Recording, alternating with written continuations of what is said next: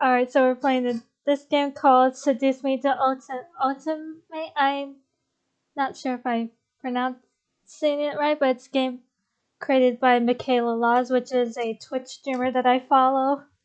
She actually created this game back in 2015, 2014, 2015, if I remember correctly.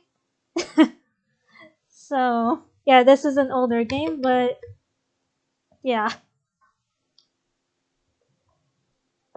And it's kind of like a romantic comedy visual novel type of game. This is a fictional interactive narrative. Any character resemblance to real life people are purely coincidental.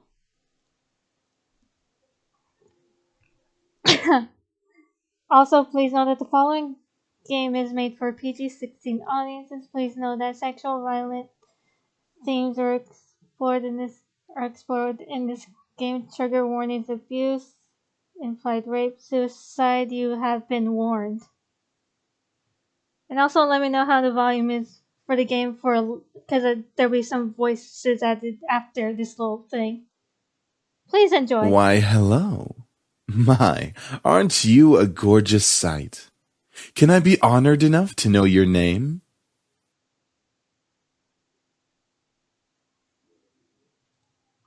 Alright.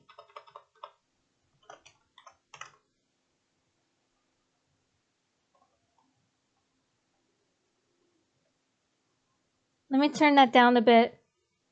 And let me know how that is.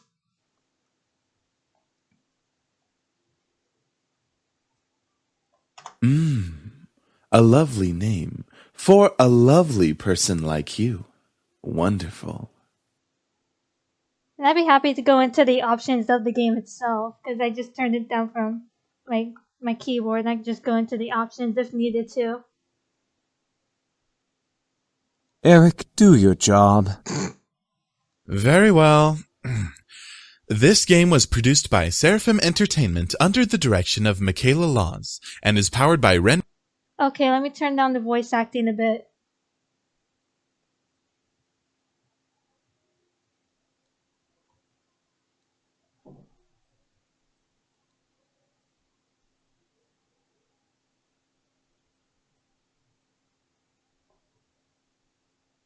Eric.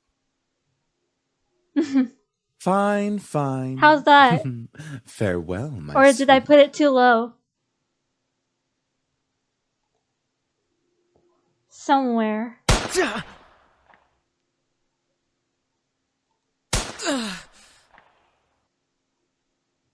Come on! Is that all you got? Wanna try me, asshole? Crap! Missed. Let's retreat for now. No kidding. Let's get out of here. That's right. You better run, you stupid punks! Wow. Stay out of our territory!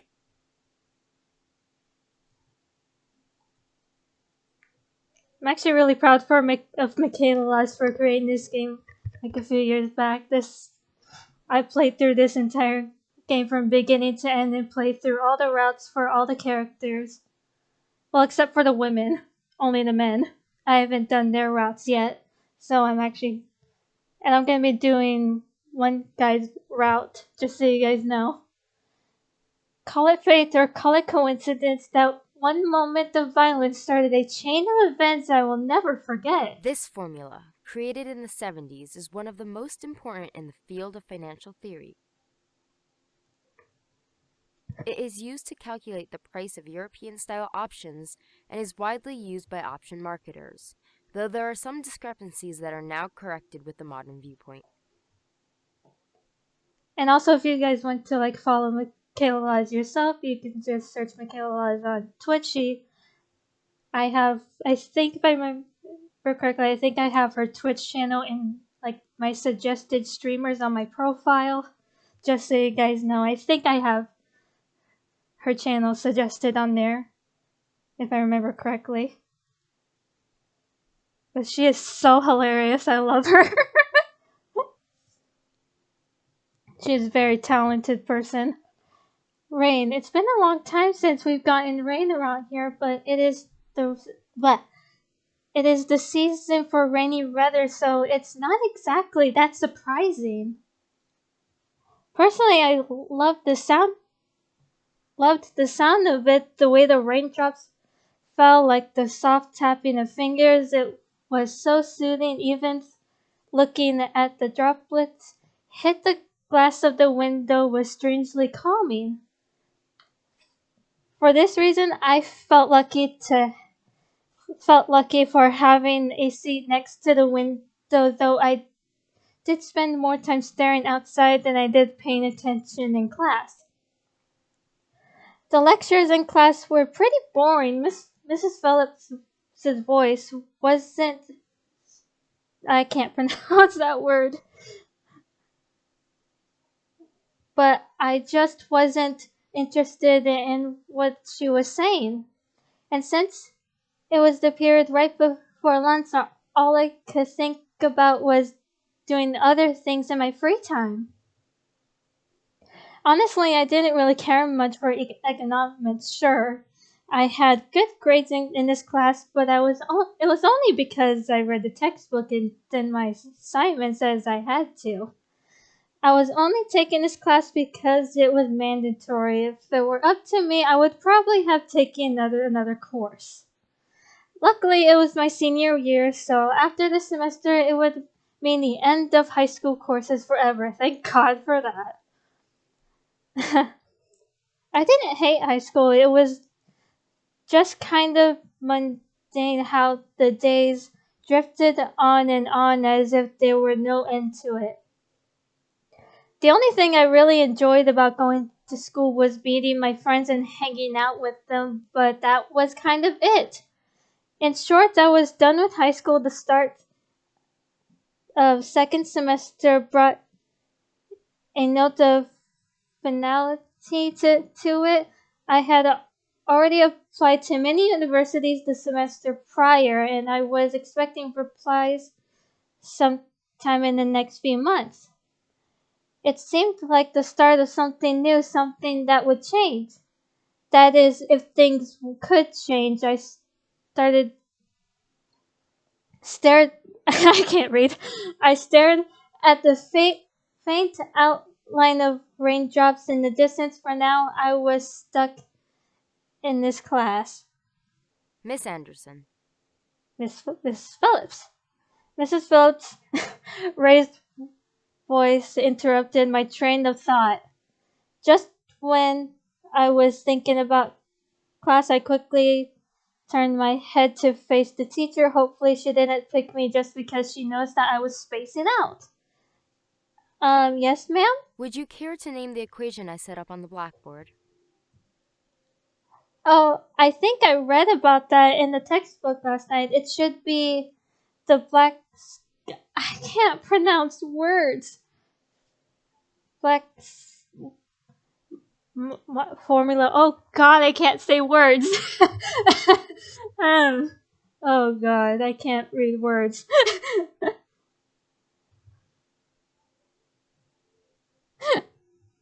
Very good as always, Miss Anderson. Anderson, it followed me wherever I went. Most people didn't really know me by my first name, but rather by my surname. Yeah, that is a hard word. I just can't read words, period. No doubt, since the surname was the trademark of the internationally famous and there's a word I can't pronounce, philanthrop something, Anderson Family Toys. And because the hey Ninja. Hey, you're not the only one who can't read words.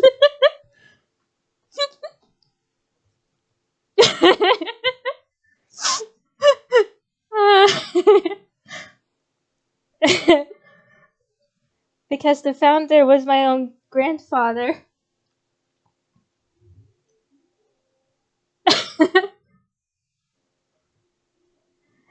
Hey Spoopy, how are you two doing? Yeah, reading some certain words has always been hard for me growing up. Susan, one of my best friends, turned around and proudly gave me a punch to the shoulder. Kick ass, girl. From beside me, I heard Naomi, another one of my best friends, clearing her throat in obvious disapproval of Susie's choice of words. That's good. She means good job. Miss Capini, Oi! Oi! Me? Oi. care to tell me who the creators of this formula were? Some guys named Black and Shoals. Sure, that's how you say it. Fisher Black and Myron Shoals. Very good, Miss Patterson. Show off. Better study next time, Suzu. Be like us and study once in a while. I love these two. Suzu rolled her eyes and slouched into her chair, and as Naomi gave her a small smirk, she always pouted when Naomi showed her up. That's the end of today's lecture. Now, let's separate into groups and work on your projects. Remember, everything is due on Monday. Go ahead now. Before I knew it, Suzu and Naomi had scooted their desks to align with mine, and we turned into the Three Musketeers. I'm jealous. I didn't really have friends like that back then. Whenever the teacher let the students decide on groups, we always grouped together in our little trio. It was a sheer stroke of luck. It was a sheer stroke of luck that we all managed to be in the same class, so we had to at least take the opportunity and stick together as much as we could. Besides, we were most comfortable around each other than, say, compared to being around any other classmate. It just made sense for us to put our heads together for any kind of project. I took out the poster we were working on and rolled it open onto the 3 desks. We were pretty much finished with fulfilling most of the guidelines for the project, though we did still have to add a few finishing touches here and there. After working on making the poster a bit prettier, we sat back and inspected our work to see what we still had to do.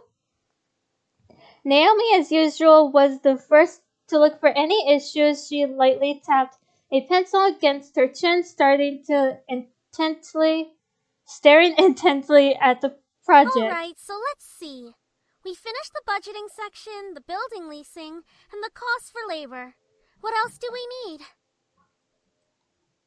Suzu straightened up to look at the poster and stroked her chin. After a few seconds, her face brightened and she spoke How up. about a company name? Huh? Did we really skip over that? You really skipped over that? Of course we did. You always go straight into the logical statistics and stuff that you completely skip over the fact. We need a name for our projects. We've just chosen a name to get that out of the way for a project. At least we caught it this time. What do we name it? Not sure. What do you think? It always came down to me whenever there was something to be named or titled. That was the master and ending decision, even when I didn't want to be. I like Trinity Corporations. That is way too predictable. How about the Dragon Company? The Dragon Company, oh god. What do dragons have to do with our project? What? It's a totally unpredictable name. It's hot. But You're our selling company sells bubblegum, dude. bubblegum. Who said we can't produce spicy bubblegum? Oh my god, Suzu. What do you think? Yeah. What do you think? Both of them looked at me expectantly. Even though I wasn't quite sure myself, I didn't really want to choose sides, but if it were up to me, I would say Trinity Corporation. Bah, fine. Be lame. Alright, now that we've decided on a name, now what? As we ended our name game, a giggle scrambled my thoughts. Lisette. Huh? Who was that? Ignore it. It's just Lisette. I looked over my shoulder to see her laughing with her circle of friends, mostly comprised of popular people that were practically friends with everyone in the school. As a result, everyone in the school knew them, and the center of it all was Lisette White.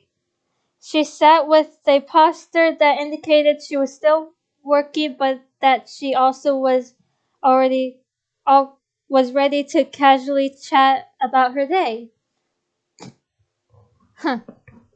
My goodness. She had an endearing balance of charismatic and awkward, which was apparent when she first talked to someone. It was easy to make her smile and laugh, and she was quite the comedian as well. Basically, she was perfect, not that she was like a robot or something, but she was the student that everyone else wanted to be. Lisa was bright, easygoing, and above all had her future laid out right in front of her. Unlike the average student, she knew that what she wanted to do after high school, and as a result, she was confident and ambitious, though sometimes it would rub a lot of people the wrong way. Moreover, I had known her ever since I was young, but it had ultimately resulted in a rivalry that continued today. Of course, my friends knew what was between us, and upon seeing me glance at her, they shifted their attention to her. She doesn't even look like she's working, in my opinion. She probably is, but she's too much of a stuck-up priss to allow herself to look like she's actually doing work. Oh, come on, Suzu.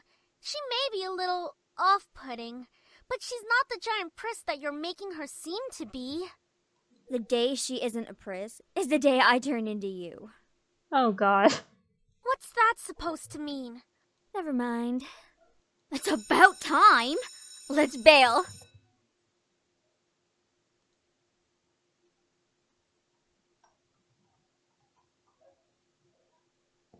Unsurprisingly, Suzu was the first out of the classroom slinging, God, words, slinging her backpack over her shoulder with ease as she quickly strolled out the door. Wish I was that fast. Her seat isn't even closest to the exit, and she always manages to be the first one out of the door. I don't think I'll ever understand that. Honestly, I kind of agree with you, Naomi. Me and you both, Naomi. She gave me a smile as if relieved by the fact that I felt the same way as she did. See? Why can't she just be normal like the two of us? It's Suzu, Naomi. Think about it. Very true. Man, you guys are slow. Are you coming or what? We heard you the first time. Not everyone has rocket boosters attached to their legs when the bell rings. Right. Naomi's right, Are you dude. kidding me? That class was ridiculously boring. Even Miss Valedictorian here was dozing off a bit. I mean, that's fair. I've been in classes that were kind of boring, so I can relate to that with spacing out a few times. Guilty. I'm a bit guilty of that.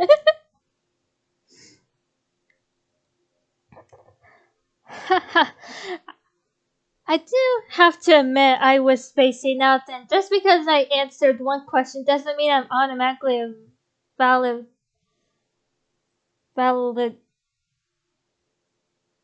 I can't pronounce that word. Okay, so it wasn't too interesting. But you should at least pay attention when Phillips is talking about the important parts. So you finally admit it. We're finally on the same wavelength. Welcome to the club, Patterson. Please, don't call me by my last name. This isn't the classroom. And never in a million years will we ever see things eye to eye. Wow. Despite this, they both burst out in laughter. Normally, anyone would think that opposites like them would never associate with each other, but even though they were so different, their friendship somehow made a lot of sense. Maybe they were just perfect compliments, or personally just didn't dictate the possibility of their friendship. After all, we three had been best friends since preschool. I've never had a friendship for that long, so I'm kind of jealous of that. Alright, so where are we heading to first? Cafeteria? I think we can all agree that we're really hungry, especially after hearing about our company's line of deliciously spicy bubblegum. Who would even buy that? I wonder. Yeah, I wonder that too, Naomi. Me? I would pay good money to get a taste of it. Can't say I'm surprised, Suzu. You do like spicy food after all. Same, I do like spicy food. For me, I like spicy food, so I'm with her on that, with liking spicy food. We entered the cafeteria, a bustling room filled with aromas of different kinds of food. As we got in line, we ordered our meals and chatted freely. Cajun fries and the spicy chicken burger for me.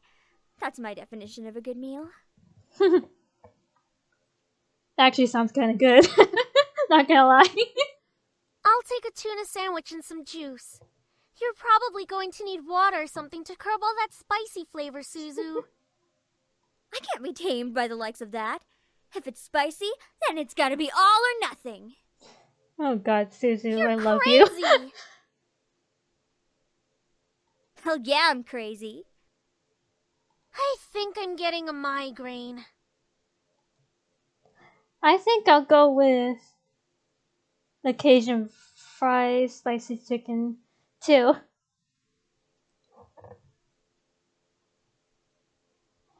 Might as well go spicy today. Ignore that. If you saw that in the corner of the game.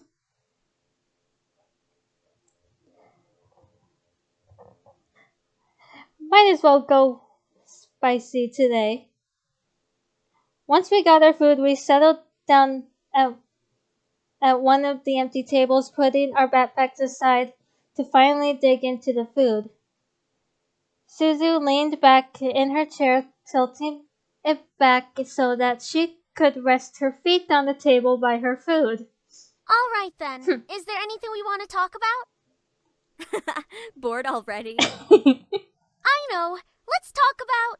Say boys, and I will never speak to you ever again. Aw, why not? What's so interesting about talking about guys? It's not like any of us are gonna get boyfriends anytime soon. We don't know that. What if one of us does get a boyfriend? True. Like that's going to happen, Naomi. Look at us.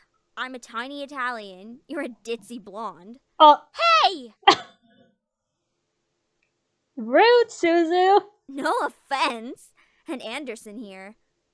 Well, I guess she could land a boyfriend or girlfriend if she wants. Or girlfriend? Yeah, or a girlfriend if she's interested in that. She can be a lesbian if she wants. True. That's okay, Suzu. I'm not sure I want a boyfriend yet. Why not? It's our senior year. Might as well get a boyfriend. Maybe she's just not interested in a relationship, Suzu. Well, it really wasn't about wanting a relationship, or more of there was no one interesting enough to be in a relationship with. Don't get me wrong, I'm an open person, but there were not many interesting guys in a school to go out with. Who knows? Time will tell. Naomi looked at me wanting to continue the conversation. However, before she could speak, the speakers in the cafe started up and an announcement echoed through the cafeteria. Miss Anderson, please come to the main office immediately. Please bring your things with you. Oh boy. My. Looks like our plans have been cut short. The men in white coats have finally come to get you. Oh, shut up, Suzu. Suzu, don't joke around. What if it's serious? Right. Fine. If something happens, just call us. Will do. Funny enough, something did happen, and it was certainly no laughing matter. Cold. It was really cold. The rain became heavier that afternoon, accompanied by rolling thunder now and then. I hate thunder. The skies had turned dark, though I couldn't see any of it under the black umbrella. Not that I was looking up. In fact, looking up was the exact opposite of what I wanted to do. I stared at the grass beneath my feet, unable to look up at the people weeping around me. All I could see was the damp grass underneath my feet. A hiccup, sorry. Only the monotone words. Jesus. That floated through my ears reminded me that I was at a funeral. It was only when the speeches ended that I finally was able to raise my head. A small gathering of people, mostly made of relatives that I didn't even know were related to me, were huddled around a simple small grave. For a while, all I heard was the sound of raindrops on umbrellas. If it weren't raining, everything would probably be in a heavy silence. I looked beside me where my father was standing and holding up a large black umbrella for our small family of 3. His face was emotionless, a strange sight next to my weeping mother. I wondered what was going on through his mind. After all, how the hell do I say that word? Etched into the smooth gray tombstone before us was his father's name. My grandfather, the one who raised me like his own daughter, had passed away that day. The ceremony was small. Only close family were allowed to come. Slowly, though, people began to leave, leaving my father, mother, and me behind the grave. A man dressed in a clean black suit under the uniform black umbrella of the funeral why can't I say words? Wow. I'm not even gonna butcher that, I'm sorry. Walked towards us, introducing himself as grandfather's lawyer. He pulled out a few documents from his suitcase and began to read aloud its contents. And now, I shall read Harold Anderson's last will and testament.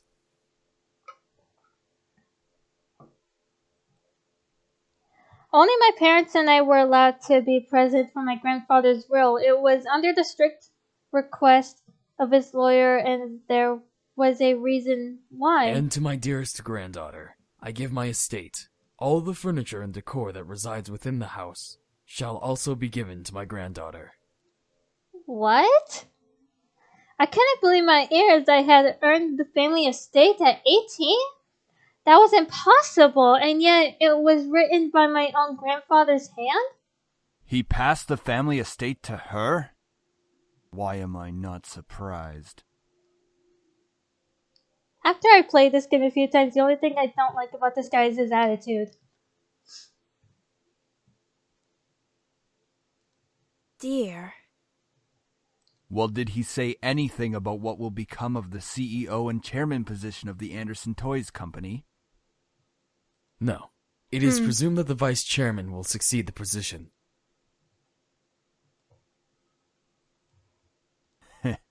Even to the bitter end he wouldn't give in. Oh, what a stubborn old man. Wow. Shaking his head, my father turned to face my mother with a serious expression on his face. About the estate. Should we send her there to get used to the building? It'll be a good place for her to live after high school. Are you sure we should? Why not? That This would be a soon? good experience for her.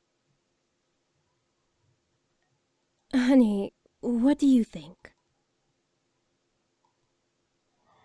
I really wasn't sure what to say. Why did my grandfather think that I was the appropriate wow, to the mansion? Was I even ready to live on my own? Well, that seems to be it. We'll be taking our leave now.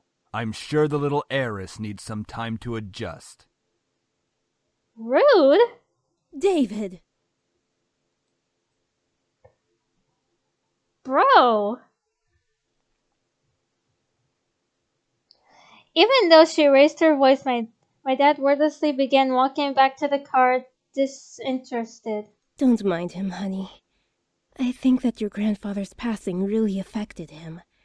Why don't we get back home for now? You can go on ahead to the car, Mom. I think I need some time alone with Grandpa. Oh, of course. Take all the time you need. She gave me a quick hug and hurried after my dad. I looked around the funeral grounds, which was completely empty, save for the solemn-looking grave that was laid in front of me. I'm sure that if Grandpa were in charge of arranging all of this, it would have been much different. I was blatantly obvious that my dad was in charge of the whole event. Who else would bury their own family the same day they pass away? Everyone knew my grandfather's love for toys, and yet the grave was a mere stone slab on the ground, void of any children's toys. My dad didn't even bother putting flowers. His disdain for my grandfather was almost pitiful. Sorry, Grandpa. I tried to force out some words, but the only thing that came out was a choked sob. You told me to stay strong, but right now I'm the farthest from it, like one time a long time ago. Grandpa! Oh, it's so good to see you again, sweetie. I was swept into a giant bear hug, and we both laughed as he swung me around like an airplane.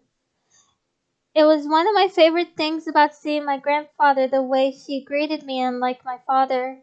My grandfather was loving and playful even as I grew older. Sorry that Daddy couldn't be here today. He said that he wasn't feeling too good again. It had always been like that. Dad missed every visit to Grandpa's house, citing that he was busy with work or wasn't feeling well. Pretty sure it was just excuses or something. Is that so? Well, that's okay. Daddy can come around next time. And you're here, right? Yeah, so what are we doing today, Grandpa? Mommy says that there's a new dessert cafe open in town. Maybe we could go? Oh, I would love to. But I've been so busy with the company these days. We're actually working on a little something. Would you like to see?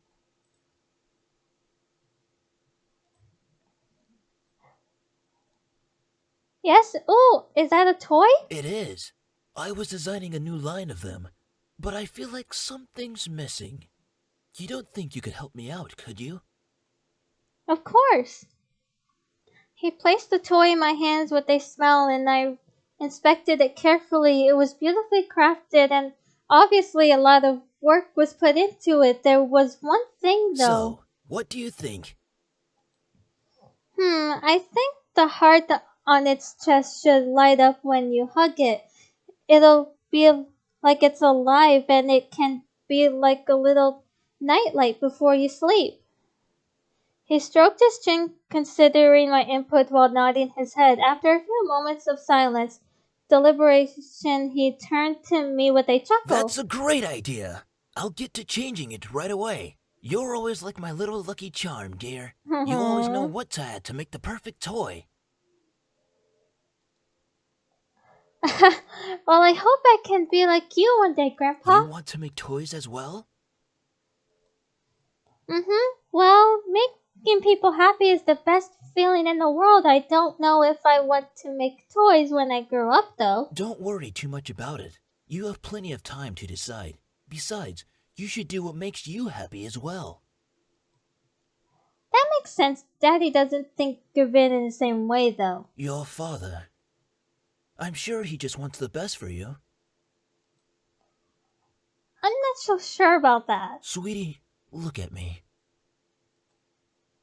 He bent down to look at me eye level with a serious look on his face. As much as your father may say something that doesn't make sense now, you must remember that he's always thinking about you.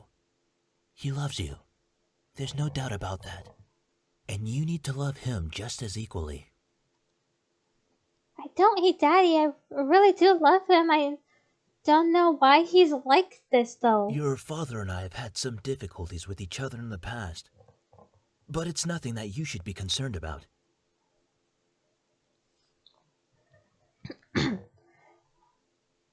I had heard tidbits of this from my mother and various other people. The only people who had stayed quiet were my father and grandfather. Both of them refrained from saying a word on the subject matter, but it was clear that whatever happened set up a wall between them. It's hard, though, trying to pretend as if nothing were wrong. However, no matter what, you have to stay strong. You're a big girl already, and, well, there'll come a day when it seems like it's you against the world. But always remember that your family and friends will be here with you. Daddy, Mommy, your friends at school, me. We'll stand together to get through it.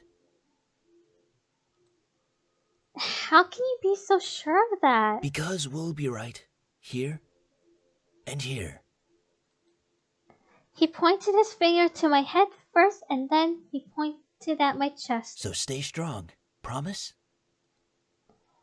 For a moment he looked almost sad, pleading, but as quickly as it had come, the expression disappeared from his face, and he was all smiles once again. Promise. Upon hearing that, Grandpa let out a great burst of laughter and stood up. All right then. Enough of that. How about I whip up some special homemade dessert?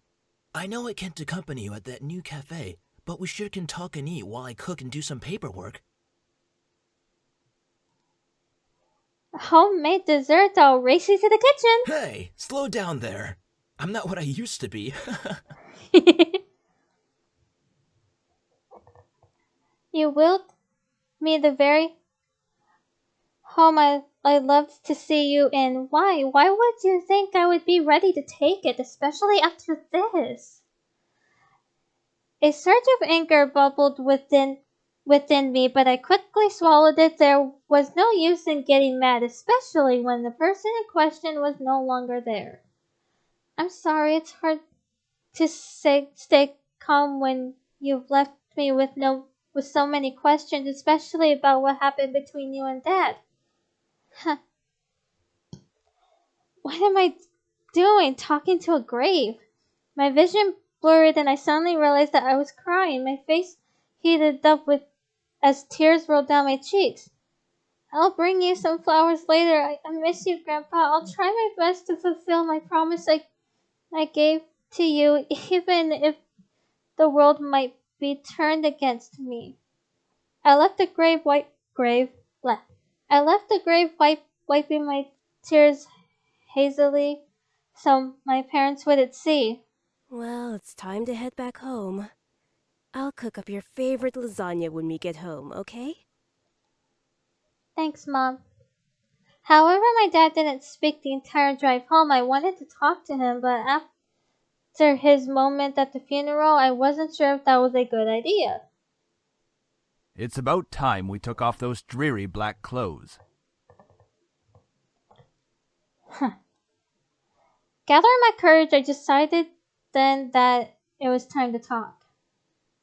Go ahead. Why do you want me to move into the estate so soon? I thought I made that rather clear. The college near your grandfather's house is well known for its business program. You are planning to major in business, yes? Right after you graduate from high school, you'll just live there and can easily commute to and from school. It's a perfect fit for you. So soon? But it's so sudden. You just decided so quickly right after the funeral. Don't be so sensitive. If you're like that in the real world, you'll be crushed. I'm just saying that maybe we could talk a bit more about my future. In reply, my father rubbed his temples and sighed quietly. After you graduate from college, you'll work at Anderson Family Toys. I have connections since I am part of the board of directors, so you will be guaranteed a spot. That is what we talked about before, yes? But what if... Stop mumbling! Wow. But what if I don't want to work there? Don't be silly. It's the family company. Our company. I'm not just going to hand it over to some incompetent vice chairman. Wow. He came closer to me and his face softened. Look, this is all for the best, okay? You may not know it right now, but you will appreciate it later. For some reason, when I heard him say that, something snapped in me. I wasn't exactly sure what it was, but it made me feel so angry. Do you even care that grandfather passed away? Of course I do. Well, everything seems fine and dandy to you. Things couldn't be better. Excuse me? I don't like your tone, young lady. It's like nothing even happened at all, like you just ignored the fact that he's no longer here. Do not raise your voice at me. What did he ever do to you to deserve this? My father, his face hardened, crossed his arms, and erupted in angry laughter. You sure place him upon a pedestal, like he's some kind of venerated god or something. It makes me sick. No. Is that it? Are you happy seeing grandfather dead while everyone was grieving? Were you holding yourself back from laughing in everyone's faces? Did you feel just a bit happier seeing him lie in the graveyard? Wow. A flash of rage crossed his face and he wiped the back of his hand across my cheek. You don't know anything! Running your mouth like somehow you know everything that went on, when you're just a little girl that doesn't know how to keep her mouth shut! Damn! You did not know my father! You did not know what he was capable of! Is everything all right? Nothing. I'm not hungry. I think I'll just go upstairs. Honey, wait! I quickly turned and ran up the stairs to my room, slamming the door behind me. My breath came in short pants, and for a while I just leaned against the door to my bedroom, eventually sliding down to sit against it. How did things become like this? My cheeks still throbbed, and I tentatively stood up and looked at the mirror to see how it looked. Hopefully it doesn't bruise. What am I saying? Tears formed in the corners of my eyes that I blinked them back rapidly. I couldn't cry for the second time today. I had to be stronger than that. Are you all right? Your father told me nothing happened, but you know your father. I'm fine. I just lost my appetite. The lasagna's done, though. And I don't want you skipping any meals. Are you sure? Yeah, don't worry about me, Mom. I'll come downstairs later to eat.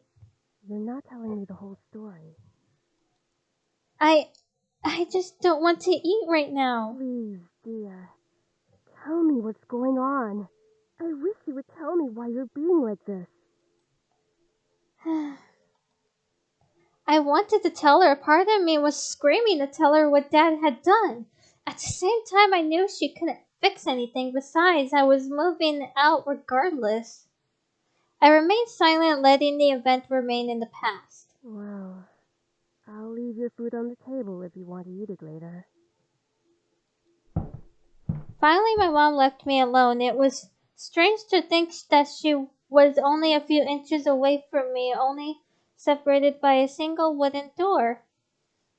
I really didn't know what to do. I needed to do something, anything, to get my mind off of what just happened.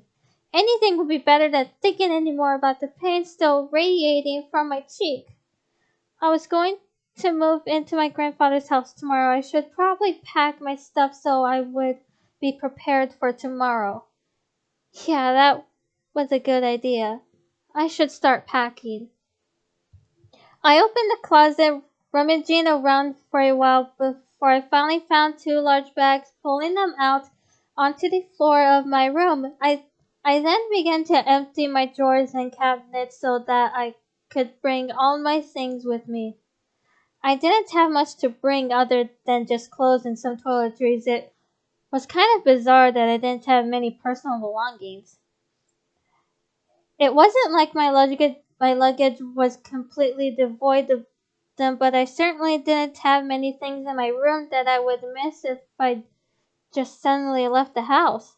I shook my head to rid myself of those thoughts. If it were going to be my new home, it would have to feel like it. One way or another, I was going to make it a home. Just as I was packing my things, my cell phone began ringing and vibrating in my pocket. I slid my phone out of my pocket and answered it while slowly easing myself onto my bed. Who could possibly be calling? Hey, Anderson, you there? Yeah, Is I'm here. everything all right? We were worried about you, so we decided to call. Hello?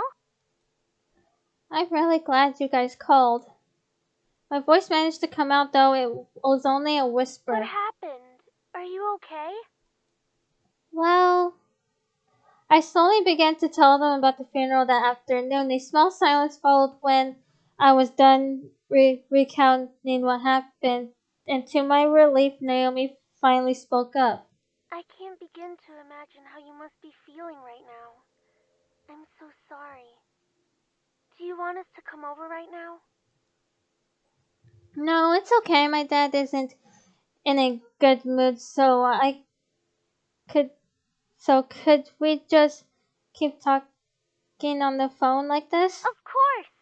We'd stay on the phone until the crack of dawn. Right, Suzu? Yeah, we're always here if you need us. After all, we wouldn't be the awesome triple threat trio without you, right? Aw. Yeah. Triple threat trio? That sounds like the name of a gang. What do you expect from Suzu, Naomi? Yeah, I mean, we're all taking on the world together. We've got to sound somewhat scary, or else no one's going to take us seriously. What's with you and naming things? You've got to step up your game, Naomi. Falling behind to the cool kids like Anderson and me. Tisk, tisk. Hey! I'm a cool kid. If anything, I'd say you'd have to step up your game. Wow. We chatted cheerfully about all sorts of things. Very soon I had forgotten about the events that day. I was engaged in a conversation about Naomi's favorite TV show, some program called Herlock. We all agreed that the actor playing the character certainly had a very distinctive look about him with that long overcoat and scarf wrapped around his neck. We had many disagreements about who we thought was the coolest character. Yeah, he has really high cheekbones and his eyes are pretty, though I do have to say I prefer Jackson. And as a bonus, his actor is just so sassy. I looked at the clock hanging on the wall and realized how late it was. Well, it's already 1 a.m. Sorry for keeping you guys up so late. I think I'm gonna hit the hay for tonight. See you guys at school tomorrow. I should probably shower and go to bed. I can't believe I stayed up this late just to talk to my friends. But it was really nice. Well, to the bathroom I go. I took rocks and showered. Nothing beat hot water and the feeling of being clean after drying myself. I promptly dressed in my pajamas and crawled into bed.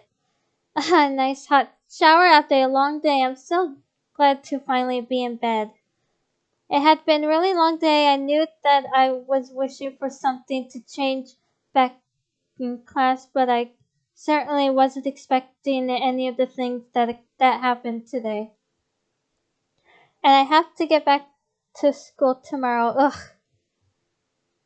I curled up on my side and tightly wrapped the blankets around me. I really wasn't in the mood to be returning to school, but my dad probably would make me just for the sake of it.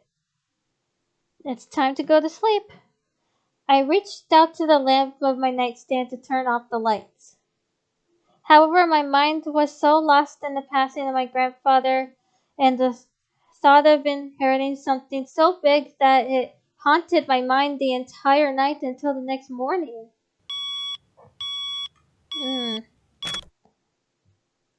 I shook my head to try to clear the sleepiness out of me to not avail. I really didn't get any sleep last night. It's really time to wake up. Wait, school! As soon as I realized I had to go to school, I slid out of bed and looked at the vanity mirror. That's a relief. Luckily, there was barely a bruise on my cheek. You had to squint to actually see it.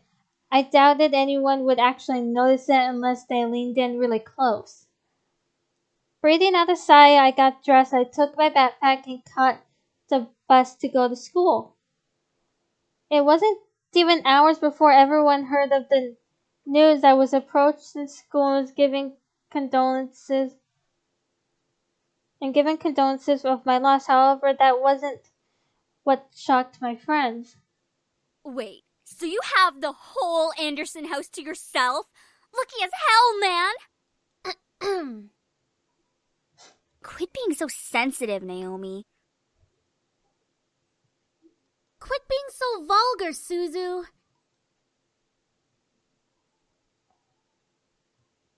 Naomi's right, Suzu. Oh, man, come on! See, she knows about proper public taste. I know how to be a lady. Sheesh. Guys, I'm going there after school today because my parents want me to get used to living there. Seriously? It hasn't even been a day since you came back to school. I know, but my parents want me to try living there as soon as possible. Still, that's really fast. Are you going to be okay? Of course.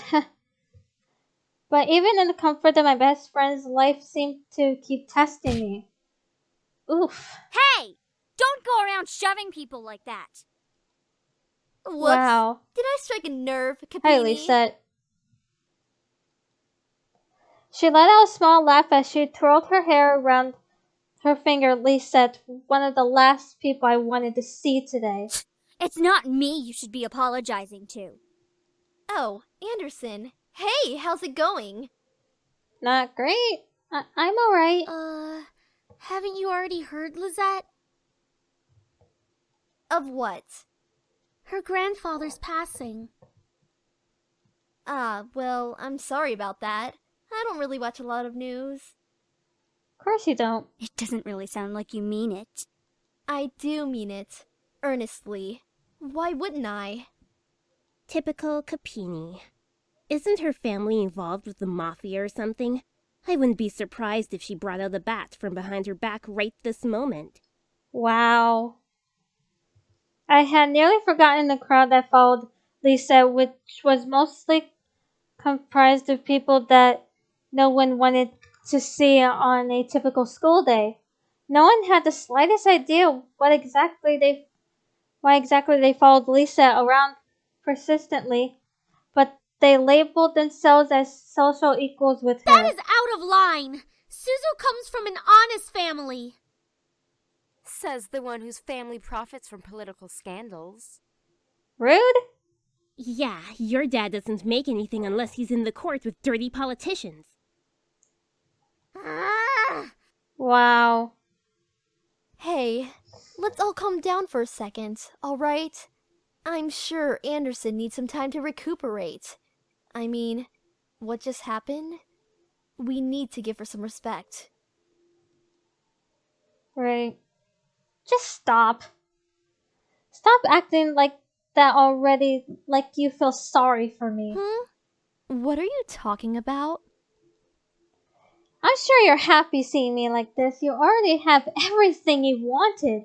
And now seeing me like this, life couldn't get any better. Bitterness stepped into me. The words started flying out of my mouth without filter. But honestly, I didn't care. I was so consumed by anger that I only saw Lisette in front of me. What exactly am I to you? Just another part of your obstacle course? Is that what I am? I'm sick of it, Lisette. I'm sick of all of these charades. I'm sick of you. Gasps rose from the crowd around her, and I was brought back to the school hallway. Even my friends beside me looked at me in surprise. One girl looked like she was going to speak up, but Lisette held her hand up to stop her. There was an emotion in her face that I couldn't quite make out, but I could see a form of pity in her eyes. No, don't you dare pity me. I looked away from her. I didn't want to see that emotion in her eyes when she was talking to me. She didn't have the right to look at me that way. I'm sorry. I know your grandfather passing away must have really taken a toll on your emotions. She stepped towards me and put her hand on my shoulder, giving me a tiny smile as if for old time's sake. But for some reason, I didn't feel comforted at all. Not that I wasn't angry at her, but the expression on her face when she leaned in close to me contorted into something complex. Something was different about her. I couldn't quite place my finger on it, but something about her had definitely changed. Well, I'll be going for now. Track meet responsibilities and all of that stuff. See you later. Yeah. Something about Lisa made me feel uncomfortable. It wasn't just angry, but also uneasy. What was it? I had never seen her like that before. But I decided to pay no further attention to it. She continued running down the hallway with her gaggle of friends behind her. I refocused my attention on Mrs. Phillips, who was walking down the hall towards me. Is everything all right, girls? Nothing we couldn't handle, Mrs. P. Just a bunch of snobs. Suzu, hush! It was nothing, Mrs. Phillips. I see. Well, Miss Anderson, please accept my condolences for your loss. Thank you, Mrs. Phillips. Your grandfather was a good man. He really upheld the philanthropy of his company's policies, and the money that went towards charity, too. I know. He was amazing. I really looked up to him, and I want to be as good as he was. Well, I know that you'll be as great as your grandfather. Hell yeah, she will. She'll be 10 times better than her grandfather. Would I really be better than my grandfather? Everyone seemed to have high expectations for me. I wanted to do my best and make my family proud, but to be better than my grandfather? I wasn't sure about that. From outside the school window, I saw a familiar blue car pull up to the curb. Undoubtedly, it was my father in the driver's seat. Oh, my right, sir. Well, I guess I'll see you both tomorrow. Want us to come with you? No, it's okay. I'll be fine. See you. Alright, real quick. I'll be right back. I'm gonna go refill my water. Hey, Dad. Hey, honey. As I got into the car, I noticed my father looked troubled, clutching at his steering wheel and staring straight ahead as if something was really bothering him. About what happened yesterday. I'm sorry for yelling at you. Does your cheek still hurt? No, it's nothing to worry about. I mean it. I shouldn't have laid a finger on you. You know that you're my most precious daughter. You're all that I have.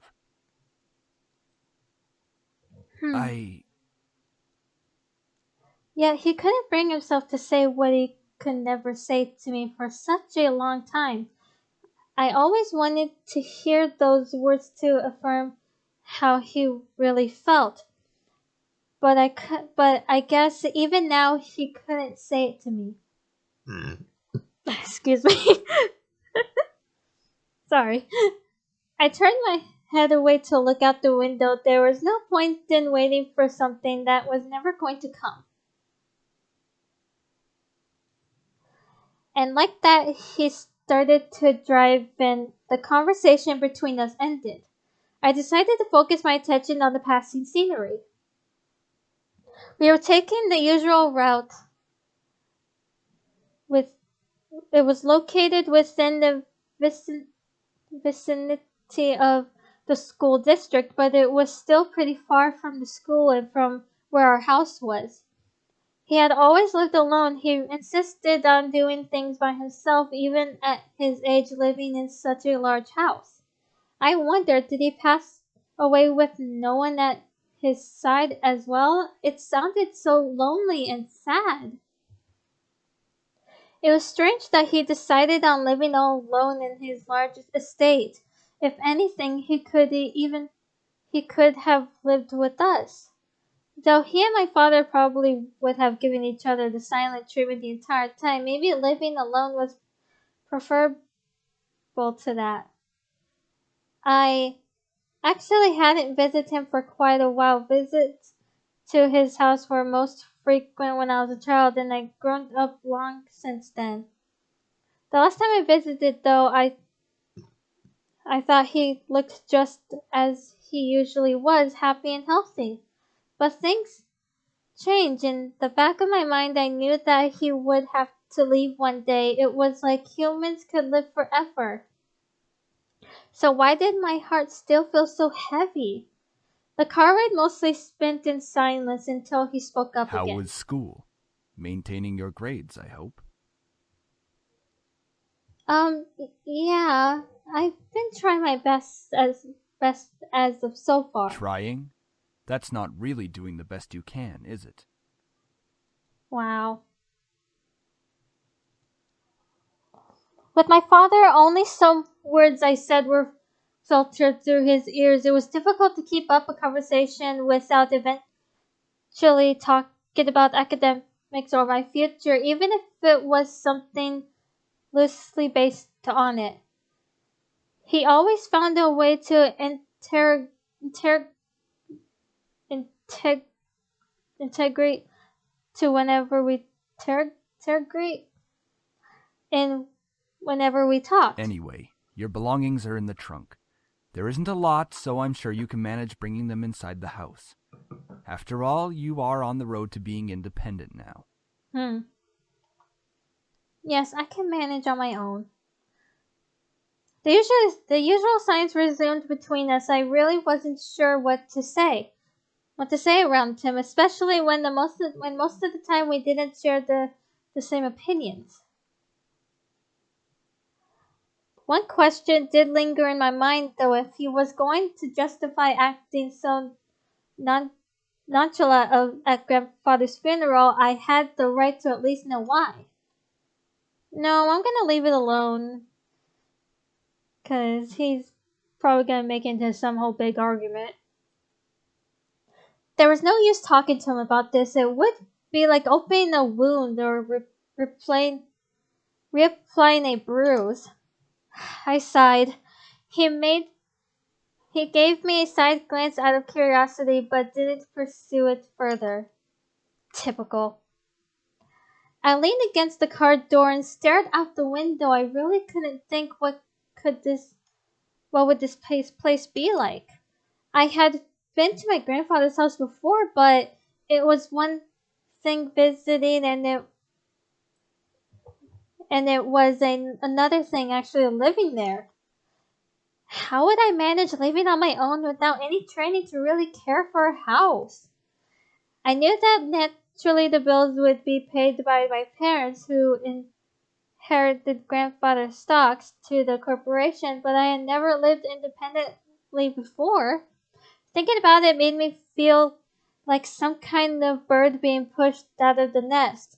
Though I was technically an adult, I felt unprepared and a bit daunted at the prospect of actually moving into a new place. Most people my age would be ecstatic moving out. After all, it would symbolize some kind of change in their lives, like being on the road to independence. But I felt like it was nothing of the sort. I really hoped I couldn't let my parents down. I wouldn't want to let grandfather down. What would he be saying right now? I gazed up at the passing clouds in the sky. If you're out there, grandfather, how would you be doing? Would there be anything you'd want to tell me this moment? And of course, no answer. What was I doing? Searching for an answer in the heaven that would or would not exist.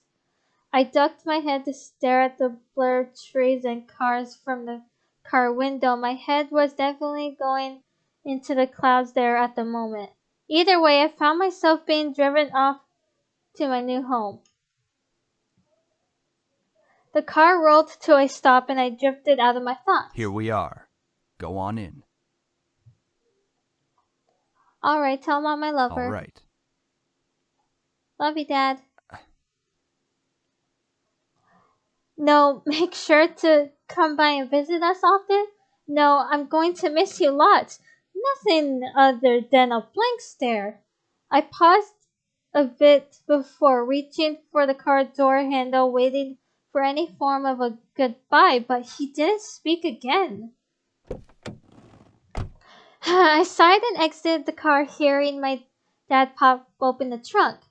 I saw the two large bags I packed last night that were large enough to carry only the things I needed. I took them out, placed one bag on each shoulder, and closed the trunk.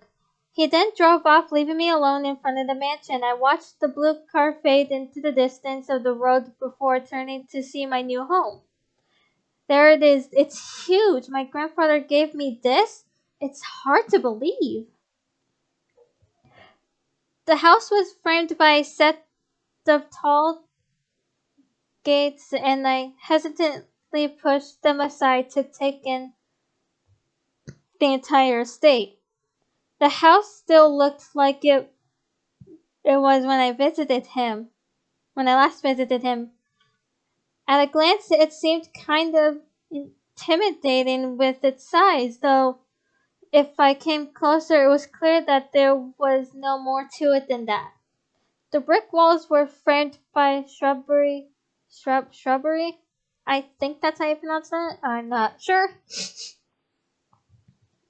And lovely flowers giving it a homey and welcoming look, but in contrast, the tall doors into the house gave me a feeling of grandeur. Who knew what was waiting for me, but I wouldn't back down at this moment. I took out the key in the front doors and unlocked them. Well, might as well make myself at home. I'll be staying here for quite a while anyways. That was when I saw them. Lying on the floor, there was a group of men. Wow. They were all unconscious, but there was no explanation as to why they were there in the first place. I dropped my bags as I let the door close on its own behind me. Huh? Who the heck are these guys? Why are they here? What's going on? Some of them had open wounds, the blood was staining the floor, and the scent was intermingling with the air. I couldn't help but feel bad for them instinctively, but nevertheless I was shocked and a bit angry at the sudden intrusion. My mind suddenly went from caring and concern to confusion and demanding answers. Who are you guys? No response. It's like they're unconscious. They're not going to answer you. I'll call the police. Still nothing. None of them seemed to be awake to answer or respond to me. It seemed surreal to have random strangers at my house I just moved into, but I wanted answers quickly. That was until... Oh, hello there. Ew, get away from me. Woman, you're going to let me kiss you. No, I'm not.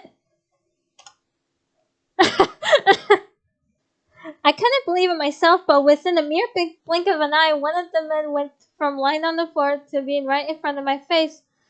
What was even more odd was the fact that I felt serene and calm about it. Slowly a desire burned from my chest, telling me to accept his kiss, even when my mind, I can't pronounce that word, refused. Go ahead. Good. Why? Can't just tell me to kiss you like that. That's just messed up.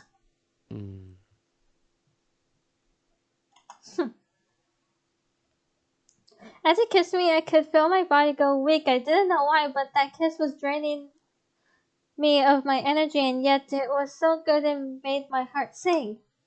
It was a strange and tingling feeling that danced over every nerve of my body. I could feel streams of entangled energy run up my body to my lips. It felt odd, but at the same time, it felt amazing. Sam, stop it.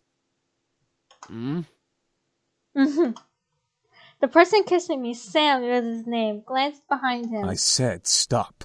Now. Fine. Bro. For real. Finally, he pulled back and I was left standing there in a daze. What? I couldn't tell what was going on. My mind was completely enwrapped by the kiss and my thoughts that melted into the depths of my forgotten memories. Please forgive my brother. He's a bit reckless. No kidding. At least I feel a hell of a lot better than you right now. Because you used your abilities on her. Sam, you're such a reckless brute. Taking advantage of a beautiful young woman like her. Shut that pretty boy mouth of yours before I rip it off your pretty boy face. Sheesh, you guys. Can we not fight right now? Not all of us are in the best state. I guess you are right, Matthew. Matthew. I agree.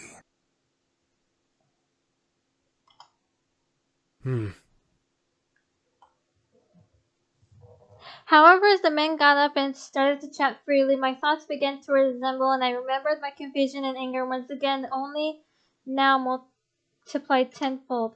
What? Huh? Did you say something beautiful? Yes, I did, Eric. And I exploded. What is going on? Why the hell are you all here in my house? Why are you all wounded? Why did you kiss me? Who are you guys? I couldn't help exploding, but after being taken advantage of and being left in a mush state, my words escaped without filter. I definitely scared the men around me, even the man who kissed me. Wait a second, the guy who kissed me. Ouch! What's your problem? I would have punched him too. In all honesty. What's your problem? You can't just go around forcing people to kiss you like that. Are you some kind of pervert? Pervert? It was only a kiss! It might mean nothing to you, but it means a lot to me. What? Was it your first kiss? No shit. Ow! Yeah, it was. Hey! What was that for?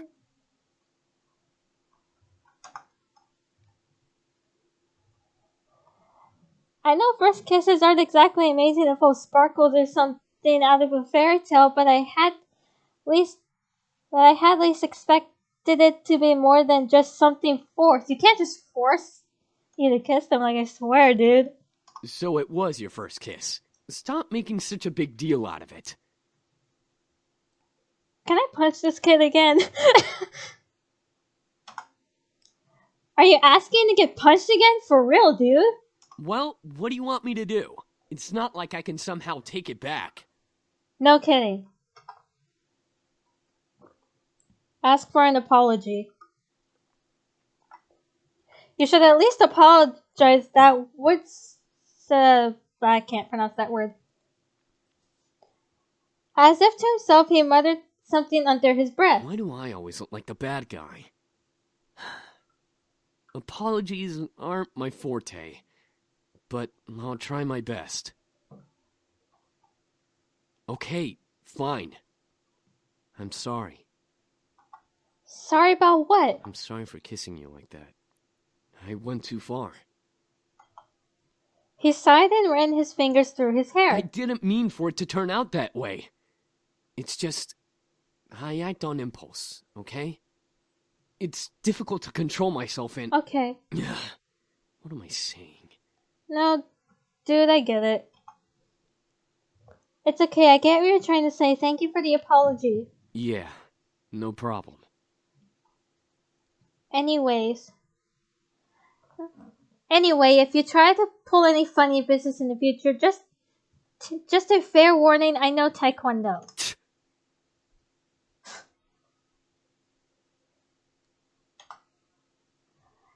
I think I bickered enough. Time to get back to the main issue. So why exactly are you all here? Are you all doing in my house? Miss, please forgive us in our intrusion. We didn't know this abode belonged to anyone, nor did we have the time to take that into consideration. What do you mean? You don't just barge into people's homes? We wouldn't have had to if we weren't as wounded as we are currently. We just escaped from a deadly fight that could have ended our lives. Luckily for us, your home was near and the windows were unlocked, so we quickly came inside. The last time I remember, there were laws preventing strangers from stepping on private property, although considering severity of their wounds, they had to be serious. I guess that explains the wounds, but not why he kissed me. He had absolutely no right to do that. Well, lovely flustered lady, it's hard to explain, truly. We're not exactly normal. What? Not normal? What are you guys, demons or something? Incubi, just to be exact. I asked almost jokingly, but the voice seemed to take my question differently. Hi, Damien. And Matthew. Well, yeah, actually, something like that. We're incubi, miss. Demons who consume and use sexual energy of humans to survive.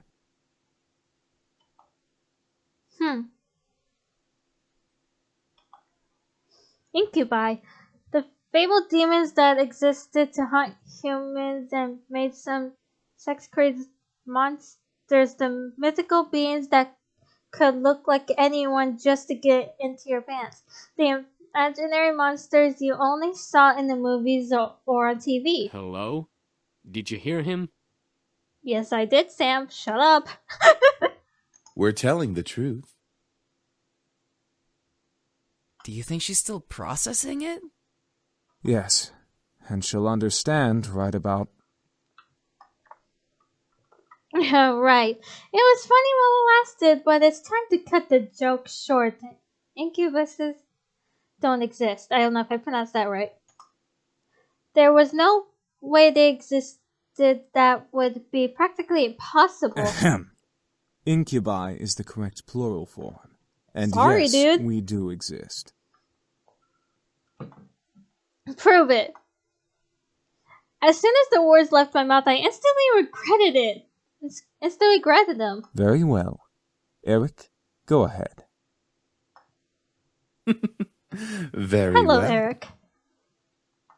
My sweet, you're so tempting with such non-belief. Let me ease your mind with a tender kiss. I promise you'll enjoy every minute of it, and maybe you'll even want more. Bro. Once again, I was lost in a of pool of common serenity. Staring into Eric's eyes, I felt waves of heat course through my chest and onto my face, painting my cheeks red in their wake. I couldn't help but nod and agree to his offer. Yeah, okay. Oh, dear Lord. With another kiss, my heart began to flutter once again in my chest, and my mind was set spinning in a heated passion-filled pleasure, yet I could feel my body drain of energy as he kissed me. All right, that's enough. Aw, very well. I feel so much better. I bet you do. As he pulled away, I was left in a mental mush pool. I felt weak in my knees despite my will demanding me to stand straight in front of the boys before I made the world around me begin to spin as I tried to speak. I think I'm going to... Where are our manners? I'm James, and these are my brothers, Sam, Eric, Matthew, and Damien. So this guy is Sam, by the way. This one is Damien. The guy in the middle is James. This guy here is Eric, and this one is Matthew, letting you guys know. Miss, are you okay? Shit. She fainted. I couldn't believe it. Incubi real. It all spun around in my head until I saw only black. Floating in the darkness, my mind kept replaying the scene over and over again, reminding my body of the touch of the incubi's lips against mine. However, I began to feel the smooth silk around me and my eyelids unwillingly opened. Where? I awoke to find myself in an unfamiliar place where was Mom, Dad. I was pretty sure this wasn't my room. Oh wait, I lived at my grandfather's house now. Of course it would be unfamiliar. I rubbed my eyes and surveying my surroundings. I was still in my clothes that I arrived at the house in, but I was laying in silk-covered bed. I remembered coming in the afternoon, so why was it night time already? Suppressing a yawn, I stretched my arms. Maybe I should order some food for delivery. I was feeling pretty hungry. I was about to sit up, but I suddenly realized that I wasn't alone. You're awake. Hey, Damien. Huh? Since when was he standing there, and who the heck was he? A guy in my bedroom? There's no way. Sorry, I think I was saying my thoughts out loud. Why was I apologizing to a stranger who only said 2 words since I woke up? Wait, he looked eerily familiar. Then it all came back to me. Incubus. He was called an incubus? He and his brothers came here for... Wow, words, okay. And 2 of them kissed me, and then I fainted, and that was how things came to this. Oh. He was leaning against...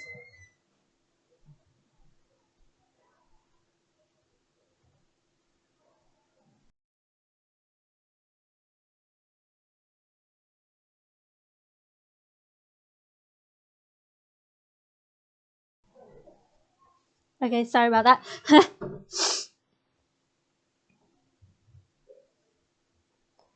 He was leaning against the far wall looking at me. My heart began to race as I thought of the endless list of possibilities the situation brought me. I hated the thought of being under the incubi's power. I'm just gonna say incubi, because it's easier to say. Especially in a bedroom. Oh, shit. There we go. Be calm.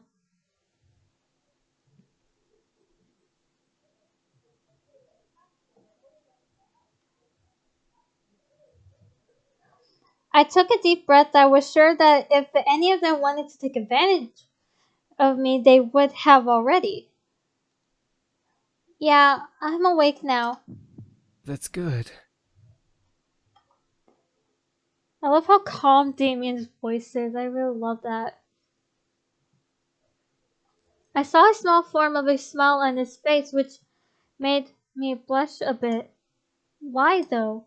One thing still concerned me, though. I'm not going to use my powers on you. Huh? How? I can read minds. It's an ability I was born with. Each of us has a different ability, outside of our usual mind-altering powers.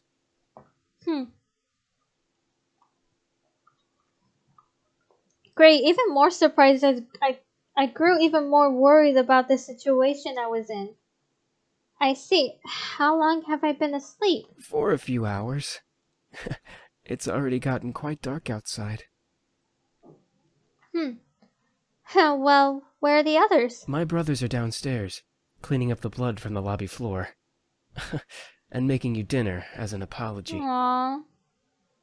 Okay, that was unexpectedly sweet. Oh, it's the least we can do after invading your home, and two of us using our powers on you. You've got a point. Right, I had forgotten about that. It still irked me that they had practically taken advantage of me at that point. Even if they were demons, it was pretty rude to demonstrate their powers by kissing me, and I wasn't some kind of human plaything. All of this seemed pretty unreal. It was like something out of those romance novels that Naomi sometimes read. I wished I could just went back to sleep and forgotten about all this. Maybe I should have just called the police on them. Maybe then I would have never landed myself in this situation. Do you feel well enough to get out of bed? Yeah, I think so. Whoa! Trust me, I won't let you go. I'm not so sure about this. I promise. Okay, I trust you. Good. I was speechless. He was carrying me as if I weighed nothing. He was so strong. Thank you. Oh, yeah, I forgot. It's all right. I'm used to it. I decided to close my mouth for the time being so that I wouldn't weird him out or make things more awkward when they already were. Well, he didn't seem to mind carrying me or listening to me talk, so at least things weren't too strange. Damien seemed quiet and calm about everything, especially with the situation we were in. However, there was a sort of longing in his eyes when he looked at me that wasn't lustful. It was more in admiration. Aww. Once we reached the lobby, I decided that I felt well enough to walk on my own. As strong as he was, it was like he was carrying nothing. I didn't mean to do that.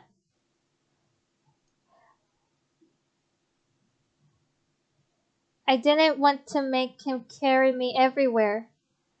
Yeah, that would be mortifying. And thanks for carrying me, but I think I can walk by myself now. Not saying that I didn't like it. I mean, I liked it, not in a weird way, of course. It's not like I get carried around all the time. What am I trying to say is that it was really nice of you to do that. I started to fumble over my words again, real smooth. It's no problem. I'll be heading to the dining room then. Alright, see you. He gently lowered me to the ground before he walked over quietly, disappearing into the shadows of the dark lobby. Oh, hi! Hey, Matthew. Suddenly a boy who looked around my age or possibly younger bounced up to me. He looked vaguely familiar. Oh, wait. You're Matthew, right? That's me. Are you feeling any better now?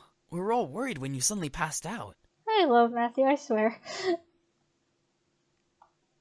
I'm fine. Really? Your face is kind of red. Do you feel sick? Oh, no, I'm fine. I'm sure of it. I must have been blushing when Damien was carrying me downstairs. How embarrassing. Well, if you say so. I hope Sam and Eric didn't make you upset. It's okay. After all, I did hit Sam after what he did. And about Eric, I just wanted you guys to prove to me what you were saying. I suppose incubi are real then. I wondered how exactly I got myself into this mess. First my grandfather, then a fight with my father, blowing up at least, and now this. I certainly had a knack of getting myself into sticky situations. Oh, I have an idea. Yeah, what's that? Wait for it. Wait for it. Is he trying to do a magic trick? Ta-da!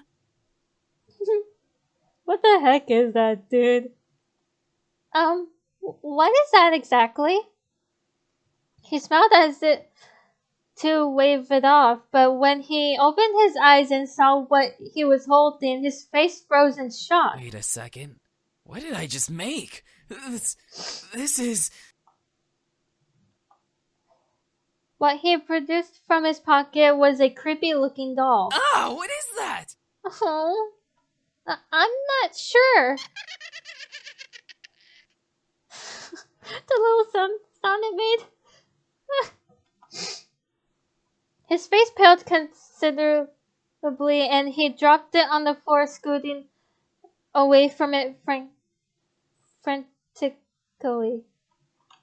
Get it away from me! Oh, It might be possessed by a demon or something. But isn't he a demon himself? That's not what I wanted to make. I just wanted to surprise you with a stuffed animal or just something to cheer you up. That looks like it came straight out of a horror movie. Oh. He slumped his shoulders and looked down at his feet.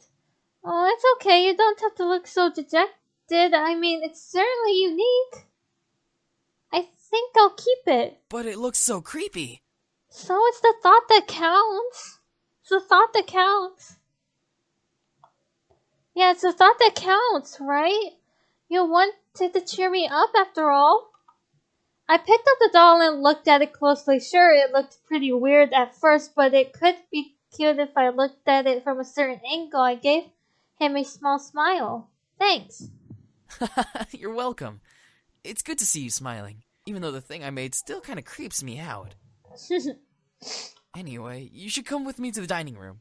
We're almost finished with the food, and, well, I don't mean to brag, but we're pretty decent chefs. Sounds great. Lead the way. Something smells good. My stomach rumbled in agreement that I was starving. Oh, the girl's awake. Excuse me, bro. I have a name. Excuse you. I have a name, you know. Should we really care? Yeah? I swear to God, he's asking to get punched. I swear. Sam, I will roast that tongue for dinner if it doesn't stop flapping in that idiotic mouth of yours. Whatever. Sam is asking to get punched, I swear.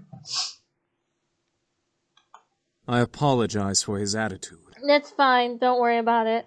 Oh, that's fine. Good. I hope you'll enjoy the meal we prepared for you. Meal? For a second, my mind didn't understand what James meant. Maybe it was the doll getting to my head and distracting me. Oh, that's right. Damien and Matthew mentioned that they were making dinner as an apology. Oh, wait. You didn't have to. We insist. Besides, it's quite impossible to undo our cooking, even if you command us to. Fair. Alright, well, thank you. Matthew put down the last of the plates on the table and bowed a bit exaggeratedly. Excuse me.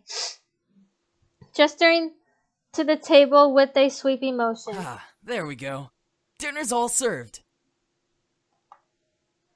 The table was filled with various foods from an I can't pronounce that word, selection of cuisines. One portion of the table was filled with the elegantly plated Asian foods and another portion of some yummy looking desserts. And there were yet more plates that I could have possibly imagined. Whoa, that's a lot of food and it all looks so good. We hope you enjoy it, my sweet. Eric. What, sweet me? That's enough, Eric. You're no fun, James. I don't need to be fun, Eric. Miss, please follow me. I didn't know what came over me, whether it was his politeness or maybe his power, but I couldn't help but take his offered arm. James seemed very kind and intelligent, but aside from that, there was something that set him apart from his brothers, not to mention he didn't really seem to hold much appreciation for them. Miss, I have to ask, why do you live alone? Oh, well, it's kind of a long story. I'm all ears if you wish to tell. Sure. To put it briefly, I just moved here today. That explains the luggage you brought in when you came through the front doors. By the way, we put your belongings in the room you were sleeping in. That seems to be the master bedroom, I believe. Thanks. The house is really big. I don't think I even explored the entirety of the estate when I was a child. You lived here before?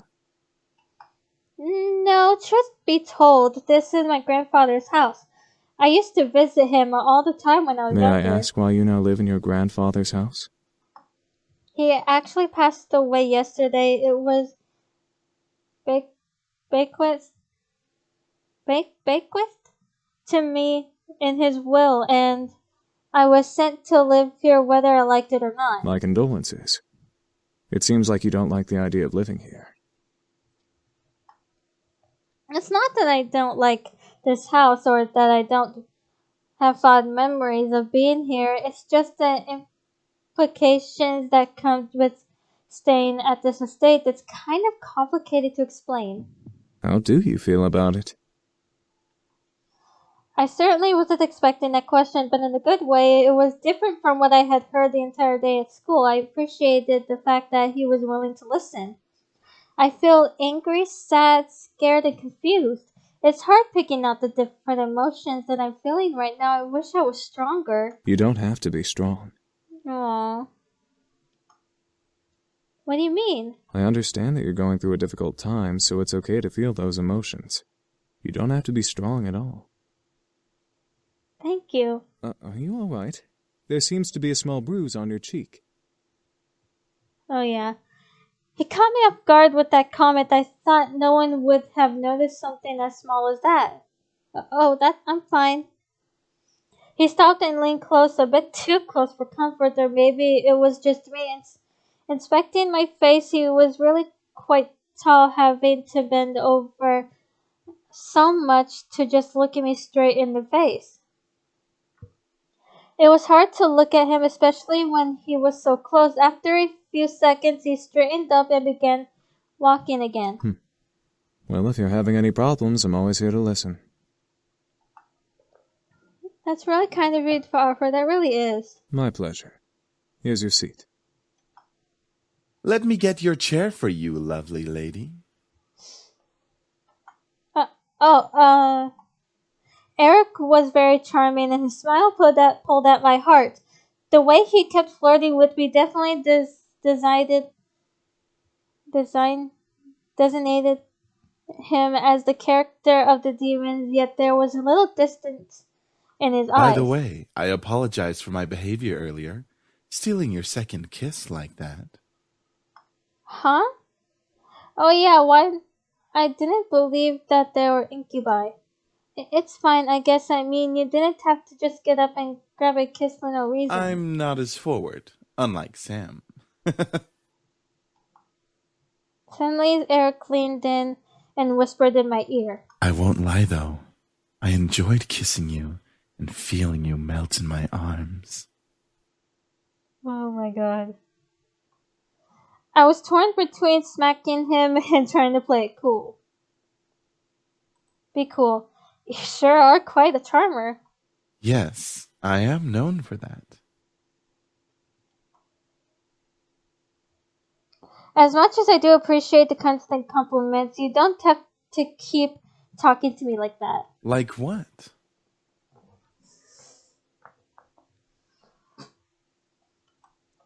He batted his eyelids as if I had no idea what I was talking about, and I couldn't help but laugh. Well, like you're trying to get into my pants half the time. I can assure you, I'm just a lover of beautiful women. Something tells me that there's more to it than that. Oh. Hang on. Oh shit. There we go. Sorry about that.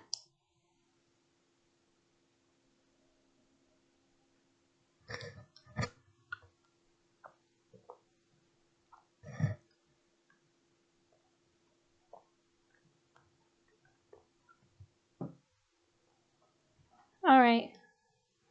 For a moment he looked away, losing a bit of his smile. Before I could question it, though, he turned back to me with a new teasing smile.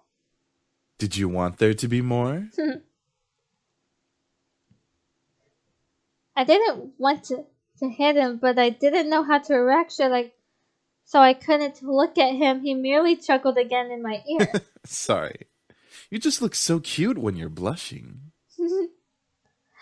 I felt my face heat up simply from his words. I then felt Eric take my hand and kiss it gently. I hope you'll enjoy dinner, however, my dear. I drew my attention back to the dishes. I was both intrigued and slightly scared by the amount of food they made.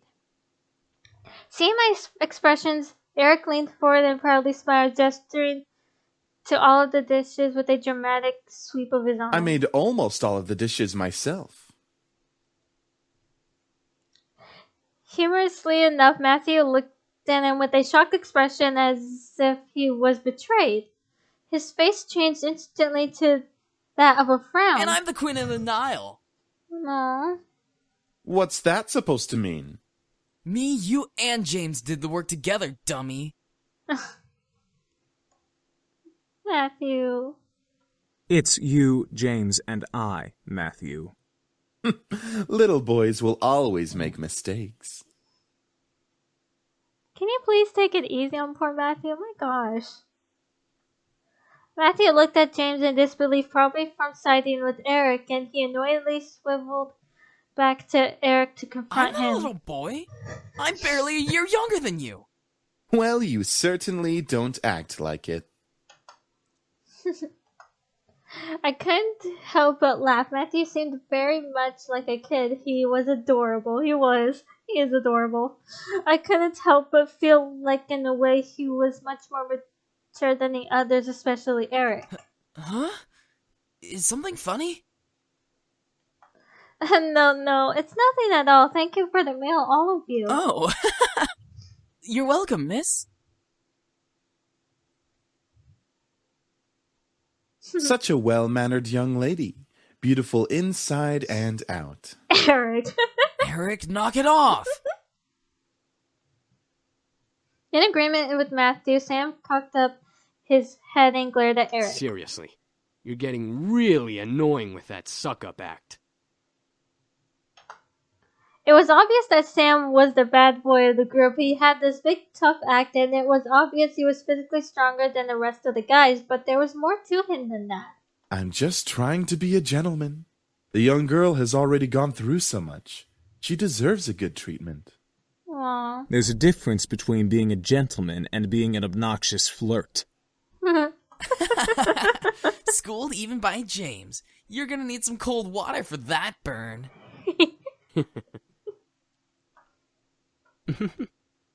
By the way, I don't believe we caught your name even though you know each of us. I'm Laura. It's a pleasure to finally know your name.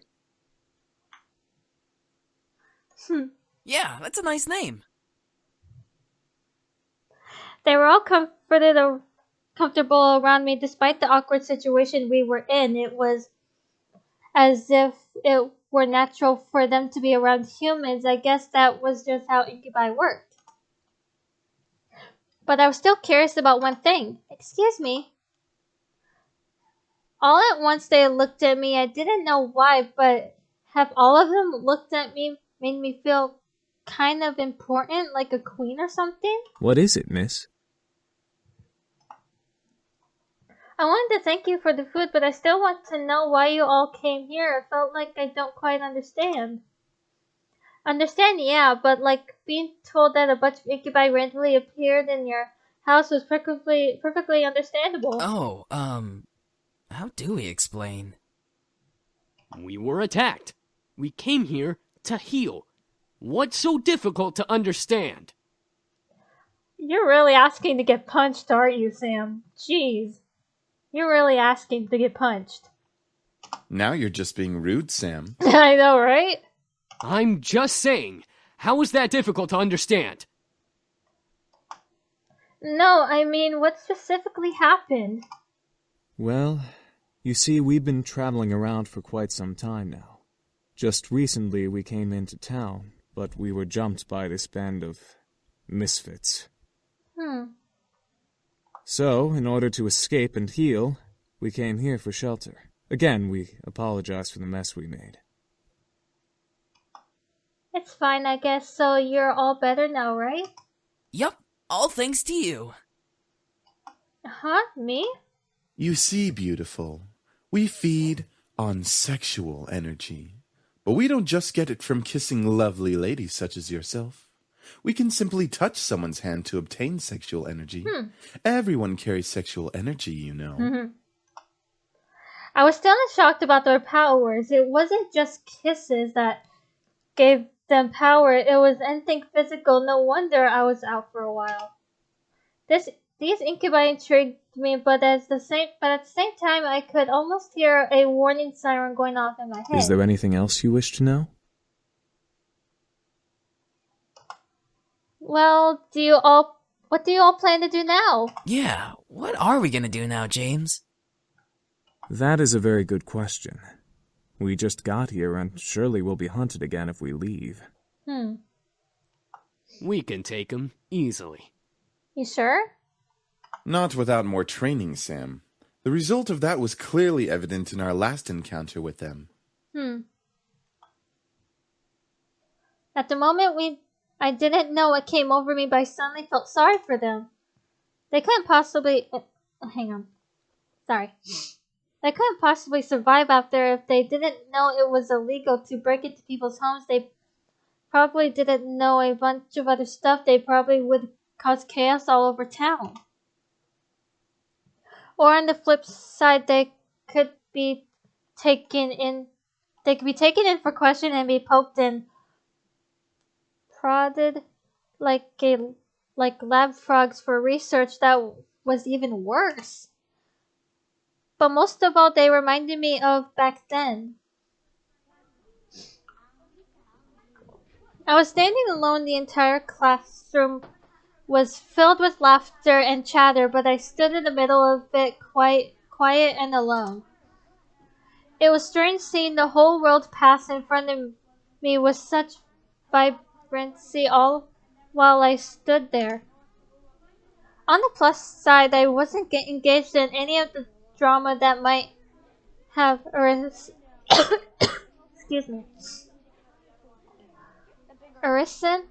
like scribbling on someone's paper for revenge or kicking someone too hard.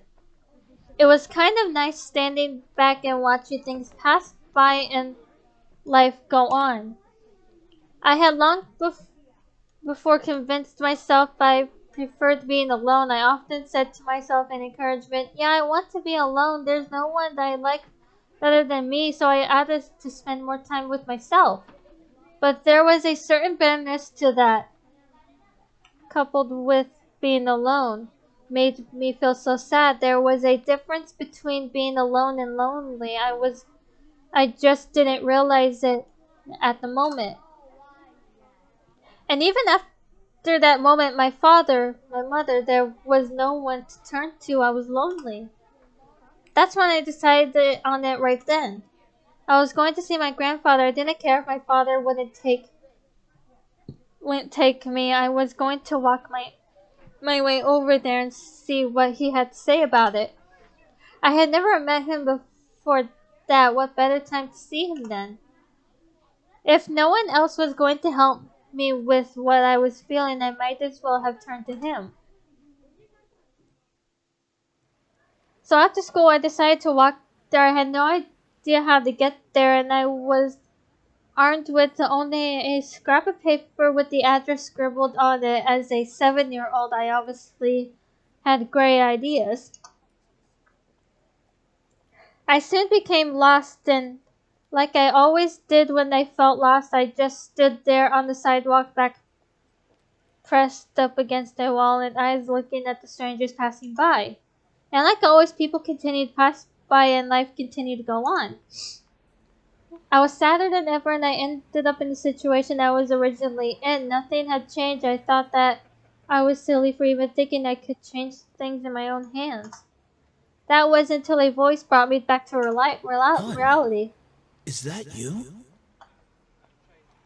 I looked up and saw an unfamiliar face, but it was obvious that whoever was talking to me knew who I was. And from that moment, things began to change. Life began moving its rusty joints, and I realized that things were moving along. Suddenly, I had become part of the crowd and moved like a blur past me. I was no longer someone who stood still and watched others hurry past me. Life had changed. I had changed. Because the very person who found me that day was my grandfather. I had the opportunity to help them, though. Would I? I wanted to, but I wasn't sure if that was the best idea. After all, 5 demons in my house wasn't exactly the living arrangement that I had mentioned when I first moved in. There was the matter of making sure no one found out about their powers. Thinking about them as lab rats made my stomach uneasy. And even if they passed for humans, how would I explain having guys living in my house? Imagine if my friends came over, they would practically think I was part of I can't pronounce that word, or something. Oh god, imagine if my parents came over. I think my mom would faint. Who knows what my dad would do? I think he would have them arrested on the spot. This was hard. Maybe I should have written out a pros and cons list before actually having to make the decision. Don't worry too much about it. You have plenty of time to decide. Besides, you should do what makes you happy as well.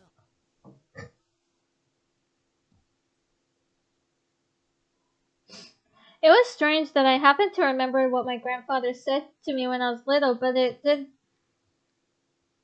did kind of make sense. They weren't in the same exact situation that I was in before, but I did want to help them out. I think it would ease my conscience and also make me a bit happy to give them help, as weird as that sounded. Clenching my hands into fists, I straightened my resolve to speak up. Well, you could... What was that, lovely lady? That is, Spit it out already. Shut up, Sam. You could stay with me here if you like. As soon as I finished my sentence, the room became still. I'm not sure what went through their heads from my words. The silence in the air cut like a knife until I finally spoke up once more. It seemed like you all need a place to stay, and well, I just moved into this giant house, so it seemed like it would make sense. It was still quiet in the room. I decided to keep talking. If you would like to stay here, though, there are 2 things that I need all of you to follow. Yes?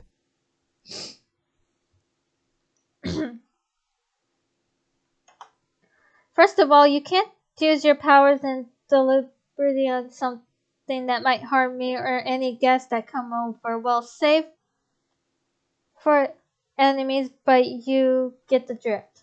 That sounds reasonable. Second, you have to help me with the errands around the house. This place is quite big, so yeah. That is a generous offer, miss. Are you sure that would be okay? We don't wish to burden you any more than we already have. You wouldn't be a burden. Don't say that.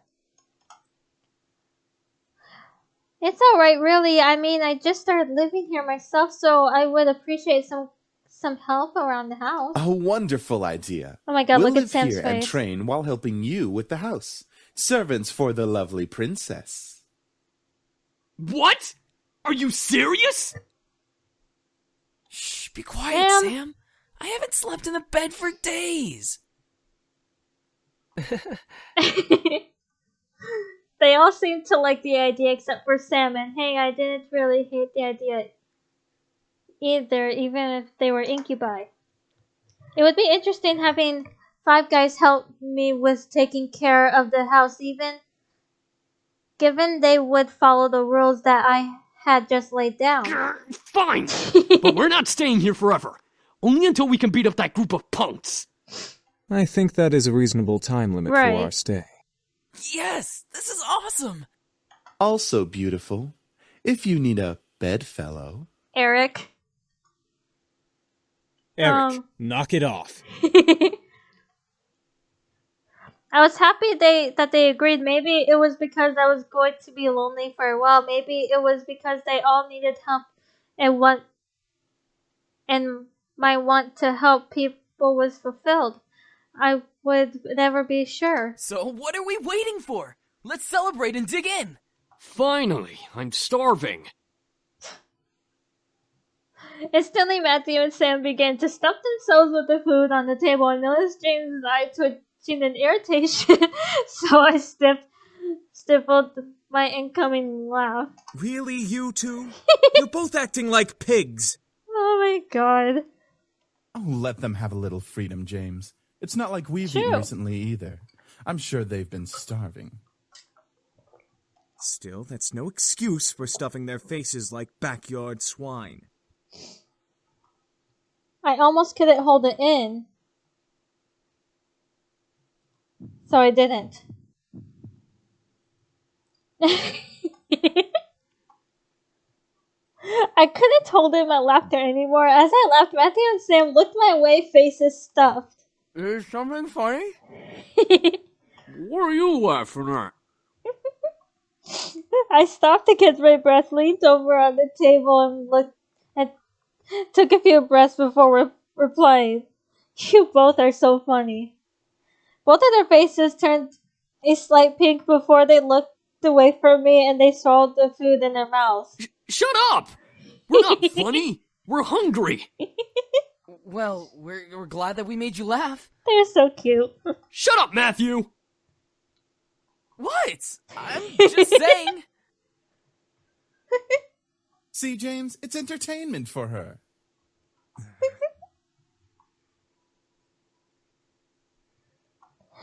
They were funny to me. At least they enjoyed the food as I watched. I took a couple pieces of food for myself and placed them on my plate before eating as well.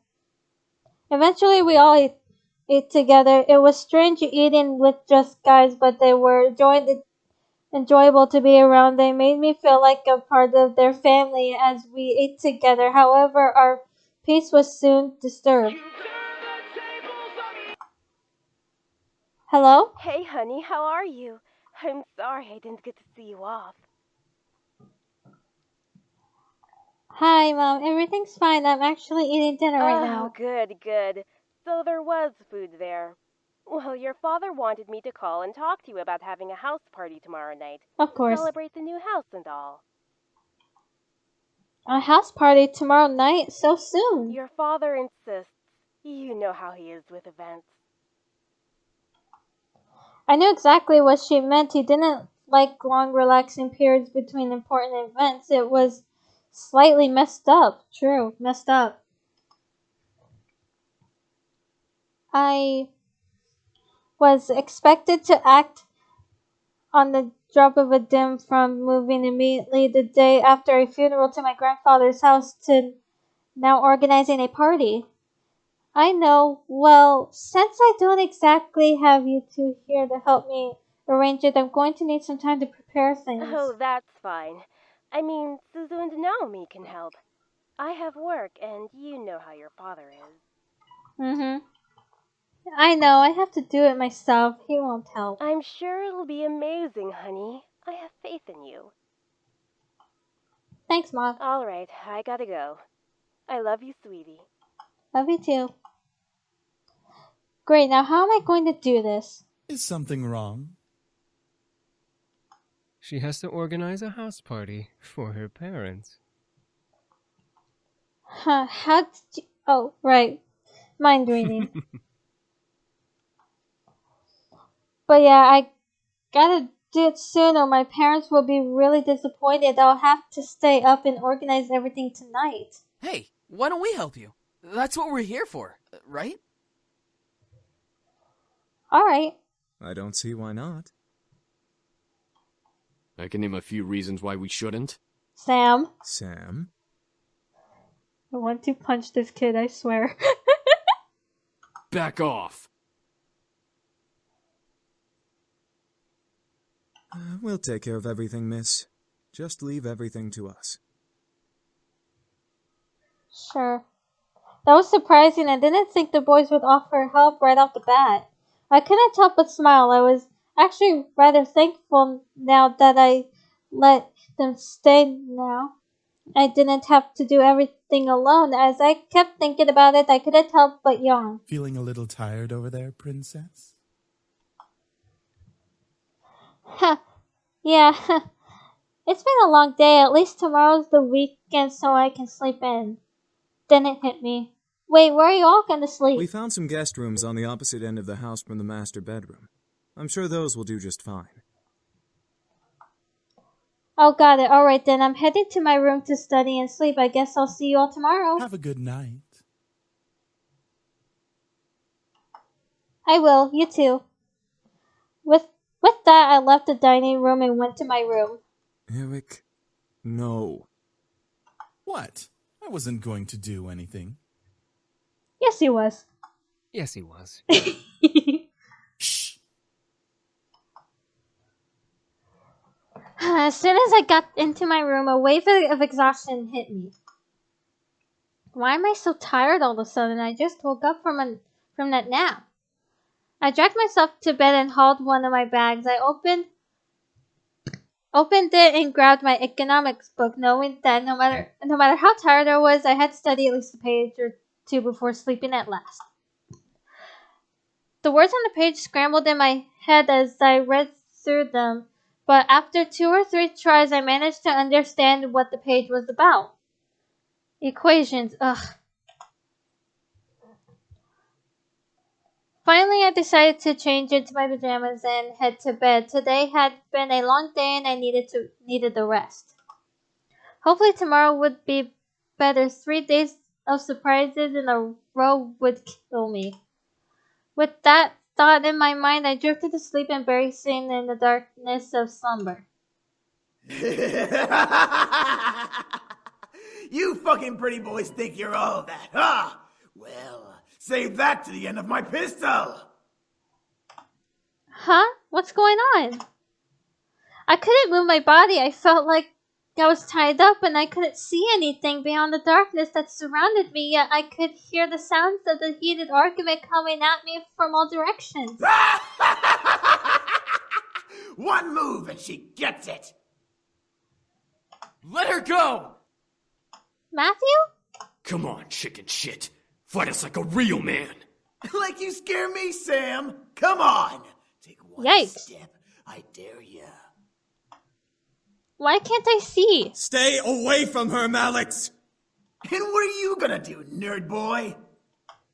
Suddenly I felt myself pulled to one side and arms wrapped around my body protectively. I've got you. Don't worry. Eric? As I was held in a tight embrace, I felt the world around me once again settle into a low, peaceful hum. The hostility of the dream before it had faded into black as the arms around me rocked me comfortably. Slowly, though, my eyes fluttered open and I looked up at the person holding me. Damien? I stared into the eyes of Damien. His face was painted with worry and concern, as I knew he must have seen my dream. What did I dream of? Why did I dream of Eric holding me, though? You can't control your dreams. Oh, well, I guess you're right. Are you okay? Yeah, I'm fine, thank you. What time is It's it? 9 a.m. James and I were making breakfast when well... You can't control your mind reading? No, not yet at least. I hope to learn eventually, though. Is everything Hey, alright? James.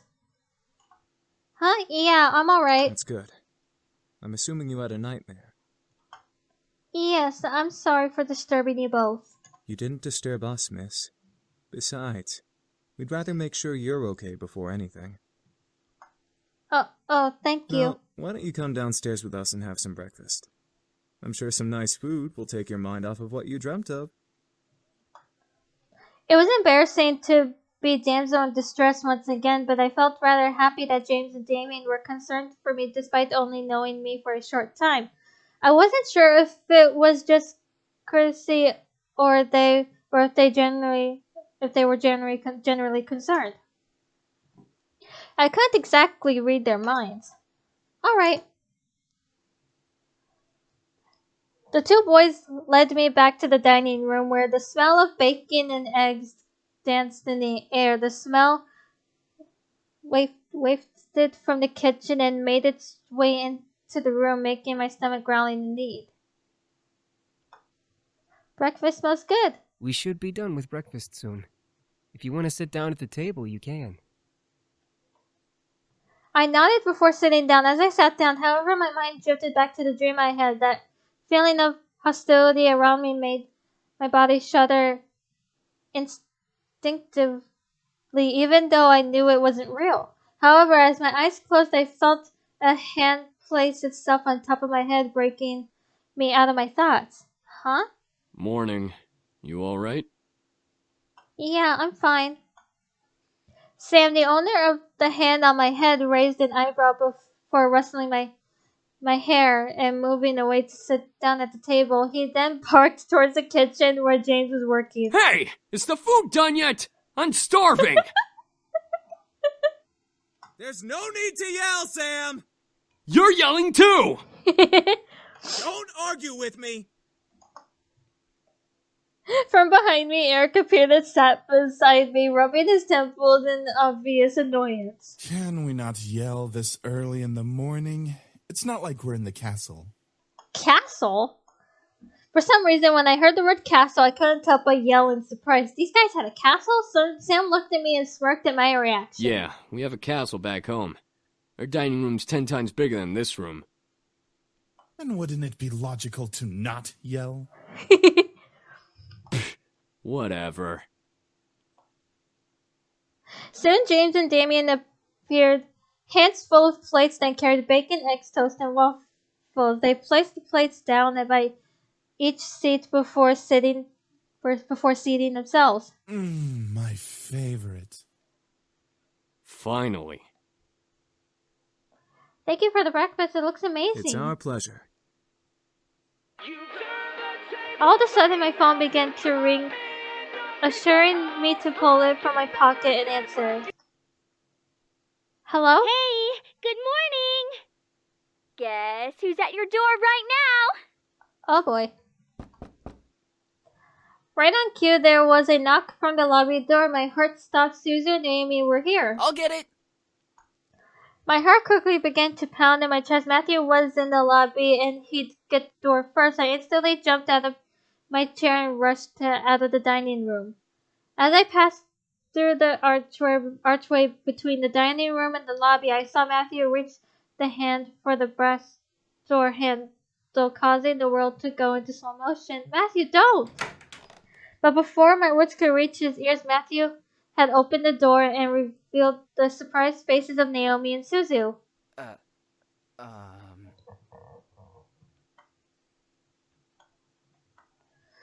The world around me stopped, and Suzu and Naomi kept their eyes on Matthew, who merely stared back in fear and embarrassment. I could feel the air from warm to freezing in a matter of seconds.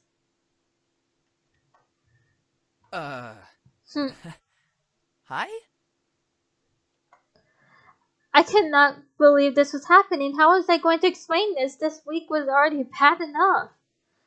To make matters worse, I was frozen in place. Please, for God's sake, someone do something other than stand there. Who are you? Suzu, let me explain. What's going on here? Who's at the door, Matthew? Oh. Soon the other incubi appeared in the lobby with us. The situation was not getting pretty. I had to think fast. Then why did one of them open the door? Yeah, that doesn't make any sense. It was no use. There was no time to lie to them. I felt helpless. Then I felt a hand on my shoulder and felt the tension in my body almost fade away. I turned my head to see James smile at me before stepping in front of me. We must apologize, ladies. We know this situation must be confusing for everyone. Let's take this to the dining room and we'll explain everything. I stared at James wide-eyed. He was going to tell them who they... Was he going to tell them who they were? Everything seemed surreal. Before I knew it, I was led to the dining room along with Suzu and Naomi and sat across from their confused gazes. As Naomi and Suzu sat down, Eric and Matthew placed their untouched plates of food in front of them, surprising their guests. Whoa, this looks amazing! Thank you! Our pleasure, ladies. We hope you enjoy your meals. Make sure you dig in! I looked at Naomi and Suzu as they began to eat, visibly enjoying every bite they placed in their mouth. Hopefully the food would ease their minds for whatever James wanted to reveal. As Naomi and Suzu ate their impromptu meals, James and the other boys stood behind my chair, making me grow more red in the face. So, Anderson, are you gonna tell us what's going on? Well, you see, gently James placed a hand on my shoulder again, signaling me to just eat my food as I began to eat. He spoke to Naomi and Suzu. We are Miss Anderson's house servants. We were hired by her late grandfather to help around the mansion, but since he has passed, we now assist Miss Anderson with living on her own. That makes sense. It's such a huge house. A huge house for a wonderful princess such as Miss Anderson deserves the greatest of servants to care for it. But why are you all dressed so casually and stuff? Aren't servants supposed to have uniforms or whatever? Well, Miss Anderson allows us to get comfy while we work, so she lets us wear casual clothes. Yeah, something like that. Sam, shut it. We're sorry if we made the situation awkward earlier. We're very sure that Miss Anderson is also still getting used to having us as her servants. It would be very hard to explain after just a day. I guess. So, if I may ask, what brings you two ladies here? Well, we wanted to see how our friend was doing. Since it's the weekend and all, usually we hang out and just chill. Yeah. Yeah, like going to the arcade and stuff. Or the Pink Lady Cafe. There's an arcade? That makes a lot of sense, ladies. Well, we don't wish to disturb you any further than we have, so we'll take our leave and start preparing the house. Huh? Preparing for what? Yeah, about that. We gotta prep the house for some sort of housewarming party thing. Our princess's parents requested a housewarming party to be held here soon. And by soon, they mean tonight. Oh, well, I guess we can help out or something. Right, Naomi?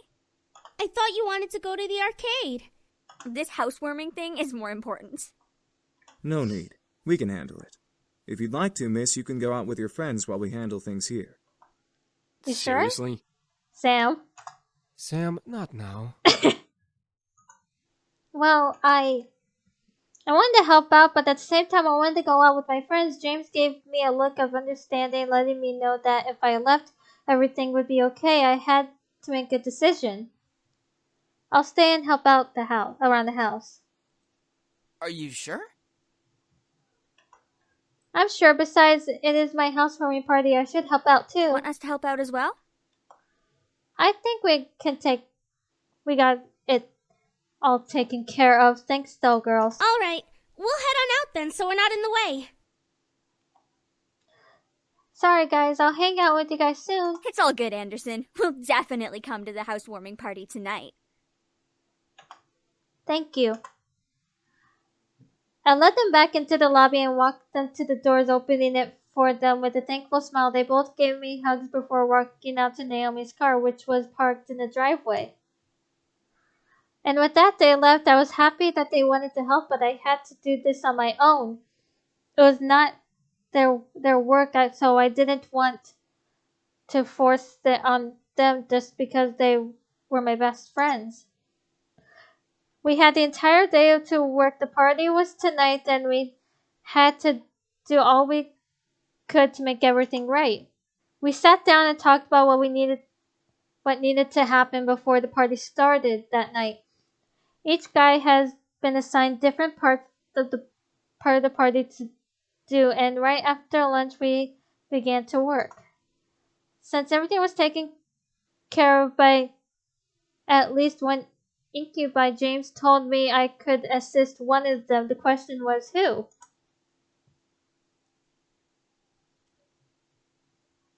Sam. Let's help Sam out.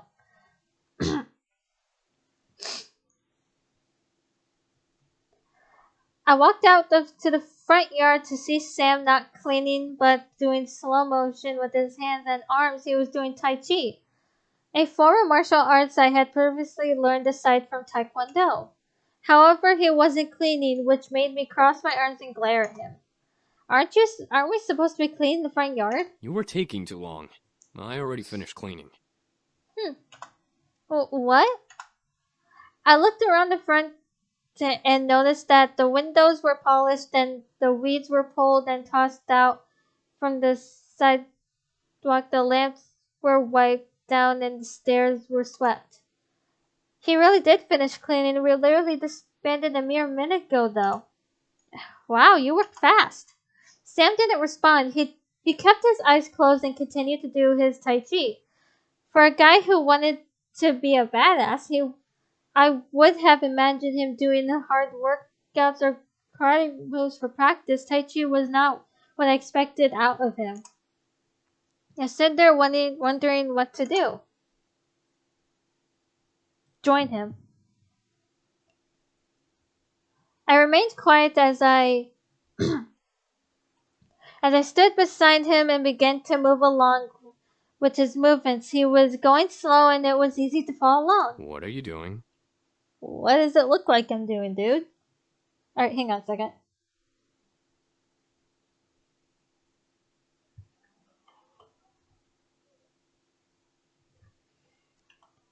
What does it look like I'm doing?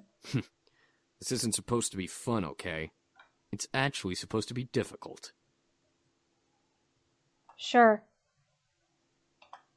I know. Sam opened an eye and looked at me without breaking his motions before closing it and continuing. I followed along flawlessly, keeping to his speed. It was very relaxing until I managed to trip over my own feet and landed on Sam. Hey! Watch it! Sorry, dude. Sorry. Excuse me. I had landed on top of Sam, staring eye to eye with him. Sam and I couldn't stop blushing, nor did either of us move from the ground. I could hear my heart pound against his chest. Sam didn't move a muscle, but just stared at me in embarrassment. I eventually moved up off of him and brushed myself off with a large blush on my face. Sam sat up and rubbed his head. Man, watch where you're going next time. Said I was sorry, dude. I nodded. He stood up and looked at me for a moment. I could see in his eyes that he was concerned if I was okay, but he refused to ask. Aww. I smiled before walking back into the house. I heard him sigh before I walked out of earshot. The hour of the house party had arrived. In my mind, I kept double and triple checking the essentials for the party, knowing my dad, he invited his business partners and the executives of the Anderson company to show me off. I stood in front of my mirror in my room staring at my form as a million thoughts ran through my mind. It was just a housewarming party, but at the same time it wasn't. It was my chance to show my dad that I was better than his expectations. It was a chance for me to see my parents as a woman. It was my test to see if I was really ready to live on my own. Well, not truly alone. I had the incubi to thank, but even so, I didn't want my dad guiding me or my mom helping me through living alone. A knock on my door broke my thoughts, surprising me. Who is it? Hey, are you okay in there? Your parents should be here soon, so you should hurry getting ready. I am ready, but... But what? I'm sure you look fine, Anderson. Just come on out. Alright. As soon as I opened the door to the hall, I watched as Naomi's and Suzu's face turned from smiles to complete awestruck stares. What? Dude, you look hot. Yeah, you look amazing. Where did you get that dress? I've had it for a while. I just never had the chance to wear it. I figured I might as well bring it out now. I stepped out of my... I'll need to put my water again. I'll be right back.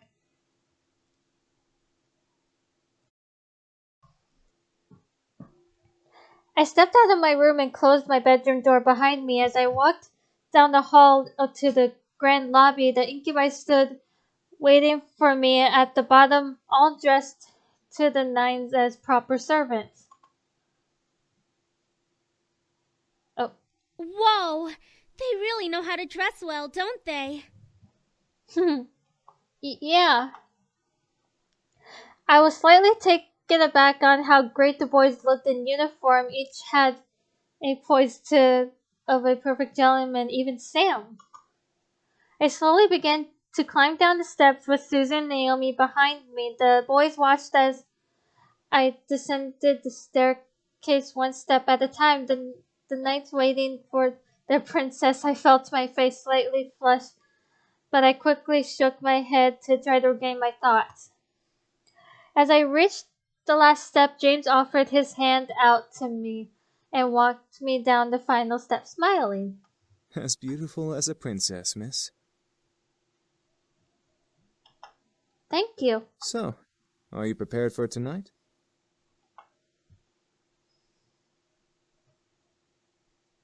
As ready as I'll ever be. I couldn't deny that I was nervous, but I had to try. This party was more than what it seemed, and I had done all I could to prepare for it. Now it was all up to fate. The other boys smiled assuredly at me, which made me feel a little better about everything. I looked at my phone and marked the time almost right on cue. The doorbell rang. I gulped. I could practically feel my dad's aura from behind the door. Sam and Eric quickly rushed to the door and opened the double doors wide to reveal my parents, both dressed in their best. Hey. Oh my, I didn't know your bequeathment came with servants. It was probably overlooked. Besides, who would deny good service? I was completely shocked my parents didn't question the boys. They didn't ask for verification or anything. I looked to the boys and noticed Sam and Eric staring intently at my parents. Were they using their powers on them? They had to be. There was no way they'd be okay with this otherwise. I guess the servants counted as belongings to the house. Wow. My mother quickly rushed to me and gave me a large hug. I hugged her back, inhaling her perfume. It had only been a couple of days, but living away from the ones who raised me was hard. My mother soon let me go and looked at my outfit. Gorgeous. You look so lovely. David, look at your daughter and tell her I'm right. I looked to my dad, who was looking around the lobby like an inspector. I stood my ground waiting for him to look at me. When he did, he let a small smile grace his lips. Your mother's right. You look like you're all grown up. The world around me stopped as my heart pounded hard in my chest. Did my dad just compliment me? On his own accord, my mother was grinning from ear to ear at his words. I was beyond speechless. Thank you. However, his cold face quickly returned as he began to look around once again. I assume that you're ready, then, to impress the rest of the guests, correct? What do you mean? The entire board from Anderson Toys is coming tonight. Even the vice chairman's son will be coming. All of them will be measuring your potential. My potential? To become CEO of the company. I knew it. Something was off about tonight, and now the party had become much more than I anticipated. I gulped silently, but I nodded in response. I looked to the incubi, but they were continuing to be servants for my father's approval. I looked behind me and saw Naomi and Suzu raise their thumbs at me for an encouragement. I let out a small breath before feeling my body accept the situation. I felt a weight in my gut, but I had to hide it. As if time zoomed forward, all of a sudden the main hall of the lobby was full of guests, men and women in formal or business attire, showed up to meet me and see my new home. I didn't expect many to come, but I was once again surprised that night. I shook my hands with my officials and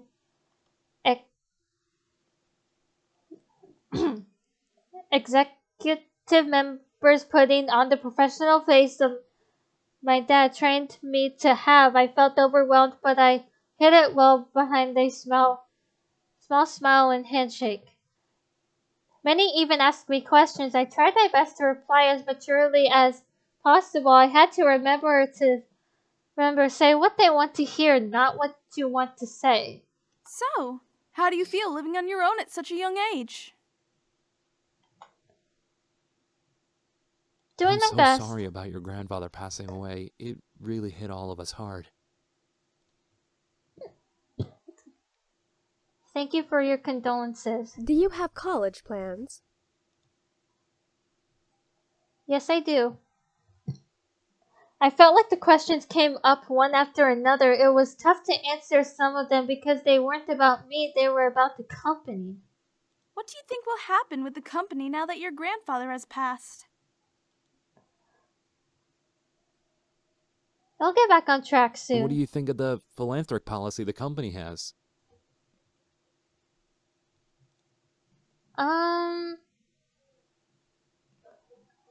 Do you think the company should expand from just toys? It's a possibility. Eventually, questions stopped and I was back to being by myself. Naomi and Suzu were mingling in the crowds and the incubi were doing their job, so I was all alone in a room full of strangers. It was unnerving to think about it, but at least I wasn't being questioned I left and right anymore. Suddenly, though, my mom pushed her way through the crowd to me, bringing along someone I didn't know. Honey, I'd like to introduce you to someone. This kind gentleman is the son of the vice chairman. Hello. With my mother stood a man who looked only a couple years older than me. He smiled and held out his hand for me, silently asking for my hand. Hi, I'm Andrew Lewis. It's a pleasure to meet you, Miss Anderson. Simply nod at him. Andrew was slightly taken aback, but gently smiled and lowered his hand with a nod in return. My mother smiled at both of us, which made me slightly concerned. Was she excited to introduce me to Andrew? So, you organized this party very well, Miss Anderson. I apologize if I made you uncomfortable in some way. Andrew then chuckled nervously, bringing a soft fist to his lips to cover his laugh properly before smiling at me. I'm sorry if I seem a little forward.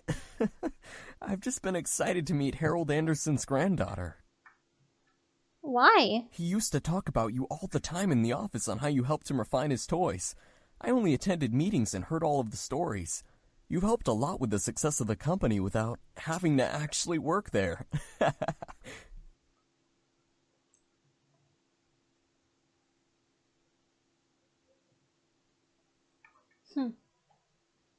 Oh wow, I didn't know he talked about me. That would explain everyone's fascination with me and their rather personal questions. I looked at Andrew, who had a kind face to me. Something about him seemed off, and I didn't know what it was. He seemed to be hiding something, whether it was good or bad. I was not able to find out. I felt someone walk up beside me, causing me to turn to them. Next to me was my dad, giving his cold stare to Andrew, who suddenly became tense. So, you're Jared's son. Andrew's body twitched slightly, whether it was fear or insult. Andrew locked eyes with my father. I couldn't help but feel the tension between them. It irked me how fragile the air had become, enough to break at the wrong word. You're the one who wants to be the next CEO of the Anderson Company.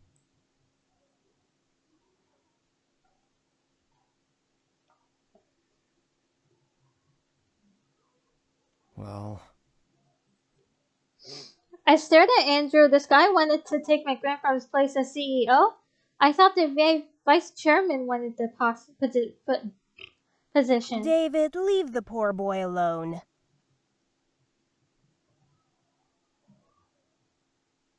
I'm merely testing the boy's conversational skills.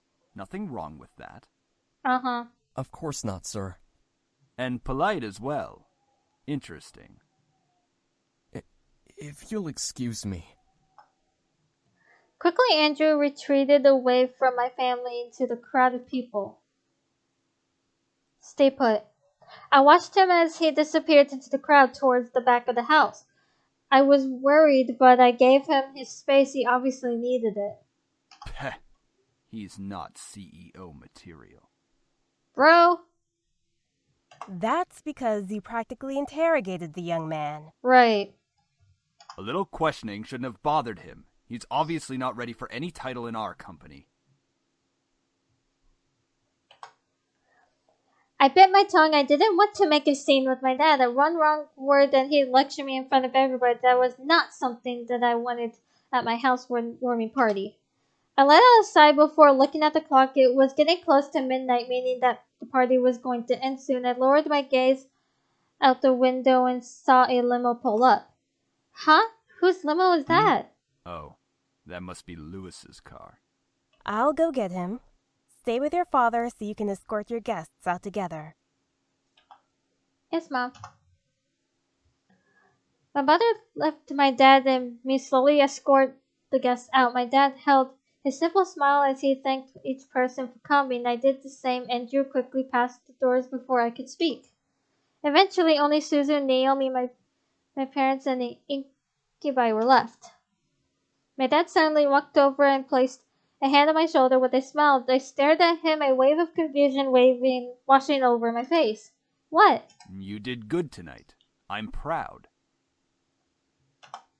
Oh, thank you. Keep it up and you'll be a good CEO. Oh, right. All right. Your mother and I have to leave. I'm sure Naomi and Suzu need to leave as well. Just because it's Saturday doesn't mean you should stay up all night.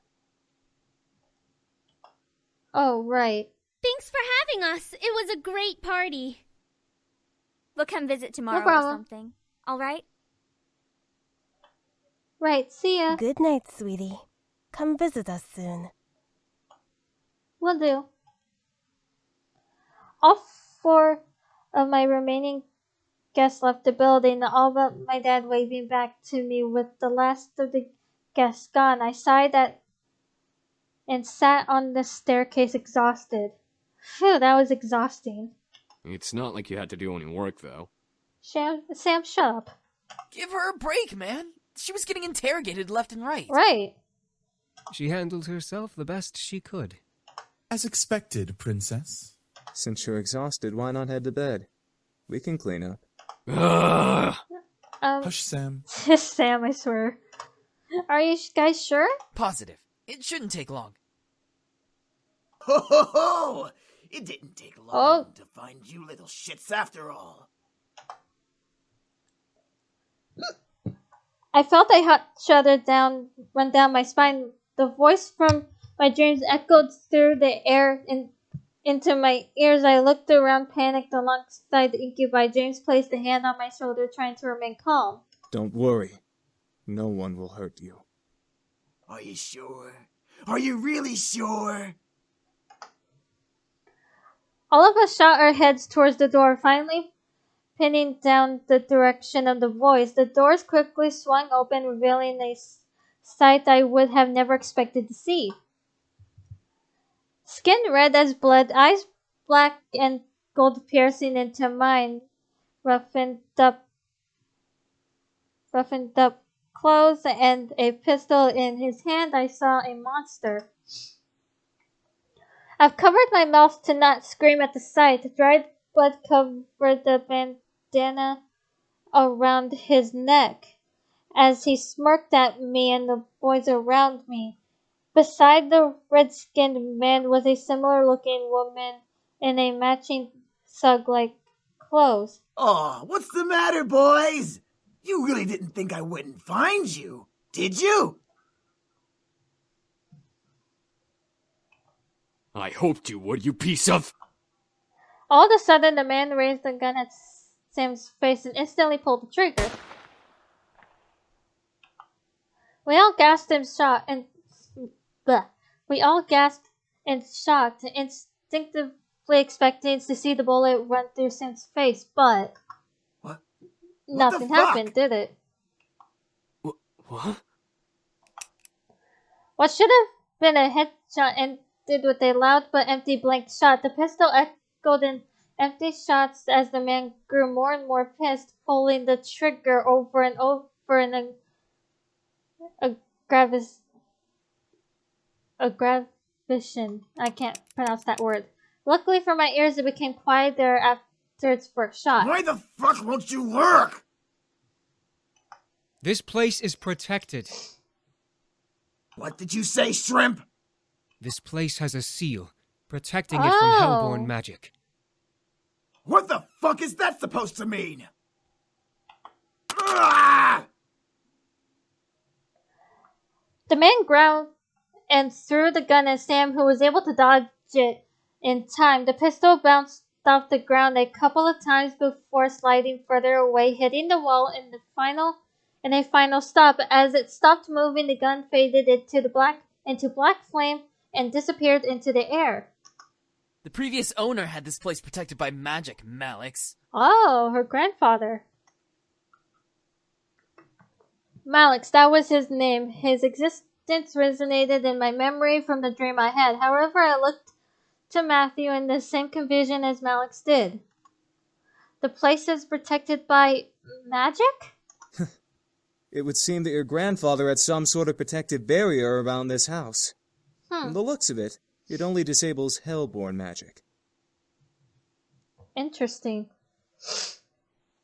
Malix's face grew to that of extreme anger, his fist tightening as if he was crushing a stress ball. Then what's stopping me from dragging your asses out and shooting you then? Yikes. Out of pure instinct, I stepped forward and placed myself between Malix and the boys. With no power, Malix wasn't going to fight. I took that chance to stand up to him instead of being powerless like I was in the dream. F off. Malix suddenly laughed. Excuse me. Suddenly laughed wildly, staring at me in disbelief. Whoa! Who let the bitch out of her cage? What is this? A reverse harem or something? Harem, that's how you say it. Malix grinned at me evilly, walking closely to me. Duck. I ducked underneath Malix's incoming hand. I stared at his hand and his black flamed tattoo in surprise. As I took a couple steps back from Malix, Matthew and Damien stepped in front of me, guarding me from Malix with their arms. A quick one. I'm liking you more and more. Back off, Malix! Don't start acting tough, you pathetic excuse of a demon. You need more protection than her. Shut up! Oh, did I make the little Matthew cry? Why don't you just grow a pair? Wow. Enough, Malix. The woman who had been standing in silence the whole time planted a firm hand on Malix's shoulder. Malix looked back at her with a growl and a glare that could kill. Since when did you get the guts to speak out of place? We both know you've never controlled me. I want them dead just like you do. But now's not the time. Fuck off! I know what I'm doing. Do you? Even if you did fight them, there's 5 against 2. We never win. Shut up! Let's go, Malix! We're wasting our time! The two growled at each other. If they could have used their magic, I could sense that fire would glow from under their teeth. Malix grunted, then glared at the boys who pointed at James, wanting so badly to use their fingers like a knife. Just wait, pretty boys. We'll get you and fuck you up real good.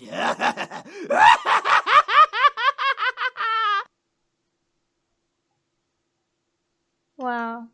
Then Malix turned to me, moving his fingers to point directly between my eyes. And don't think you're safe. Step outside. I dare you.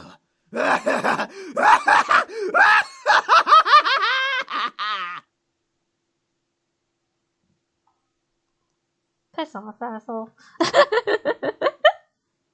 I swear. With that, Malix and the woman walked out of the mansion. The doors closed behind them, leaving the boys and I alone once again. I felt my knees give out from under me, forcing the boys to quickly turn to catch me. Whoa! Are you alright? Yeah, well, why was he here? He's been closely tracking us. Our blood trail from the forest must have led him here. We should have stopped him and finished it here. For once, Matthew, I agree with you. I stood up and rubbed my arms, feeling the goosebumps Malix left behind on me. I couldn't stop myself from shivering in fear of his words. Malix, was he a demon? That son of a bitch is not a demon. He's a devil. Devil? There's a difference? Yes. Demons come from a different plane of existence called the abyssal planes. Devils, however, come from one of the 7 circles of a place humans know as hell. Despite us not being human, we are very different creatures. We actually have brains, for one. Devils always like to cause trouble and try to kill or torture others for their own enjoyment. Demons, like us, know when to use our powers and when not to. We're not stupid. I didn't say you were stupid. Devils follow orders from higher-ups in their order, and their power only comes from their connection to hell. Demons all have free wills and don't rely on where they came from to use their powers. This is all so confusing. Demons and devils and magic all existed, and I happened to land in the middle of it? What do we do? You're safe. You've been protected as well.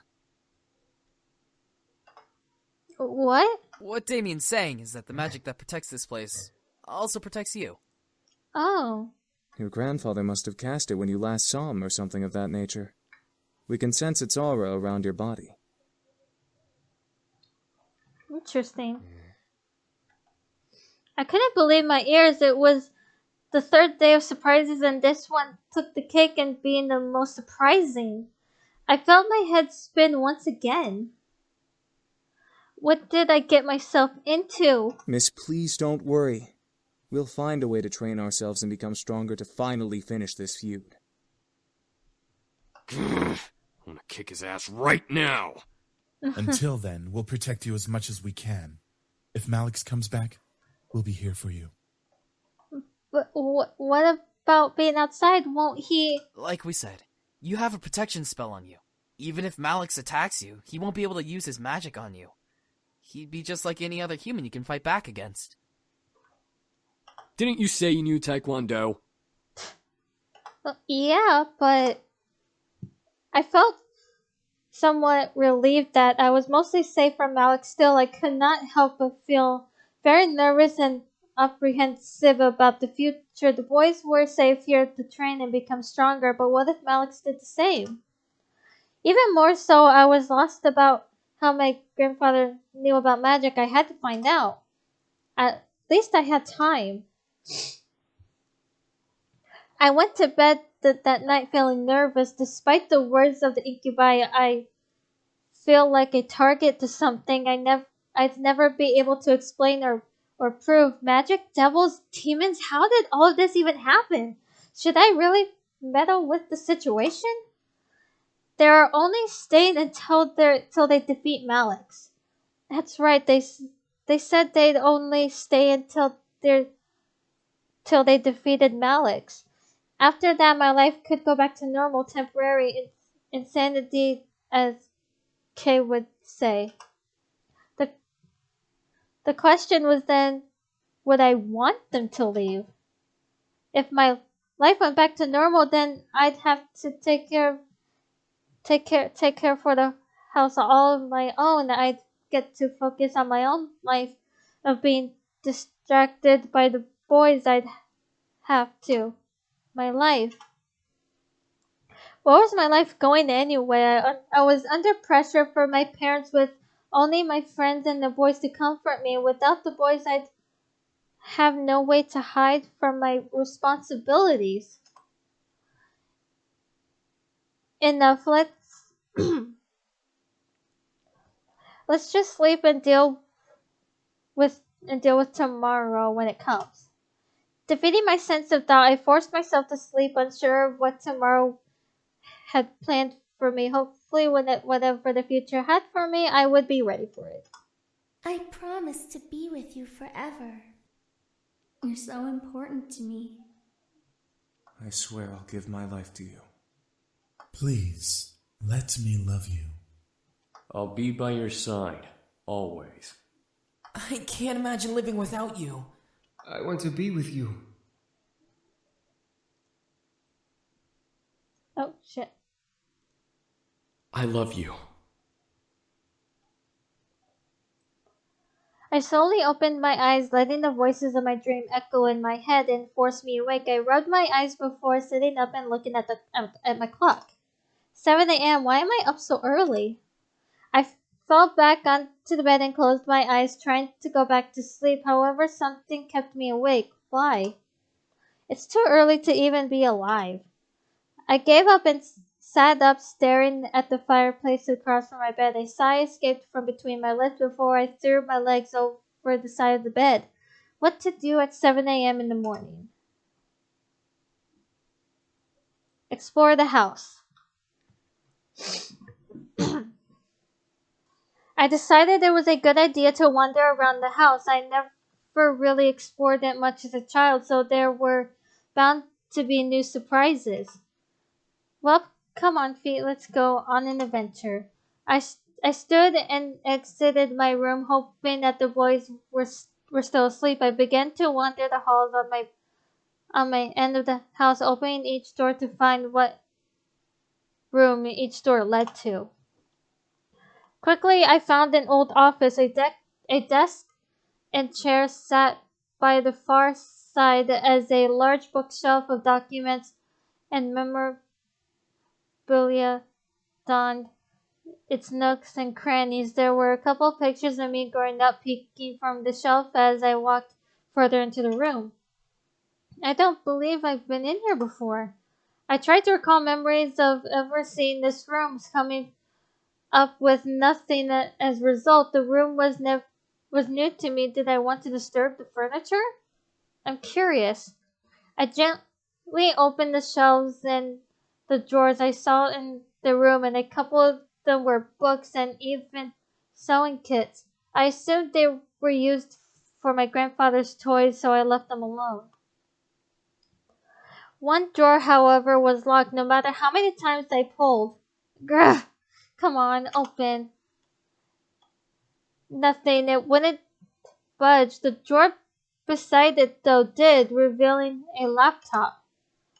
Why is there a laptop in a drawer? I lifted up the drawer and carried it over to the desk. Carried the desk and chair, opening it with a high-tech laptop with a retina scanner as a pass lock. I was not sure whether or not to try to unlock it or not. Try. I decided to try. I turned on the computer and leaned my face near the damn it, words. Near the scanner, lining the camera up with my eye. To my surprise, I heard a ping come from the computer before the screen opened to a desktop. Huh? Look at that! On the desktop were documents and folders labeled with different aspects of the Anderson Company: taxes, profits, bylaws, products. The list went on and on. If I really did want to become the CEO of the Anderson Toys Company, I had everything about it at my fingertips. Dad would sure be impressed. One icon, however, stood out from the rest. How the hell do you say that word? Virgo? I don't know. I double-clicked the icon, but no window came up. Instead, I heard a large click come from the drawer that was locked. What the? I slowly left my seat and walked over to the drawer, attempting to open it again. It slid open smoothly in the direction of my pulling hand, revealing two books. One was a plain black journal with a tie to keep it closed. The other was bound in leather with symbolic symbols all over the cover.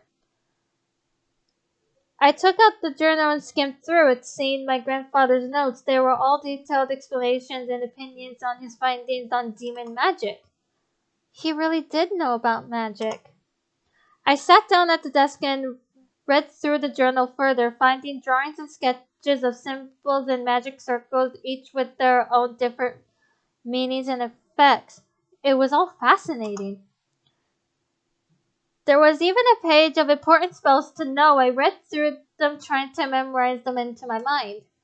I don't know what came over me, but I started to feel more energetic and more powerful simply reading my grandfather's notes.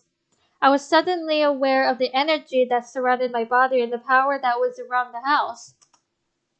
The more I read, the more powerful I became. However, my mind suddenly froze and I found myself walking back to the drawer, putting the book back, closing the drawer.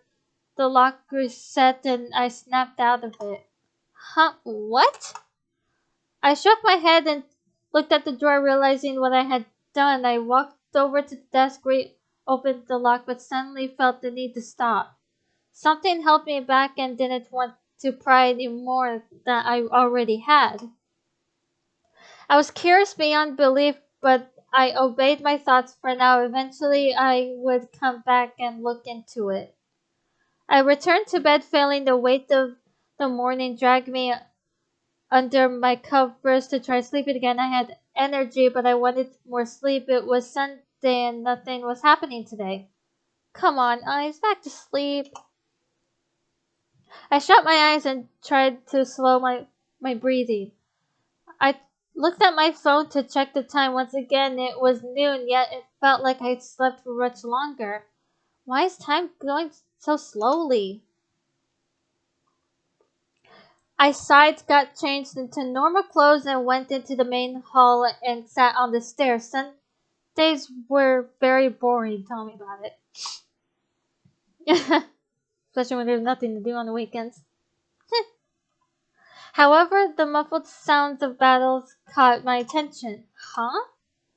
I quickly went out to the backyard in response to the noise I had heard. In the yard were all 5 of the boys practicing fighting. Sam was in the middle with the other 4 surrounding him and throwing punches and kicks at him. Sam, being the strongest of the bunch, blocked and dodged each almost masterfully. Don't disturb them. I just watched the boys very much in their own world, focusing on the training they were all in. It was better not to disturb them, true. Might as well make lunch today. It's been a while since I cooked. Lunch was practically hard. I decided to make pizza. Pizza is always good no matter what time of the day it is. Do we have any? Luckily, we had some pizza in the freezer to heat up. Pizza more baked with love. Pizza had all the makings of pizza types, including pepperoni, sausage, mushrooms, and extra cheese. Just top it, bake it, and serve. I'd have to get more later. I placed the food in the dining room. However, none of the boys were there by the time I brought the final dish out. I carried that dish to the main lobby, catching the boys separated into different rooms of the house. Part of me wanted to go to one in particular. The other part of me wanted to just leave them and take the food in my hand to my room and eat. Maybe I could go out today while the boys focus on training. Find one of the incubi. I quickly rushed back and grabbed the second food dish before hunting down one of the boys. I looked down each hall trying to find one of the incubi, wondering so that I wouldn't have to go through each individual room finding them. I pursed my lips in irritation. Where the heck are they? I sighed, knowing that I would have to search for them in each room. I turned to head down West Hall before I suddenly bumped into an opening door face first. Oof! Whoa! What the? I quickly stepped back, regaining my balance on my feet. And with the food in my hands, the last thing I wanted was the food on the floor. I shook my head and looked up to see Sam looking at me from behind the door in surprise. Being that I only saw his face, he was wet, and so I assumed that the door led to the bathroom he was exiting from. Oh, crap. Are you alright? Yeah, I brought food. What the hell? Why did I say that? I shook my head and acted like I knew what I said. Sam raised an eyebrow before looking at the food I brought. Oh, hey. Thanks. As Sam stepped out from behind the bathroom door and closed it, I was suddenly face to face with a shirtless and freshly cleaned Sam. A simple towel was hanging over his shoulders and looked at me.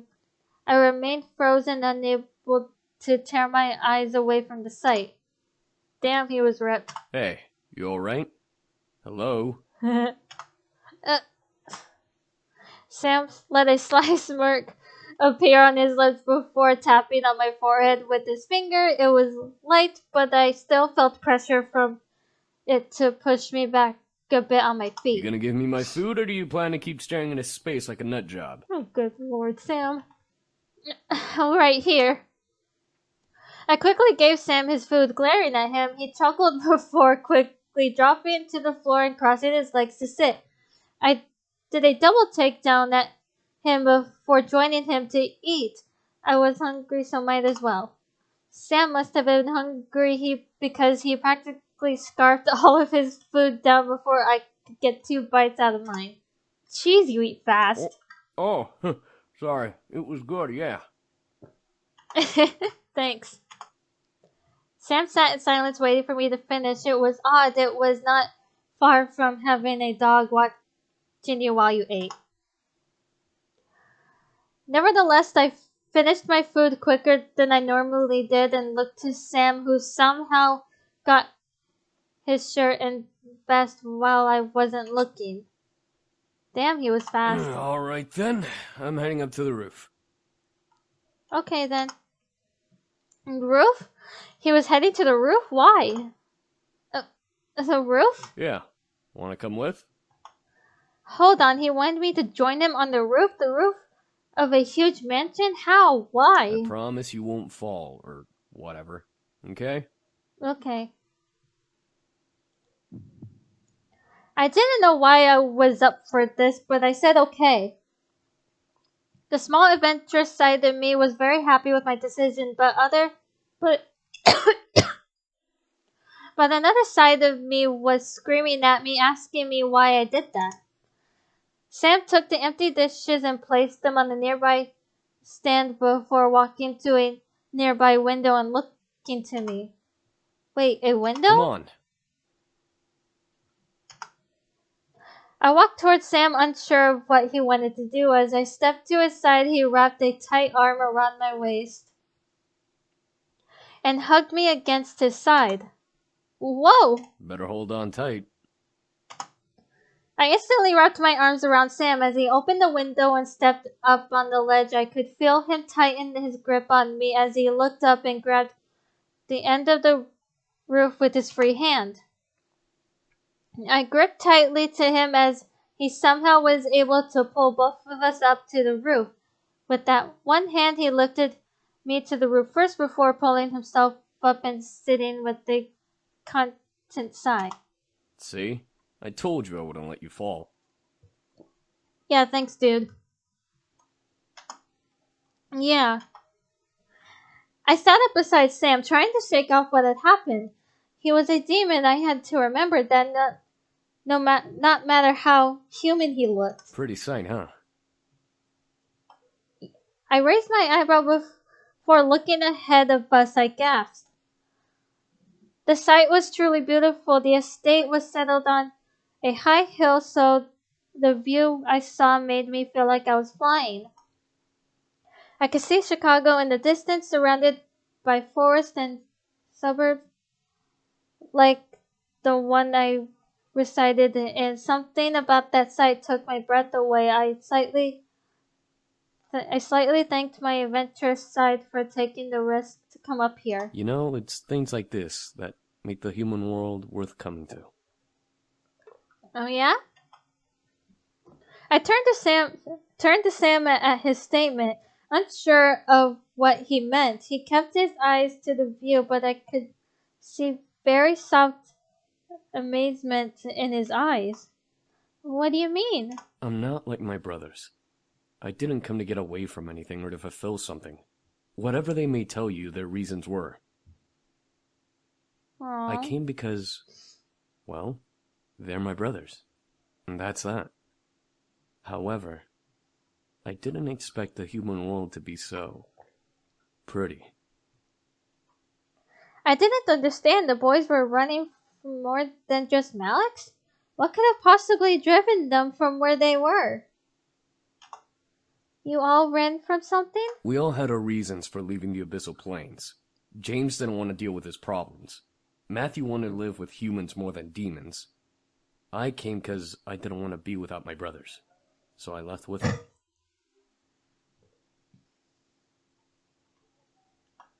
That's rather sweet if you think about it. Doesn't matter. It is. I came, so here I am. Aww. I frowned a bit and bit my lips slightly. I wasn't sure if he even wanted to be here with how he was answering. Still, I felt a small wave of confidence drive me to scoot closer to Sam. I wanted to try to be friends. Fate didn't like that, apparently. I found myself losing my balance and wound up starting to fall off the roof. Ugh. Whoa! Instantly, Sam grabbed me and pulled me to him. He wrapped his arms around me, making sure I wasn't able to fall back down. Fall back down the roof, but that wasn't what made me blush wildly from ear to ear. I had somehow landed and straddled over his lap. He was hugging me close to his chest. It was almost like a romance scene of a love story. I couldn't tear my eyes away from Sam as he stared up at me in concern. I gotcha. You okay? Yes, I am.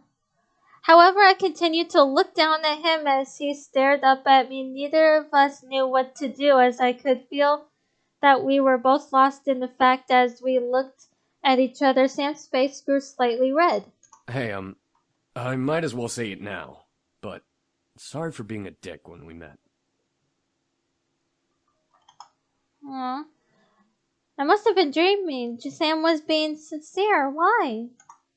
However, as I stared, I could feel his strength weaken. He was shaking, but continued to hold me to keep me safe from falling. Sam, do you need energy? Sam's eyes widened before he looked away, refusing to answer, but refusing to let me go. I didn't feel any energy drain, so he wasn't trying to take advantage of the situation. That was it. He needed energy, but should I give it? Kiss him. I gently grabbed Sam's face and tilted his head to angle with mine. Leaning in closer to him, I brought my lips to his and kissed him deeply. I didn't know if this would help, but it was how he got energy before. I shut my eyes, waiting for the draining feeling to reappear in my body. Sam didn't move, nor did I feel energy drain from me. I opened my eyes and saw Sam staring wide-eyed at me but unmoving. He was unsure of what to do, and I had silenced him with confusion. I didn't know why, but I felt both irritated and accomplished at the question and at the look he was giving me. Where was his flirting? Where was his cocky smirk? From what I remembered, he took advantage of me when we first met. Yet now he was somehow intimidated by me. I pulled away and spoke. I want to give you some of my energy. You used a lot of it, and I'm sure that the energy you took from me was only used for healing. Let me help you. I mean, I don't... Aww. Sam, if you don't want my energy, just tell me. But I'm offering it to you if you do. All of a sudden, I felt that familiar feeling of warmth run through my body. Once again, I felt my body slightly heat up as Sam pulled my body tighter to his. I regained his gaze before speaking. He regained his gaze before speaking. Just remember, you offered it. Before I knew it, Sam pulled me into a gentle but passionate kiss. Heat erupted through my body as his kiss slowly and almost timidly got deeper. Sam kept an arm around my waist while I rested my hands on his chest. The energy from my body was slowly draining from the kiss, making me feel light and warm. It was it was almost pitiful how comfortable and how willing I was in this situation. Still, I held no regrets. I was enjoying every bit of this kiss. Sam gently leaned back, pulling me along with him so that I was laying on top of him. I felt odd yet comfortable to be the one in control. Sam wasn't as forceful as he was when we first met. It felt almost magical. It was how I imagined the first kiss would be like. Except with energy drain. Soon, though, the energy drain stopped as Sam gently pushed my face away to end the kiss.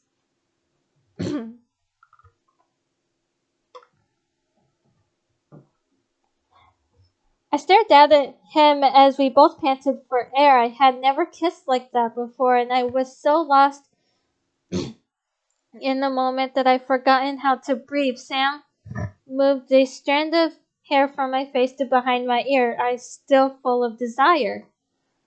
The look in Sam's eyes, though, I almost couldn't find the strength to pull away. I could feel the hold of his mind-altering spell fade away, but I still felt hot. Something told me that I wanted more, but at the same time, I wasn't sure if I truly did want to give any more. Keep going. I opened the opportunity and I was enjoying it as much as he was. I wanted more and I was going to let him keep going. I wanted to keep going. I leaned down and kissed him again. Sam gasped against my lips but continued to kiss back. I could feel him pull on the tail of my bow, releasing it and following his hand off from around my neck. He moved the open of his pocket before gently unbuttoning the top two buttons from my blouse. The desire of my body drove me insane, forcing a moan to escape my lips. As he ran kisses from my lips down to my exposed neck. As he began to rub my neck and shoulder in hot kisses, I leaned my head back and let a pleasureful sigh escape my lips. Sam was ruthless in his passionate kisses on my skin. Sam didn't stop touching and kissing me, making more moans gasps rush out of my mouth into the open air. He may have been full, but he was hot as I was. I couldn't even comprehend how many times I spent making out. I was so lost in the pleasure that I didn't care. Call it sinful, but I didn't care. I loved it. His touch, his kiss, his heat. I desired it being anything that moment, even as he lowered his kisses down my chest to just above my bra. My heart was beating wildly in my chest. Something about Sam intrigued me immensely, but something made my heart quicken for him. It couldn't have been love, but it was too passionate to be lust. What was it? However, I began to feel dizzy, seeing the sky start to spin almost wildly. I gripped to Sam's shoulders, trying to signal him to stop, but my mind faded to black before I could let out another sound. I felt good. I didn't care that I was blacked out. I felt warm and fuzzy in the darkness. I never knew indulging in that kind of passion would be that good. I now just waited to awaken, hopefully in a good way. My eyes eventually fluttered open, adjusting to the sight around me. I felt familiar silks underneath me, letting me know that I was in my bed. I slowly sat up, stretching from the tiredness that was lingered. I felt a very soft pain on my neck and shoulders, and I could feel my swollen lips pulse gently and healing. However, when I looked down at my body, I saw that my shirt had been pulled back up and rebuttoned, as if nothing had happened between me and Sam. I was just missing my ribbon. Before I turned to get out of bed, though, I spotted my ribbon on the pillow beside the one I slept on. It was tied in a nice bow with a small note attached to it. I gently slipped the note from the tie and opened it to read it. Sorry, I went a little too far. Aww. Hang on.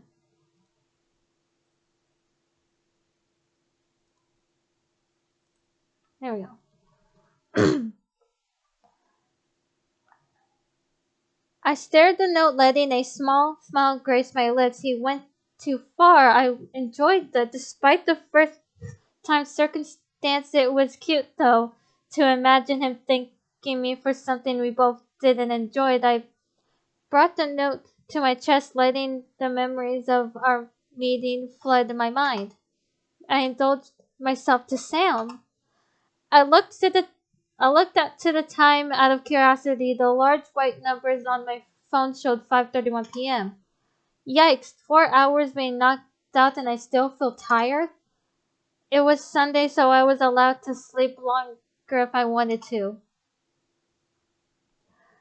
The remainder of the night passed by surprisingly uneventful. The boys continued to train with each other, but were kind enough to stop and make me dinner.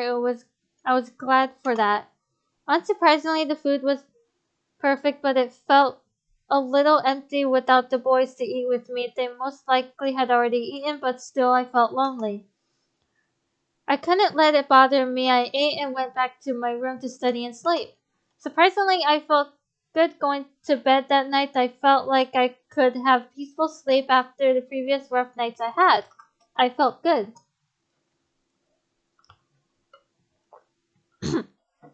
I drifted to sleep and woke up almost flawlessly the next morning. No grogginess, no aches, perfectly energized and bright-eyed. Man, how long has it been since I got that much good sleep? I looked at my alarm clock. I woke up 10 minutes before my alarm. I've done that. Woke up a few minutes before my alarm. I've done that. Countless of times. Well, hey, I must be lucky today. Karma owed me some luck. After all I had gone through in merely a handful of days, I deserved to get some good luck. Ecstatic for the day ahead, I turned off my alarms before they could ring and got dressed. However, my phone started to quickly buzz for an incoming text. Huh? Who is texting me this early? Yo, Anderson! You're carpooling with us from now on. We're not letting you waste your money on a bus. Get ready and be at your gate at 7 stat. Well, alright then.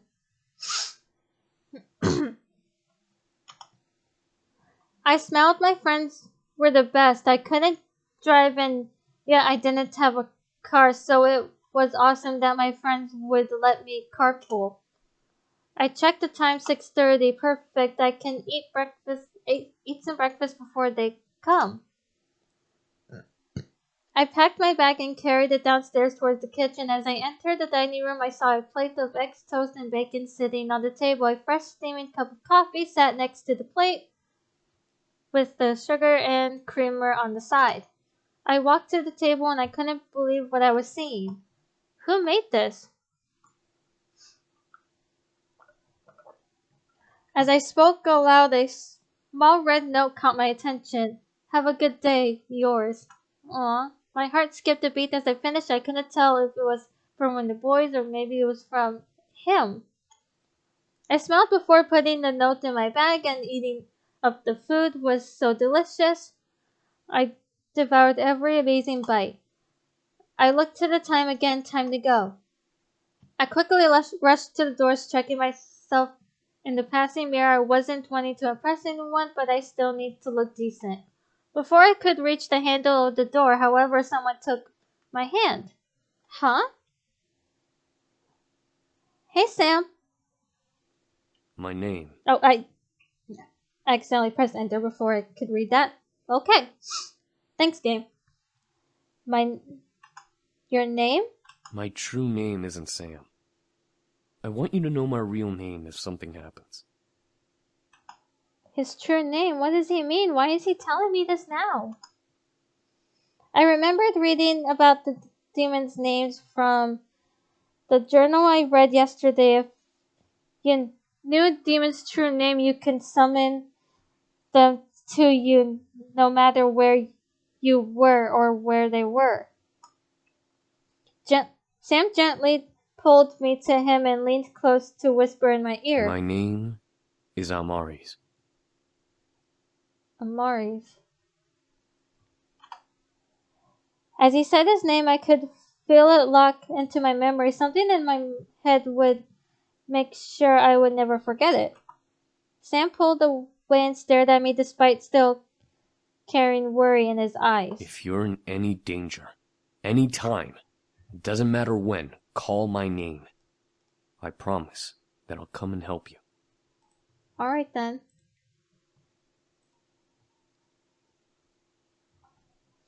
I stared up I stared up at Sam, unable to say anything. I could only nod in response. Sam nodded back before releasing my hand and heading into the dining room. Something told me that name would be useful eventually. And right on cue, Naomi drove up to the gates and with Suzu waving me down. I rushed out the door as I headed to school, talking about the homework and the coming day. We made it to the school without a hitch. Our lockers were in the same part of the hall, so we quickly unloaded what we need and got our important books and accessories. First incident of the day. As I walked towards Naomi and Suzu, who were both waiting for me on the opposite side of the hall, something hooked my ankle and made me fall forward. Oh, ow! Hey, are you okay? What the fudge? Rude. Who did that? It was probably Lisette. The three of us looked back to see Lisa and her gaggle girls. Lisa had a look of complete innocence while the girls around her giggled like no tomorrow. Why, you little... Suzu, don't. Suzu, don't! I felt the giant fire of anger burn in my stomach as I stared at Lisa. Today was not the only time this had happened to me. However, it was now clear who was behind these incidents. Even if she was innocent and one of her goons did it, it was now obvious that Lisette was the mastermind just from the look on her face. She was no friend, nor would she ever be. I had to do something. Stand up and walk away. No.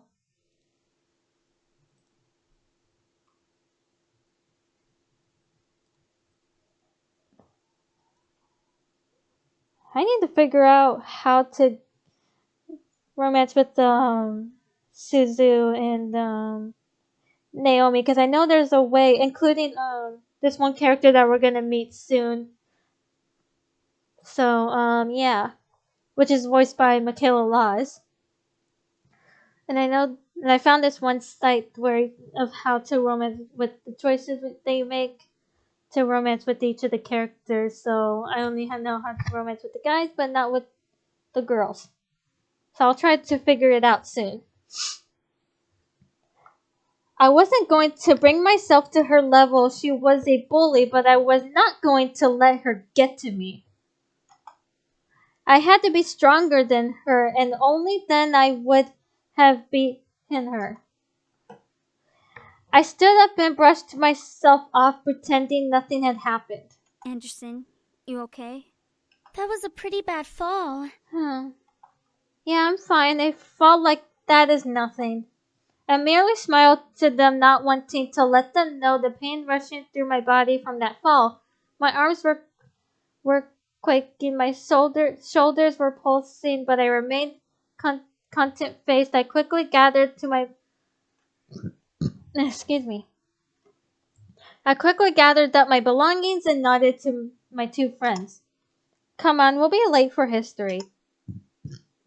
Suzu and Naomi looked at each other before frowning and nodding at me. Naomi and Suzu flanked me as we began to walk to class away from the gaggle of bullies. As we walked, I could barely see Suzu flipping the middle finger to the group behind us from the corner of my eye. Oh my god, Suzu!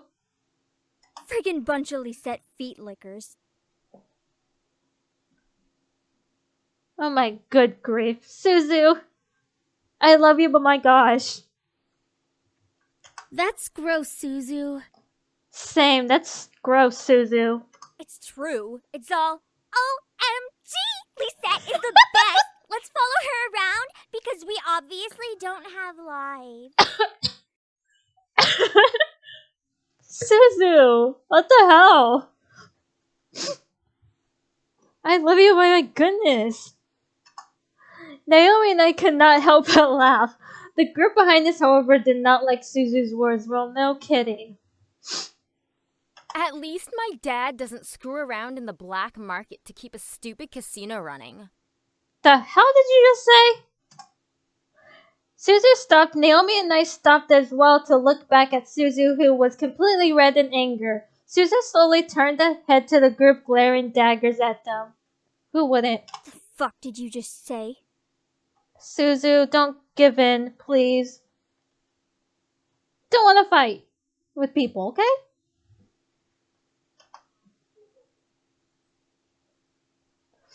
I had to act fast, placed my hand on Suzu's I had to act fast. I placed my hand on Suzu's shoulder and gripped tightly, knowing she could try to push my hand away. Suzu, they're not worth it. Let's just go. Right. No, they're not worth our time. time. We taught them some manners. Suzu, calm yourself. They're not worth our time. The bullies are not worth our time. Suzu.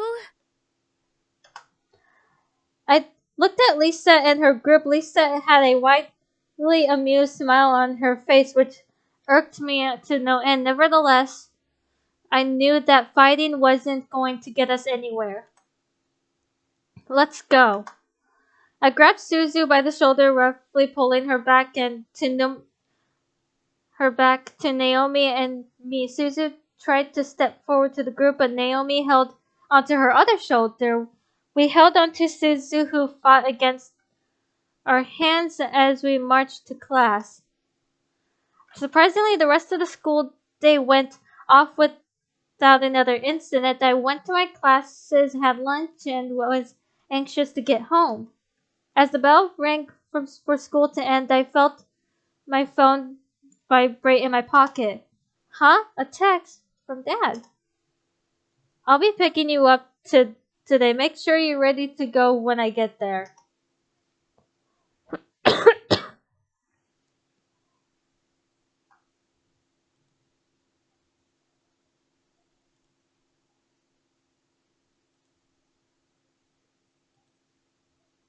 I didn't mean to click on that.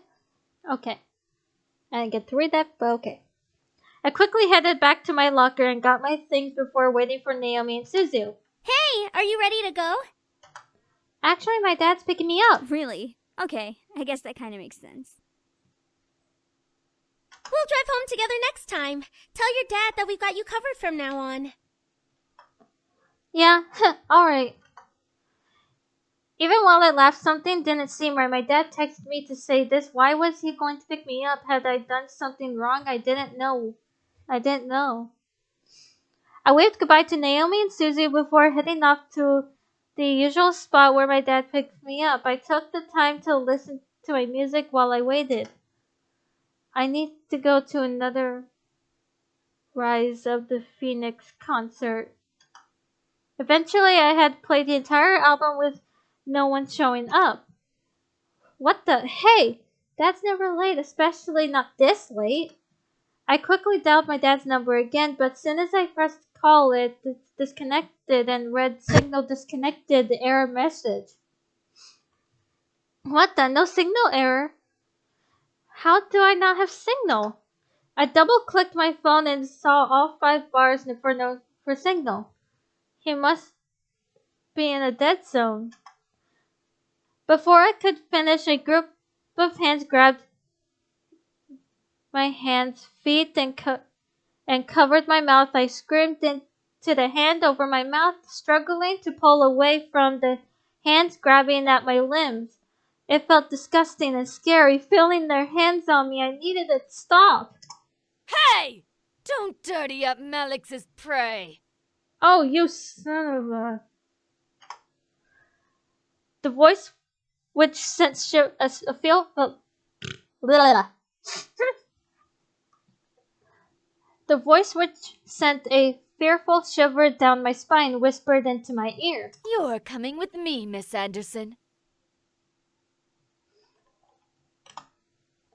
I couldn't fathom what was happening, but before I knew it, I was blindfolded and my mind and my limbs were quickly tied up. I felt myself being carried somewhere and was shoved in something that echoed the interior of a bus or a van. The doors closed and off I was taken, unsure of where I was going and why. All I knew was that I was in trouble. All I saw was darkness. I felt numb as I was taken to a place I didn't know of. I couldn't even move my limb to scream. Sounds zipped past my ears. First of the interior of a car, then the outside, then the echoey space with whispers and cackles of people vibrating through it. Oh boy. However, the wrap around my eyes was eventually removed from my eyes and my bonds were cut. It took a while for my eyes to adjust, but I found myself in a warehouse surrounded by devils, including Malix, who was smirking at me. Nicely done! I'm sure those little shits will come running to find you when they realize you didn't return to your precious little mansion. They'll search everywhere for you. Malix walked over and set a barrel of his gun against my skin against the skin between my eyes. It'll be so funny when they find your dead body instead.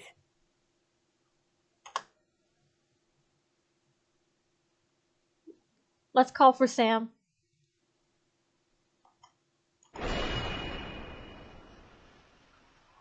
All of a sudden, a bright purple light engulfed the room, causing the devils around me to cover themselves. What the?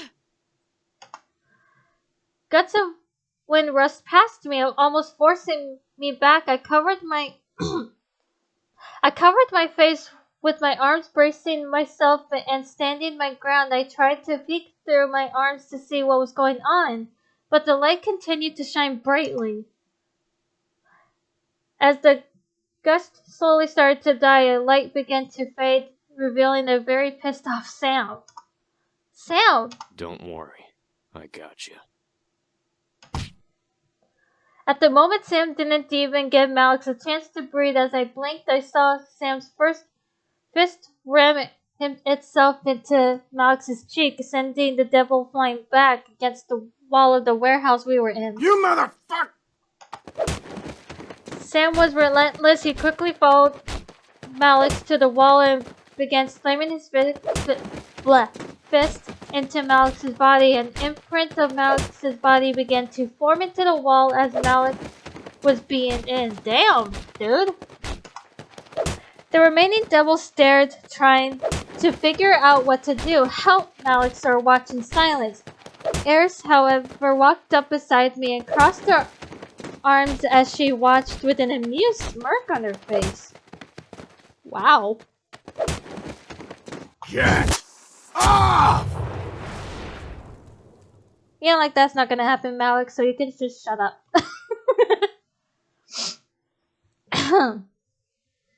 With a blast of heat, Sam was forced back for Malix. Sam slid out the balls of his feet, covering his face from the burst of heat that forced him back. Malix, on the other hand, was practically on fire. His menacing eyes glared deadly daggers at Sam as Malix gripped his gun. You're dead, Incubus! Incubus, that's how you say it. Malix pried himself from the wall and began to fire hot bullets at Sam. However, none of the shots made it to Sam's body. In the blink of an eye, Sam had disappeared from his spot and reappeared at Malix's side, ready to lay a heavy punch to Malix's head. Too slow! Malix, though, wasn't as slow as Sam thought. Malix quickly turned to shoot at Sam, who barely had the time to dodge it. It quickly turned into a fight of Sam using his speed to dodge and try to hit Malix, and Malix using his gun and devil-like skills to try to lock onto Sam's appearing form. It was almost too fast to follow. However, I could tell something inside Sam had changed. He wasn't holding anything back in this fight. It was as if something incredibly demonic had taken a hold of him and forced each punch he threw and each step he made. Was this the extent of demon power? I didn't have the chance to answer myself as Sam tried to dodge Malix. Sam tripped and landed on one knee with a loud thump. Ouch. You alright, Sam? Gotcha, bitch! I gasped in horror. Sam had no chance to dodge or run. I could only stare petrified as Malix charged forward and jammed the barrel of his gun into Sam's mouth. Ugh. Eat hellfire, Incubus! Oh boy. Then at that moment, something in the air changed. The air instantly went from frantic to still in energy. What could have been described in tone as the color red quickly turned into a deadly mix of purple and green as everything began to blend together all at once.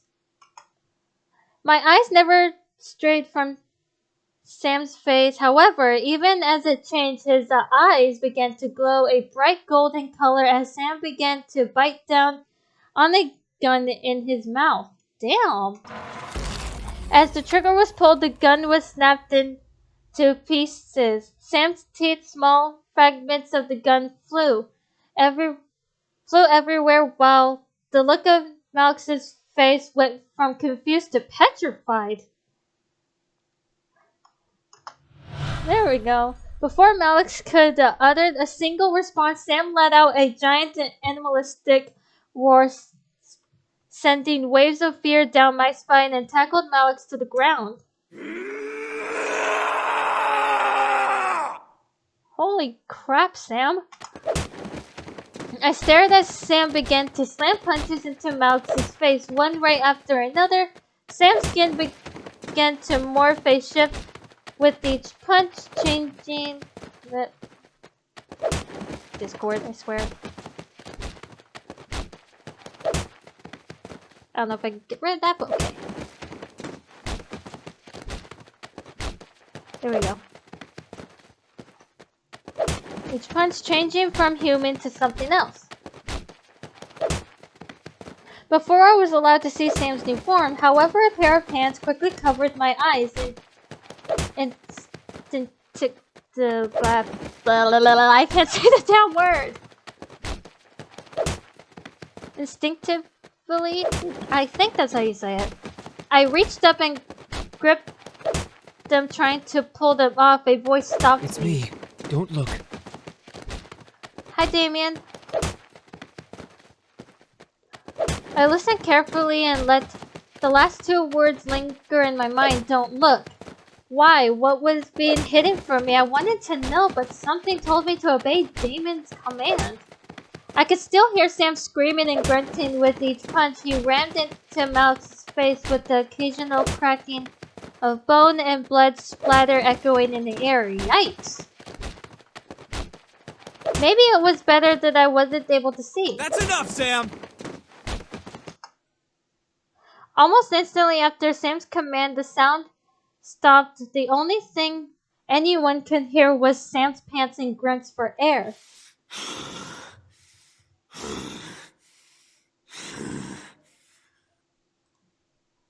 Malix is dead, and you've lost your glamour spell. Glamour spell? Shut up. Glamour spell? What did he mean? Why did Sam sound so different? Why was this being hidden from me? It's a spell that makes us look human. Ah. I froze. Look human? They didn't look like humans after all. What did they look like? Like demons. As if Matthew knew what Damien was talking about, Matthew spoke up, followed by the sound of a cork popping out of a bottle. Well, not for much longer. Here. Let's go. You gotta regain your glamour spell and you're all out of energy. Come on. Fine. Whatever. I can hear the small clinking of glass being passed before hearing Sam guzzle down the liquid of some sort. The feel of the air around me gently began to warm back up, insinuating that everything had been returned to normal. Finally, Damien moved his hands from my face, from my eyes, allowing me to see around me once again. The devils, including Eris, had fled. On top of Malix's body was dirty sheet that was quickly turning red from blood. I could see that Malix's face was completely caved in, making a dip in the blanket. The boys, however, had gathered around me, all of them, including Sam, looking like nothing had happened. What just happened? I tried to speak, but everything zipped around my head at the whole event, and I felt like speaking wasn't possible. Let's just get you home, miss. There's nothing more to see here. I could only nod. What had happened boggled in my mind to the point of disbelief. I was second-guessing everything, lost in the sea of what and how and when. As we walked out of the warehouse, I looked to Sam for a form of sign that I wasn't dreaming. Sam kept his eyes down and away from me. Aww. It was over. Malix was gone and the boys were finally safe. A wave of relief ran through my body and the thought of never having to deal with that group again. At the same time, a pang of realization hit the back of my mind. The boys were only going to stay until after Malix was defeated. That was our deal. As we approached home, I could feel something heavy weigh down my heart. It was late, but the boys led me inside and turned on the lights in the lobby. Finally, we can relax. It will be good to have some rest without devils breathing down our necks. I'm just tired.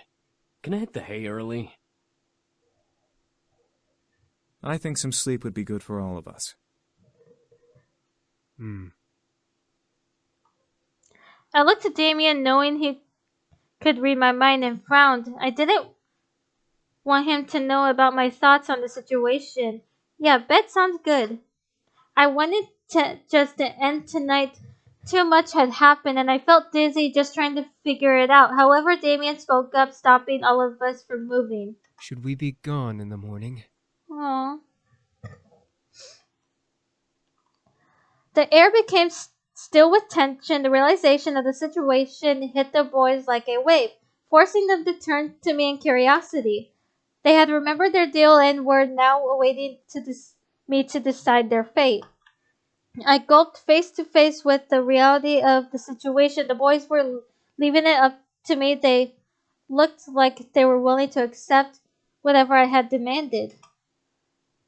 It was only fair, though, after all that had happened.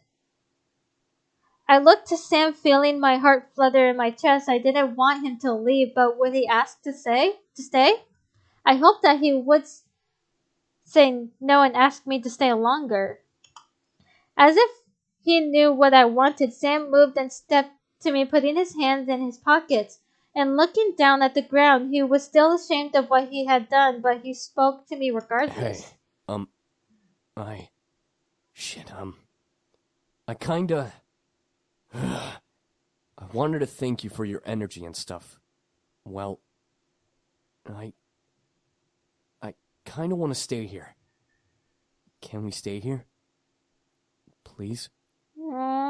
Sam.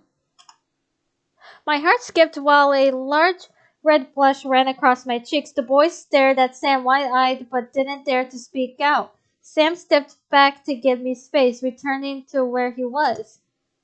I moved my gaze across each boy, trying to make a decision.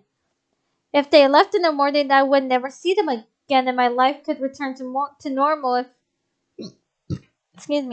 If I did decide to let them go, that would have been for the best. No goodbyes, no delays.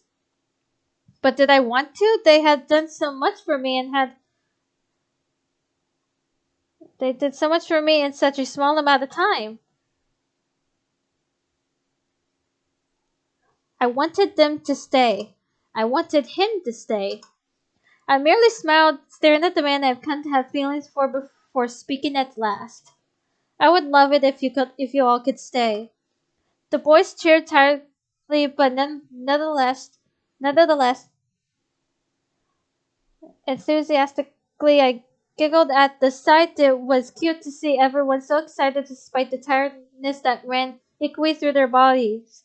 Today was a rough day. My home is your home as long as you can still help with the chores. The boys nodded in unison. I can't say that word. Oh my god. Agreeing to the terms I had set for them. Despite the good situation, I felt myself slowly slipping into unconsciousness. However, James quickly clapped his hands together, getting everyone's attention and waking me up, making sure I didn't pass out on the floor. All right, everyone. We're all very tired, so let's head to bed, shall we? Oh! Yeah, sleep is actually a thing. Right. We've had a very long day, but it will be good to just relax tonight and tomorrow. Sleep sounds really good right now. Yeah, man. I watched a happy smile grow onto Sam's lips. He shared my excitement knowing that we would be together longer. Who knew how long we would stay together? All I cared about was that I would be with him.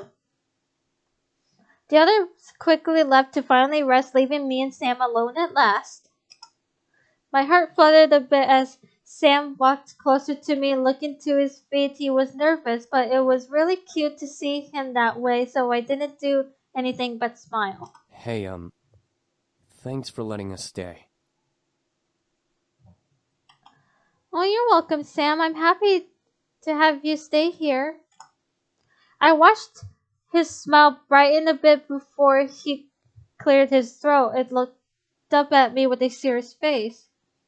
I didn't know if it was a tiredness or my growing attachment to him, but I felt myself sway a bit to my feet. However, Sam's face made it clear that he wanted to say something, making me forget that my bed was also calling for me. Listen, about what happened at the warehouse. No, it's fine. You did what you had to do. I understand. I had accepted everything that had happened and knew that Sam had to do what he had to do. He was real and was he was someone I didn't want to be without, even if that meant nodding against my curiosity. Besides, I was too tired to explore that memory further. Sam nodded before holding out a hand to me. Come on, let's get you to bed.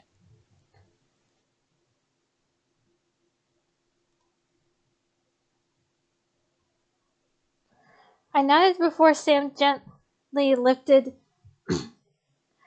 me up into his arms like a bride and carried me to my room. I didn't want to leave his arms, leaning my head against Sam's chest, but eventually I was slowly lowered to my bed and covered with my bed covers. Oh, shit. There we go. God, I got hiccups tonight. What the hell? Why do I all of a sudden have hiccups? I was still in my school clothes, but I was too tired to strip or care. I looked to Sam fighting a yawn from escaping me as he gently ran a hand over my hair. Get some sleep, alright? I'll make some breakfast again for you in the morning. Alright. I nodded with a tired smile before watching him slowly stand and leave my room, closing the door. Aww.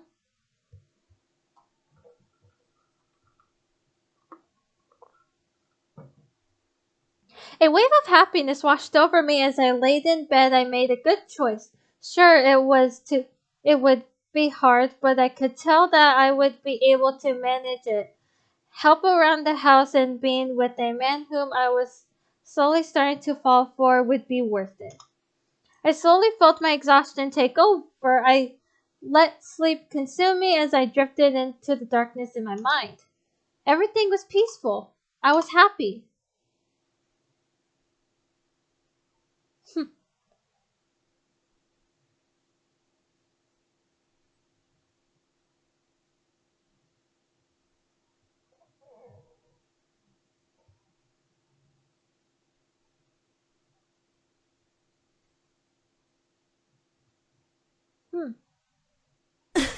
Oh, hello. You are an interesting creature. Just letting you guys know that the voice of this character is Michaela Laws, the creator of the game. That's Michaela Laws, by the way. I opened my eyes to see a woman staring down at me with a very sly smirk on her face. I opened my mouth to scream in fright, but a hand quickly covered my mouth. No screaming now. Too early, silly girl. And yeah, I love Michaela Laws. She's so funny. I love her. I could only stare up at the woman above me. I still felt weak, not having the strength to move or fight her off. What was going on and why was she here? Why do the boys like you? You're unique, yes, but that can't be all that you have going for you.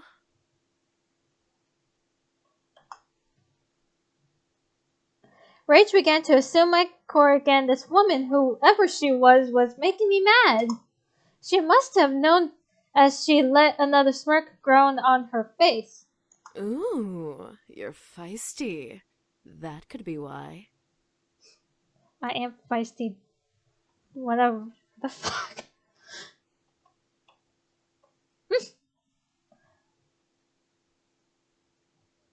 Who cares if I'm feisty? Just go away, woman.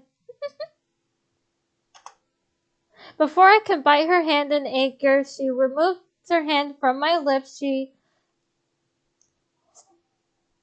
Standing up and staring down at me from her place next to my bed.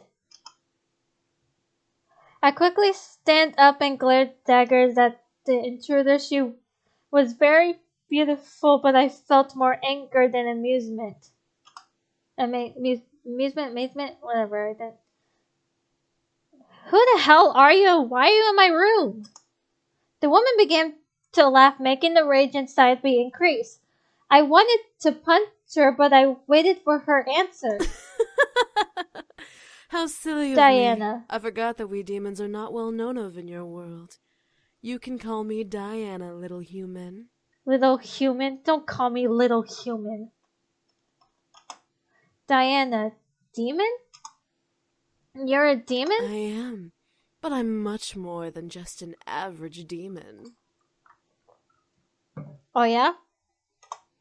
What do you mean? Silly girl. I'm a succubus. Succubus. I stared at Diana in shock. A succubus. First incubi, now a succubus? Great, I had now met both genders of sex demons. Diana crossed her arms under her bosom and looked at my body. Well, you are pretty.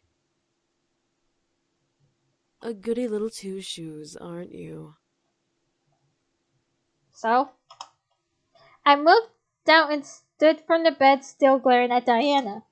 Why are you here? Oh, I just wanted to see who my competition was. Competition? For the boys, of course. They don't belong here, and yet here they remain. I want to know why, and remedy this little issue. This girl was seriously pissing me off. Issue? What issue? They want to stay here so they can. Silly, uneducated human. You don't understand the important roles these boys play in the abyssal planes. You keeping them here is practically imprisonment. Whatever. You have about 10 seconds to leave. Is that a threat? How cute. What are you going to do? Kill me?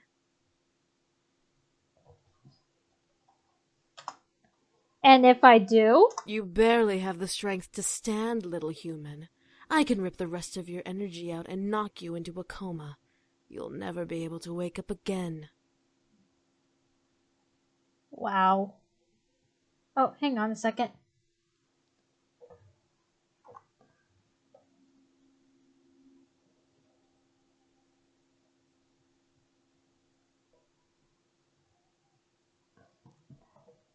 Sorry, I was checking something on my phone.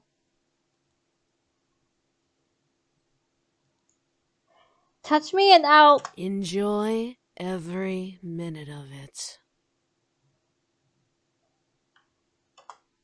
I felt my body freeze and heat up to almost a painful haze. My mind began to feel fuzzy as Diana stepped to me and caressed my cheek. Now, you're going to listen to everything I say without any questions.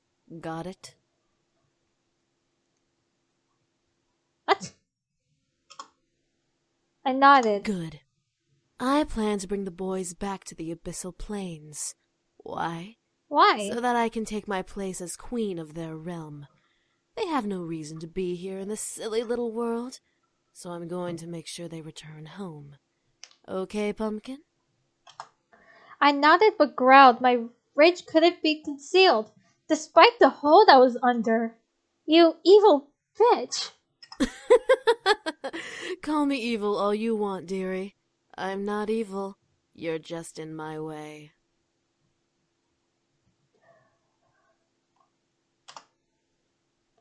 I felt Diana lean into my ear and whisper, making me unconsciously shiver in both pleasure and annoyance. Now, be a good little human and go to bed.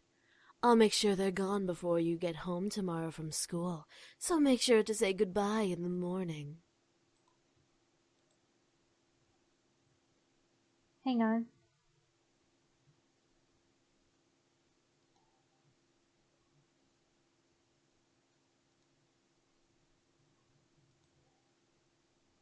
There we go. I felt my body move on its own to lay in bed and cover itself with my bed sheets. I glared at Diana the entire way down. Diana laughed at my futility. I'll get you. Oh, please do. All of a sudden, her voice deepened and became cold and demonic, sending a violent, scared shiver down my spine. Her red eyes practically illuminated in the darkness of my room as she glared at me. Give me a reason to make your life a living hell. I gritted my teeth, trying to fight back against the hold on me. She couldn't have been that tough.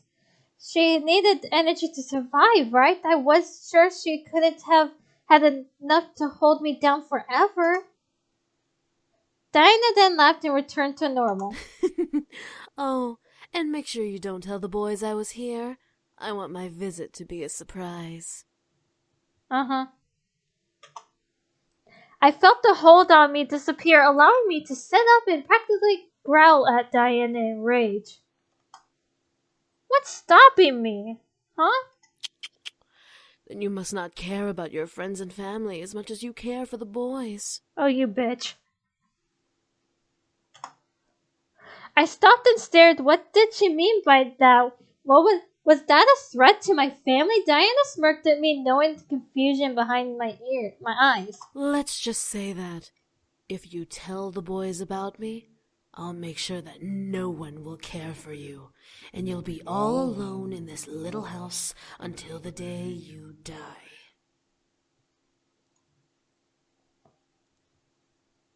I could feel fear creeping onto me. Alone, how could she do that? The word demon oh god, words, I can't. In my head, reminding me that I was facing off against something supernatural. A human with a shield versus a devil was one thing. A human on her own versus a demon was another. Have a good night. Wow. And with that, Diana sank into the floor through a magic purple pentagram which disappeared as her head vanished into the floor. I couldn't believe it. I had one problem and now I had another. Instead of a crazy psycho devil who wanted to kill me and the boys, I had a succubus wanting to ruin my life and take the boys away. Could my life get any worse? No, I wasn't going to let her win. She's not as powerful as she looks, I know it. I had to mentally confirm it. She wasn't going to win. The boys wanted to stay with me. I let out a sigh before closing my eyes, affirming my plan of action. No matter what she was going to do, I was going to beat her. Eventually, the morning arrived and the sun screamed at me to get up. Surprisingly, I woke up before my alarm clock once again, which I have done that before, which was nice. I stretched out and quickly got dressed. Getting ready for school, she accepts me to say goodbye to the boys. I will say good morning and we'll see them when I come back. No way am I going to say goodbye. I scooped up my bag and headed downstairs to the hang on a second, I thought I heard something at my window. Nope.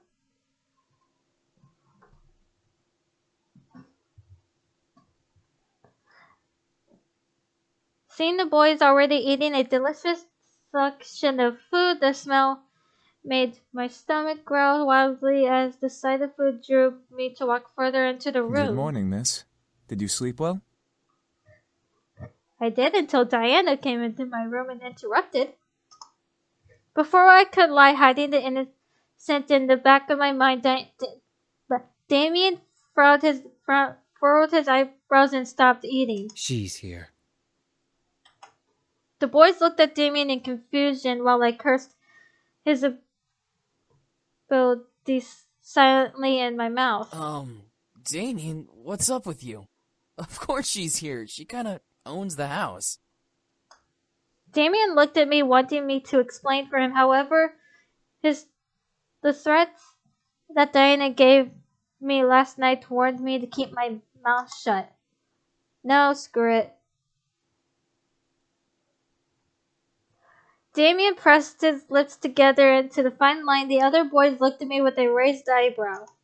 A girl named Diana came by last night. Diana? Is she important? Did she try to hurt you? She's a succubus. That single word made the boys stop and stare at me as I looked to each boy, unsure of what was going through their minds. Should I have avoided it? So, she's come to try and bring us back. She must really be desperate. Well, what should we do now? Nothing. She'll give up eventually. Will she? Yeah, will she? The boys continued to look at me as if I knew the answer to that question. Damn it, Damien! She said that if I told you, she'd make my life a living hell. She can't possibly do that, right? She's not a devil. No, she isn't. However, she is a very powerful demon.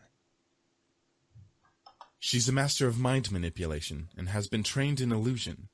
Unlike other demons who use strength to get power, she uses her charisma. She has the power to make armies bow to her and obey her every whim. That's why she's so obsessed with us. Well, what do you mean? Well, she sorta has family ties to us. She was promised to marry one of us in exchange for more power.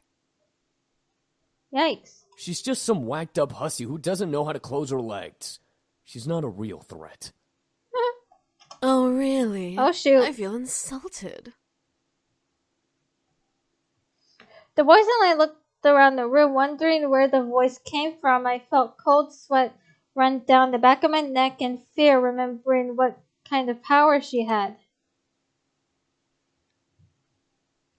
At last we saw Diana by the entrance of the kitchen, juggling single red apple in her hand. As she leaned against the archway, the boys quickly surrounded me, glaring at the intruder. So, you took up a human name as well.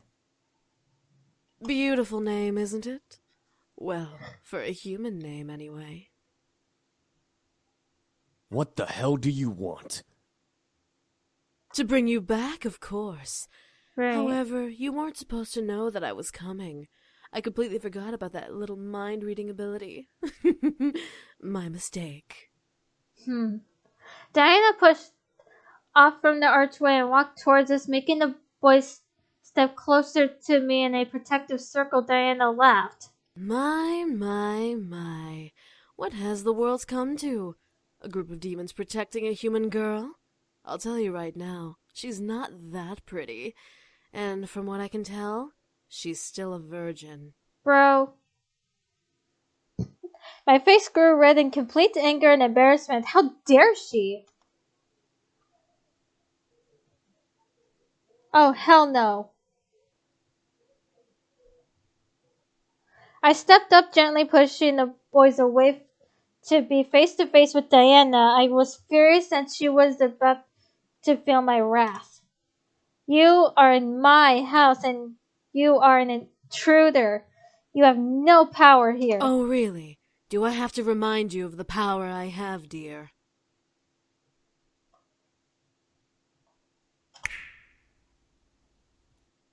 With a snap of her fingers, my mind suddenly locked up and I felt blank. I could see the world around me, but I lost control of my body. The boys quickly reformed around me, with James gripping onto Diana's wrist with anger. You will leave this instant. Or what? You'll kill me? I completely dare you to. Let me do it. I could use the workout. Sam. Don't. The boys looked to Damien while Diana smirked at my blank stare. I wanted to fight this hold, but her power held me down. And why not? She wants us to kill her. If she dies, then civil war starts in the demon world.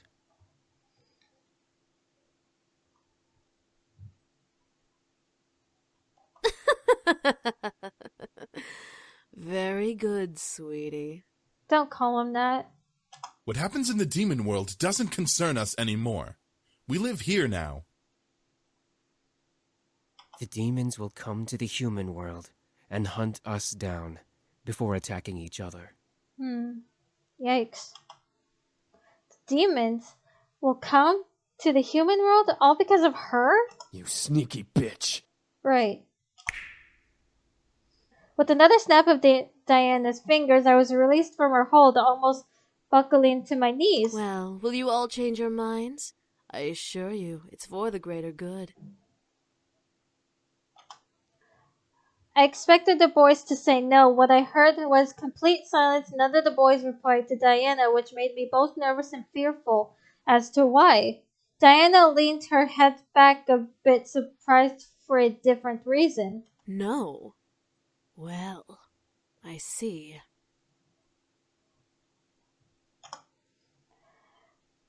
Was silence truly them saying no to her? I looked around at the boys and saw the disobedience in their eyes, giving me my answer. I felt my heart flutter, especially when my eyes landed on Sam. He kept close to me, glaring daggers into Diana. I could feel that he was completely adamant in his choice to stay. I don't know what, but I was incredibly happy to know he wanted to stay. Diana sighed and pressed the finger onto her temple, rubbing it gently. Either all of you are playing a very convincing hard-to-get game, or you all must be out of your minds. Diana then looked at me, locking her gaze with mine as if to read me. I could tell she wanted me to do something, but the boys would stop her, so the stare was her only available action. After a small moment of silence, Diana licked her lips before breaking the gaze battle and smiling to the boys around me. Very well. I guess I'll take my leave now. What? Her leave? Was she serious?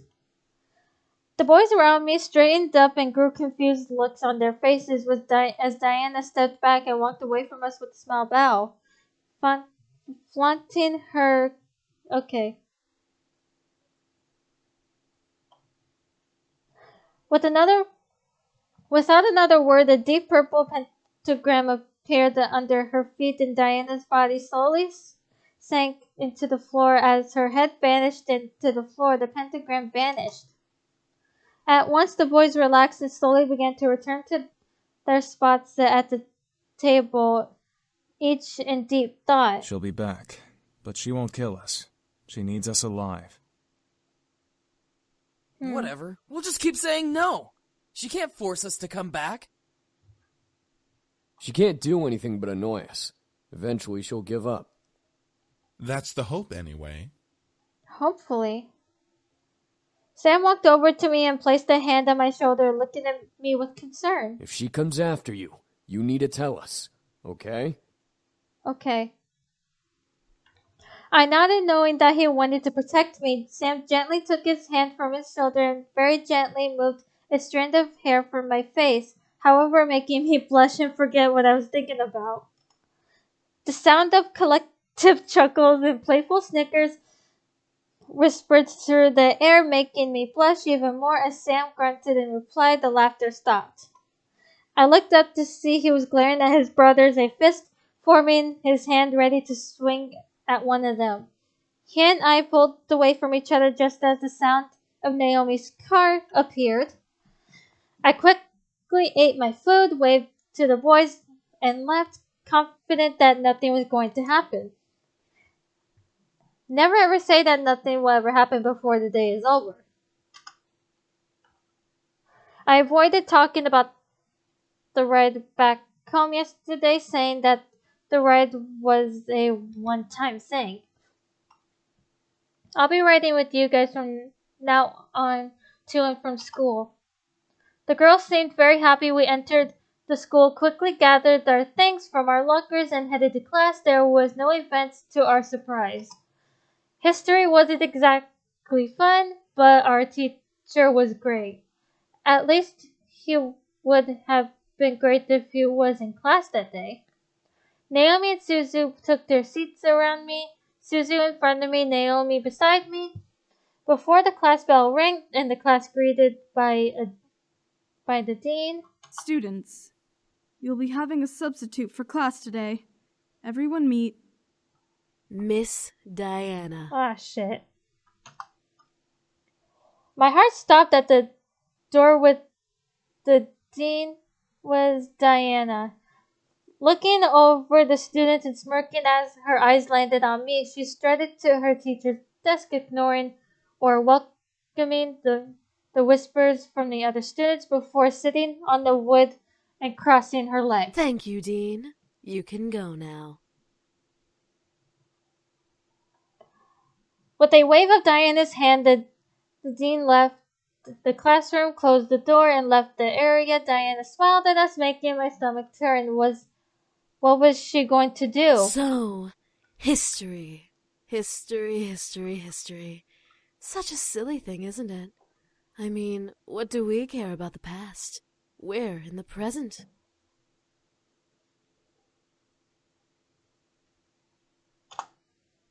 The rest of the class, including Naomi and Suzu, hesitantly nodded in agreement.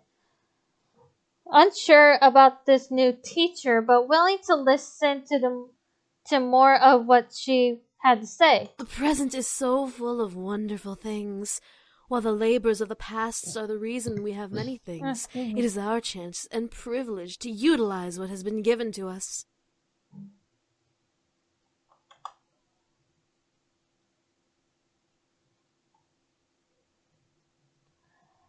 Her charm was almost infectious.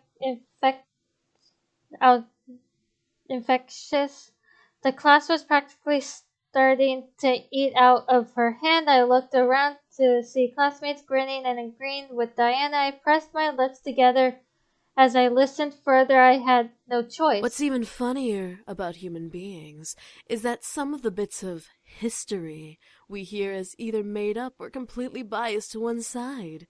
It's like a story you read as a child. You hear of the princess and the prince, and they live happily ever after. But what about the family she left behind? What of her friends?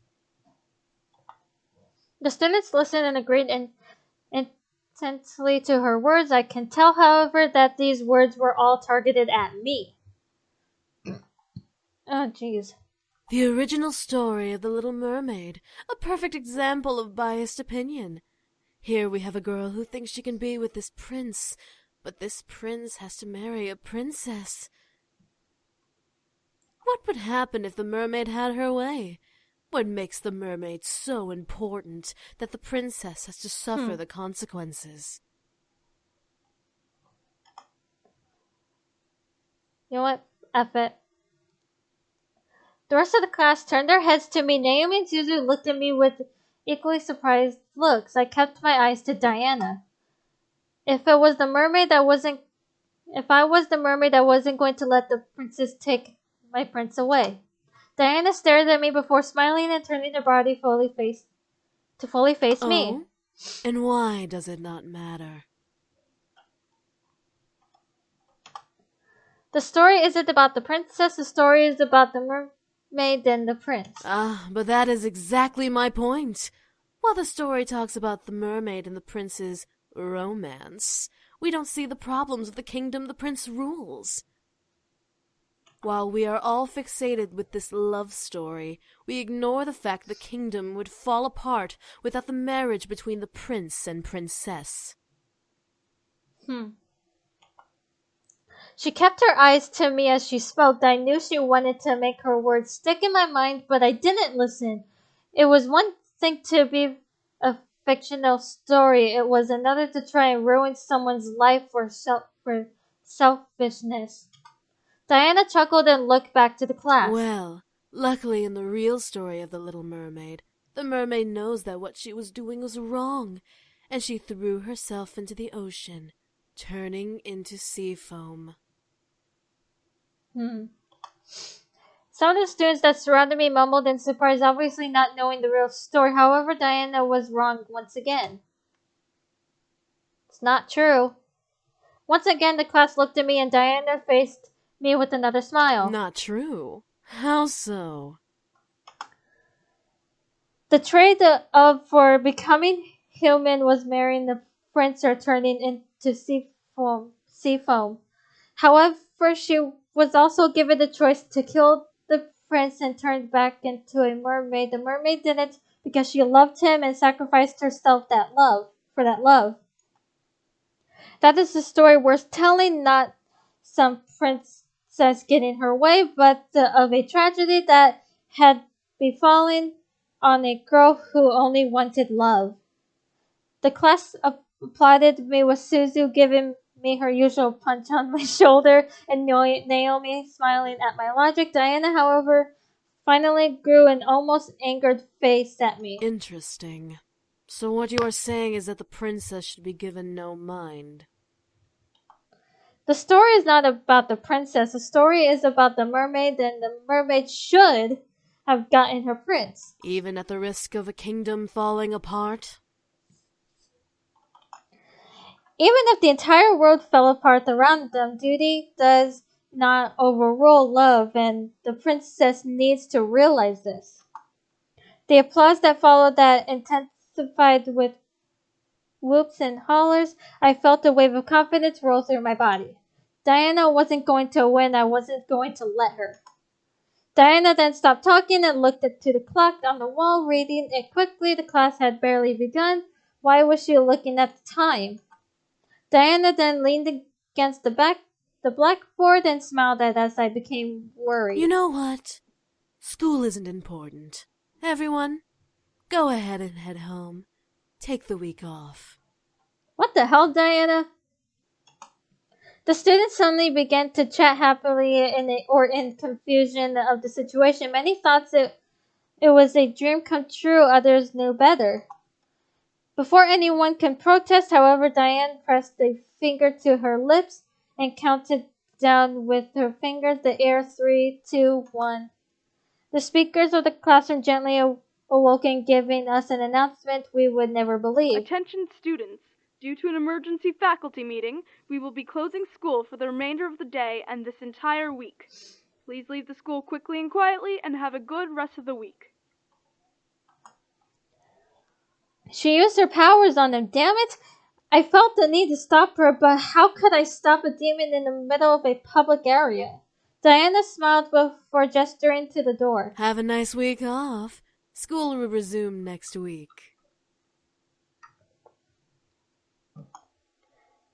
Many of the students filed out chatting to each other about new impromptu plans. Suzu was beyond happy, but Naomi was hesitant before we could pack up and leave. However, Diana stepped to us. Excuse me, little miss. I'd like you to stay a little while. There's something we need to discuss. Okay. As Diana looked at Suzu and Naomi, she snapped her fingers, making my friends tense up. You two can head home. Don't worry about your friend until next week, okay? If you contact her, she won't reply, so don't bother. If she contacts you, ignore her, because she's just fine. As if on command, Suzu and Naomi left the room. I tried to march after them, but Diana stepped in my path, warning me with her eyes that if I followed, there would be hell to pay. Damn it. I had lost my two friends at least for the week, Diana and I were alone, just like she wanted. I slammed my hands on the desk in front of me and glared at Diana. Why are you doing this and what were you thinking? What? Do I not make a good teacher? I figured you should have a little lesson, so I took matters into my own hands. Whatever you're trying to do won't work. You really think so, dear? And what makes you so sure about that? What was making me so sure? Why was I confident? Were the boys worth this? My thoughts began to fill with doubt. All of a sudden, uncertainties about this whole ordeal began to cloud my mind. If the boys were ever found out, there'd be hell to pay. What was it worth it? What about Diana? What would she do to me? What would she make my parents forget about me completely? Would she ruin my friends' lives out of spite? In my gut, I felt a stone of confidence tried to fight back, but the heaviness of my thoughts began to dissolve the stone little by little. What was going on with me? I looked to Diane once again to see her gaze on boring into my eyes. She was using her powers on me. This time I was away from home, so I couldn't escape. Or could I? Did I want to? The way she stared at me made me feel warm and fuzzy inside my chest. I felt like melting. Diana lifted a hand under my chin and ran her thumb over my lips, licking her own. I could feel little shots of energy zipping from under my skin into my chin where she held me. Now, let's have a little taste of that sweet, virginal sexual energy. I watched as she leaned in, ready to kiss me and take my energy. Half of my body felt elation at the idea. The other half completely rejected it and didn't want her to even touch me. Sam! Suddenly, Diana stopped in her tracks. Sam? Who is... It then dawned on her. Ah, one of the boys. Why don't you tell me which boy is Sam? I felt myself nod in compliance. The third. Diana giggled in reply before letting go of my face and stepping back. Really? The brute? With you? I nodded once again, but this time it was partly my own decision to reply. Diana let out a sound that mimicked a cat's purr before stepping away from me. I would try to do that purr myself, but I can't purr. I can't do that. All right then. Well, if it's the brute you're infatuated with, you should really rethink your romantic options. Diana chuckled before kissing my nose where I felt a shot of energy zap out of my body, almost making me dizzy and recoil. Diana then turned to the desk and sat on the wood, crossing her legs. You can go now. Remember, no class for the rest of the week. And how am I supposed to get home? My two friends left me here thanks to you. Oh, were they your ride? My apologies. Let me help then. Diana then lifted her hand and snapped her fingers. I suddenly felt the floor sink from underneath me, forcing me to look down. A purple pentagram surrounded my feet, pulling me into the ground. Whoa! Before I could fight, however, I sank fully into the floor, fading into darkness and shutting my eyes. As I opened them, I felt my silk sheets around me, soothing my anxiety from the darkness that had previously surrounded me. What the? Why did Diana bring me home? Was this an illusion? Was I being tricked? Something was going on. I sat up in bed looking around me. I was indeed in my room. There was no mistake about that. Why? Diana is too strange. Was this a game? Was this part of her plan to get the boys back? I was lost and confused more than ever, despite my logical thought trying to piece the puzzle that is Diana together. The more I tried to solve her, the less I understood about the situation I was in. I was interrupted, however, by the door suddenly opening, revealing the boys with Damien's hand on the doorknob. Miss, what are you doing here? Aren't you supposed to be in school? I furrowed my eyebrows and stared at Damien, asking him to answer their question through my thoughts. Diana sent her back here. She invaded her school and sent all the students back home. What is that bitch up to? Seriously! Diana's playing around for no reason. Maybe it's part of her plan. Yeah. The boys continued to argue back and forth about Diana, feeling an almost jealous curiosity in me. Damien seemed to be too deep within the talking to notice my thoughts, for he didn't even stop talking alongside his brothers. Why was Diana after them? Why did she want to bring them back? What was so important about the boys that she would travel to the human world to get them? What was going on? I decided enough was enough. I needed answers. Hey! The boys stopped arguing, staring at me in surprise. I held my hands in fists on my lap, mustering the courage to continue to speak despite my abrupt shout. Why is Diana here? Why does she want to bring you all back? What exactly did you all run from? What did you run from it? Why did you run from it? Don't miss me, please. I need to know what's going on. I won't be left in the dark about this. I want to know what I'm facing. The boys looked at each other hesitantly, unsure of what to reply. Finally, Sam pushed Damien towards the bed, making him buckle and land on his knee with his torso over the edge of the mattress. Damien, do the thing. The thing? What thing? Sam, you're not suggesting. Why not? She deserves to know everything. True. Especially if Diana is targeting her. Sam's right. Right. I guess we have no choice then.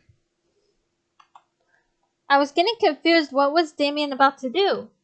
Damien stood before climbing onto the bed with me sitting across from me on his knees. We are going to show you everything. You have to trust me, okay? The minute you stop trusting me, the vision will stop. Okay. Vision? You want to know, right? Trust him. I looked to Sam, unsure of what was going on, but I nodded. If this was the only way to learn, then this was my chance to know. Damien gently placed his hands on each side of my head, gently pressing his thumb into the skin above my eyebrow. I could only stare at Damien as his eyes began to glow gold, and the energy began to be both pulled out of me and forced into my head. Within seconds, my vision went black once again. I was unsure of what Damien was doing, but soon shapes of texture slowly began to appear around me. I found myself sitting on a stone floor in the middle of what looked like a fantasy throne room. Where am I? I looked down at myself to stand only to see my body as translucent as a ghost. Whoa! I jumped up and expected my hands to suddenly inspected my hands in a sudden panic. I was see-through. What was going on? How dare they try to negotiate with me? Do they not know whom they speak to? I gasped and ran behind a nearby pillar away from the voice. The sound of his anger and words frightened every bone in my body, turning me into a frightened child. My lord, please calm yourself. Calm? They're merely testing my resolve. I have more than half of a mind to send my greatest armies to take what should be mine. They are mere insects in the way of my kingdom's expansion. They merely asked for a marriage joining. So I'm to bow to them and share my land that I have so rightfully conquered? Wow. I peeked from behind the pillar to see a large demon covered in a royal clothes, but buff enough to be a military commander. His rage practically emanated from his body as he growled at his servant. They are willing to give their land to you, sire. All they ask is for one of your sons to marry their daughter, whom I might add is as beautiful as can be. This is ridiculous! To suggest that I need their approval to take their land is beyond insanity. What makes them think I care about their precious daughter? Wow. Did I mention that she is a prodigy of her kind, sire? A prodigy? Yes, my lord. This succubus is a master of her skills in magic and mind manipulation. She is said to sway armies with a snap of her fingers, despite being as young as she is. Impossible! If only it were, sire. This succubus is dangerous, but would be a great asset to have should we agree to this arrangement. The only reason she cannot faze you, my lord, is because you are the strongest demon in the plains. Is this supposed to change my mind? Yes, my lord. You are doing a terrible job at convincing me. My apologies, sire. I was lost. I could not tell if they were talking about Diana, but why? Father. I quickly turned my head to see another demon who looked like a mere child staring at the demon commander on the throne. Father? Ah, Raystrout, have you finished your training? Yes, Father. Then what do you want? I want to be with my brothers the best of the day, Father.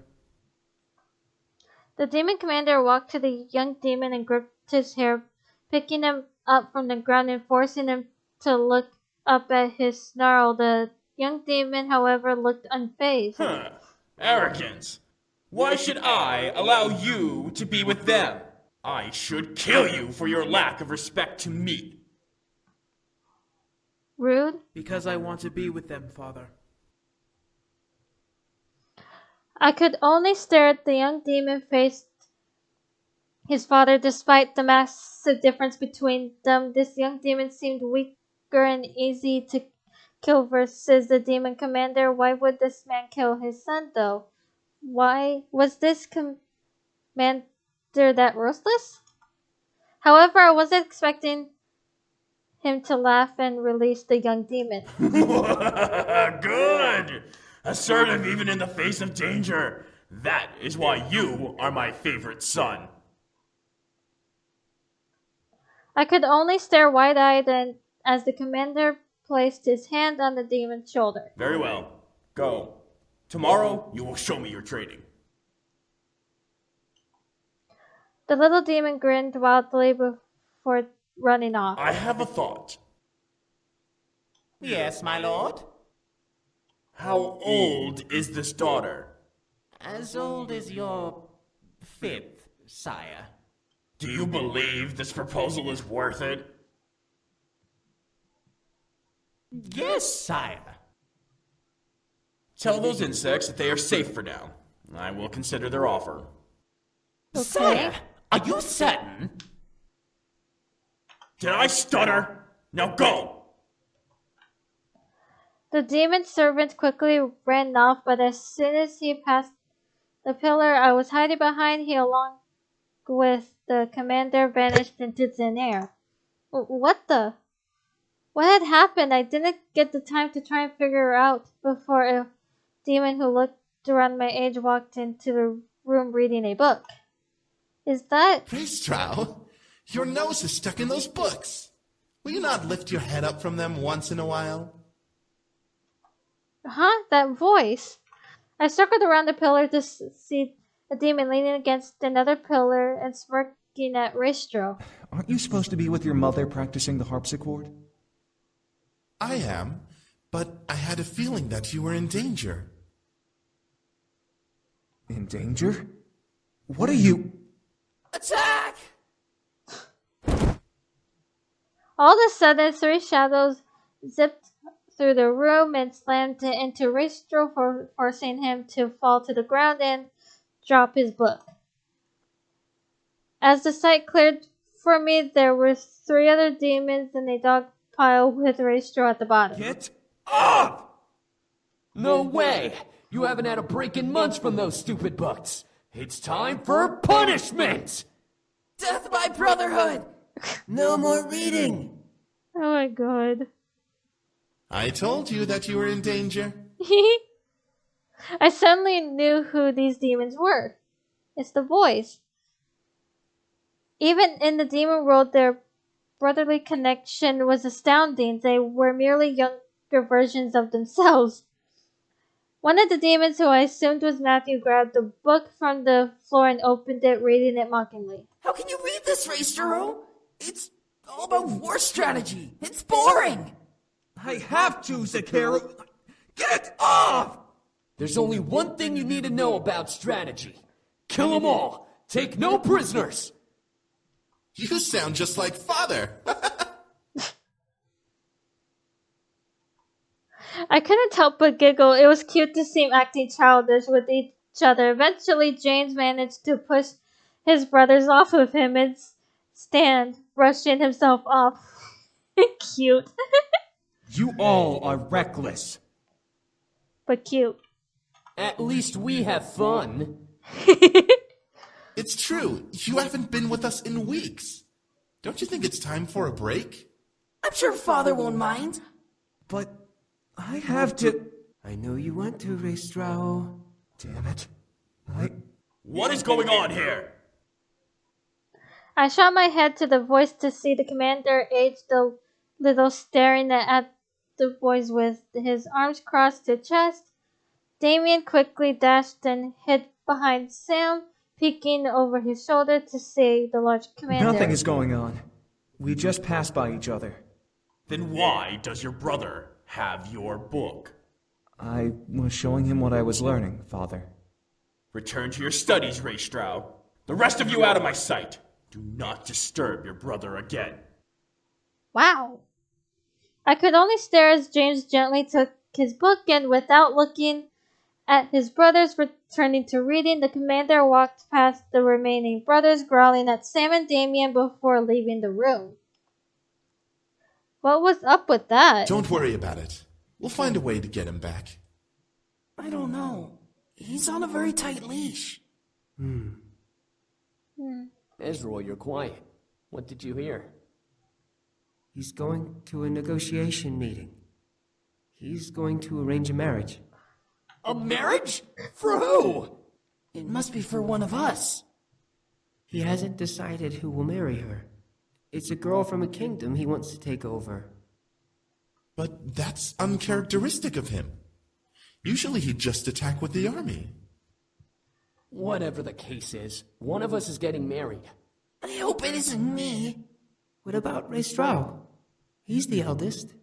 It would make sense, but having a succubus marrying one of us means that she'll be practically married to all of us. Well, what should we do?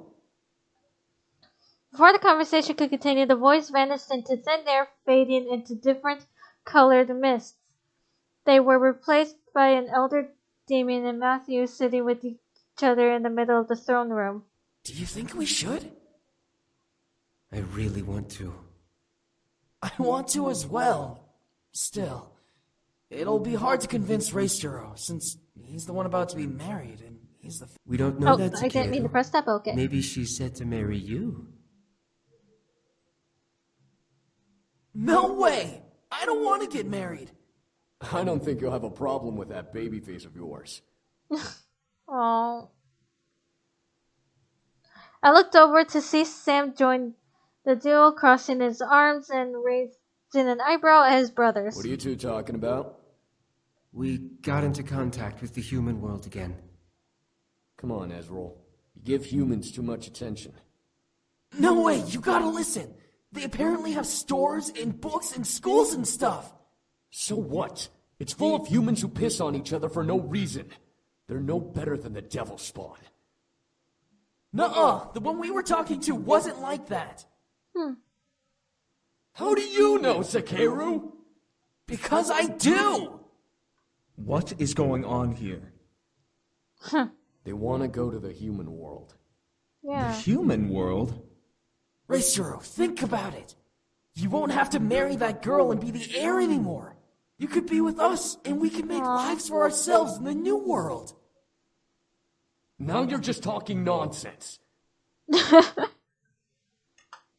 I vote that we do it. They made the decision to go to the human world. Huh? Oh, not you two. Think about it. This may be our chance to finally get away from this political nonsense we're stuck in. We may be nobles, but we're still our own beings. Ristrao is in. What? Ezreal! Whoa, so how do we get there? Are you kidding me? You don't even know how we'd get there. A simple spell should work, but it would require someone from the human world to help us get there. We can ask him! Oh, he'd definitely help us. I'm not so sure about... Reistra, aren't you tired of pleasing Father all of the time? I would. Because their father's kind of a jerk. I am, but... If you stay, you'll be married off and become ruler of Father's kingdom. You'll have no time for yourself or with us, and you'll be constantly at war with the other realms for power. You'll most likely turn into the spitting image of Father.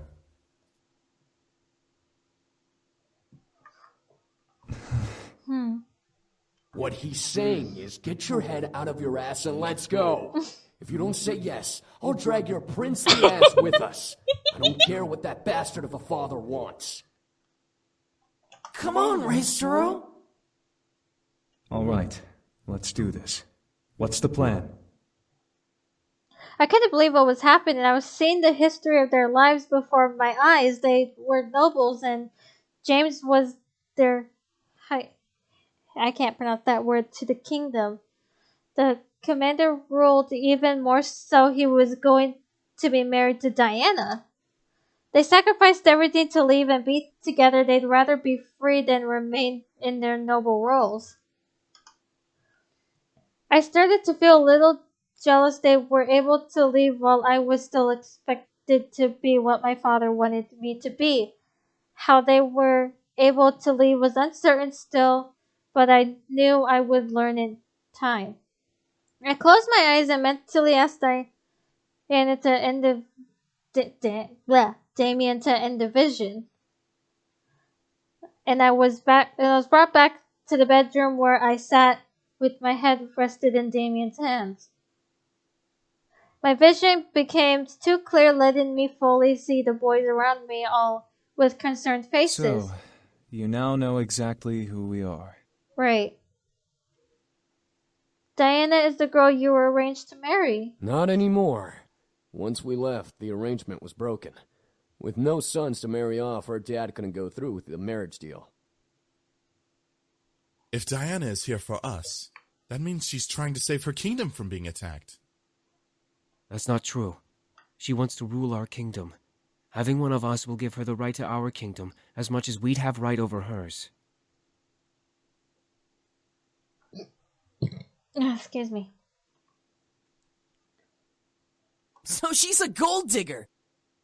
Well, with a kingdom like ours, what succubus wouldn't want to marry us for it?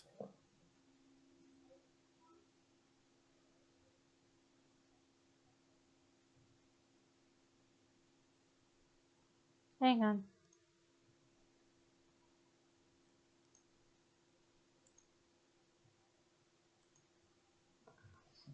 It all made sense. She wanted them so that she could finally take over and opposing kingdom.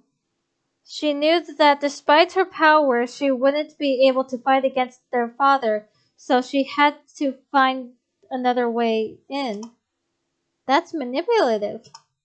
Before I could continue, I felt my head suddenly get heavy and dizzy. I gripped my head, kneeling under my breath. What the? I took too much. I'm so sorry. Rest now. There's no need to do anything more today. The boy suddenly rushed over and helped me lay back down as my vision was painted in white polka dots. I needed to sleep badly. Instantly, I closed my eyes and let the darkness consume me.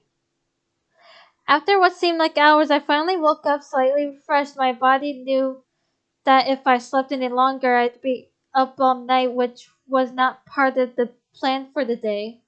I rubbed my eyes and sat up, letting a soft groan escape my lips. In response, something beside my bed shuffled, causing me to look over.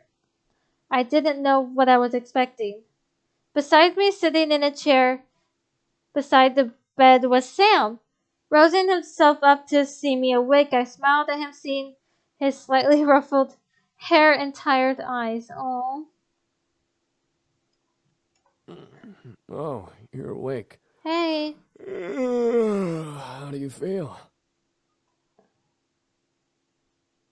Better. Sam nodded before he looked down at the bed, leaning over it to stare at the blanket. I'm such an idiot. Oh, if Sam. I was stronger, you wouldn't be like this. Sam, it's not your fault. No, it's my fault. It's our fault. Look at you. You're in bed again, after us using our powers again, and you're a target again because of us. We never should have come. Oh, Sam. I quickly reached over and put my finger on his lips, stopping him from going any further. I didn't want to hear any more. Sam, it's okay. I wanted to help you out. I offered to let you all stay. Nothing is your fault. I gently moved my hands and cupped Sam's cheek, staring at him with concern. I didn't want him to hold guilt in his mind about this whole ordeal. Diana was desperate and she'd hunt anyone for them. It wasn't his fault. She was desperate enough to hunt them down. Sam looked at me, defeated by my hand, before he closed his eyes and let out a sigh. However, I grew curious. So, Sam, you're a noble?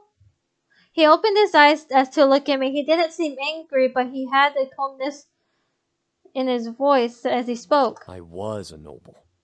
I'm not a noble anymore. Oh? Not anymore? I was the third son of the Demon Lord. My brothers and I lived together in the castle as nobility, but since James was the oldest, James became royalty and was heir to the throne.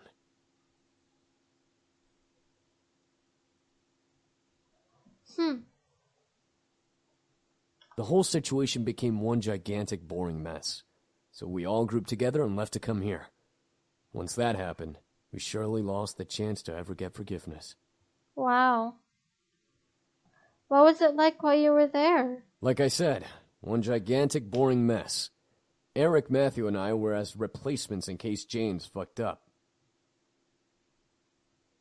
Wow. Since Eric was before me and since my dad was a dickbag, I wasn't ever likely to get the throne. So I spent my days lazying about and not giving two shits about anything. Not even my mom could control me. Your mom? Yeah, she's not like my asshole of a dad. She was actually caring and kind, but was a pushover. Sam let out a small laugh. I could tell he was getting nostalgic. She always thought I could be more than I was, but my dad definitely made sure I knew my place.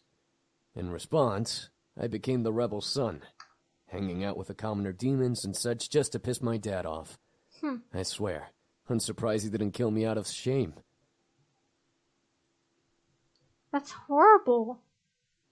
Sam stared at me as if I slapped him. He then sighed and ruffled my hair a bit. Don't even worry about it. You need rest. You don't need to know about the demon world. But I want to know more about you.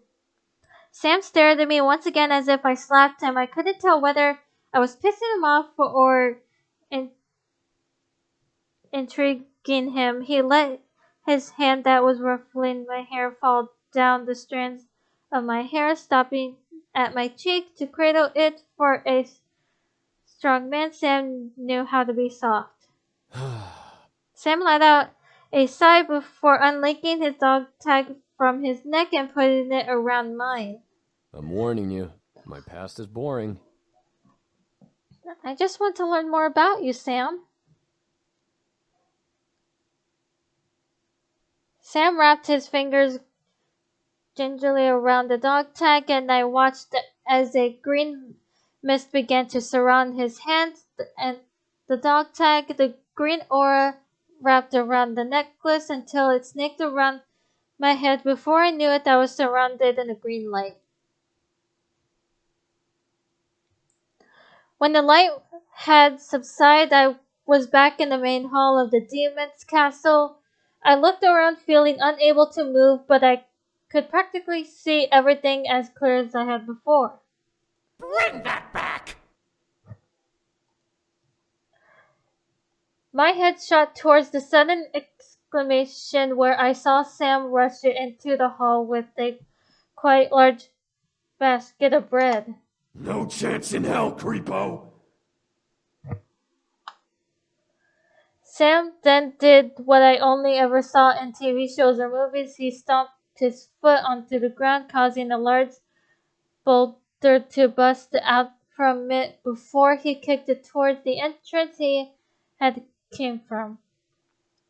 I could only stare at his boulder as the boulder didn't demolish the door it was flying towards, but simply skidded to a stop, blocking the entrance. That was easy.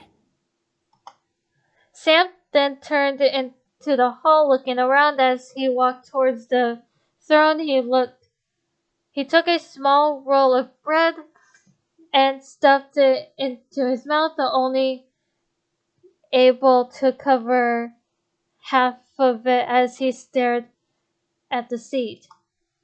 I was surprised. Why did Sam steal bread? Why would he steal bread? He was a rebel, yes, but he was a noble. He wouldn't get in trouble for taking food, but he had a basket of bread. Sam chewed and swallowed the bread as he started consuming inside. Fucking asshole piece of shit parent. At least you have your folks. Oh, hello there. I turned to see another demon step out from behind the pillar towards Sam. Sam smirked at him and tossed him the basket of bread. Think that's enough for you and your brother? More than enough.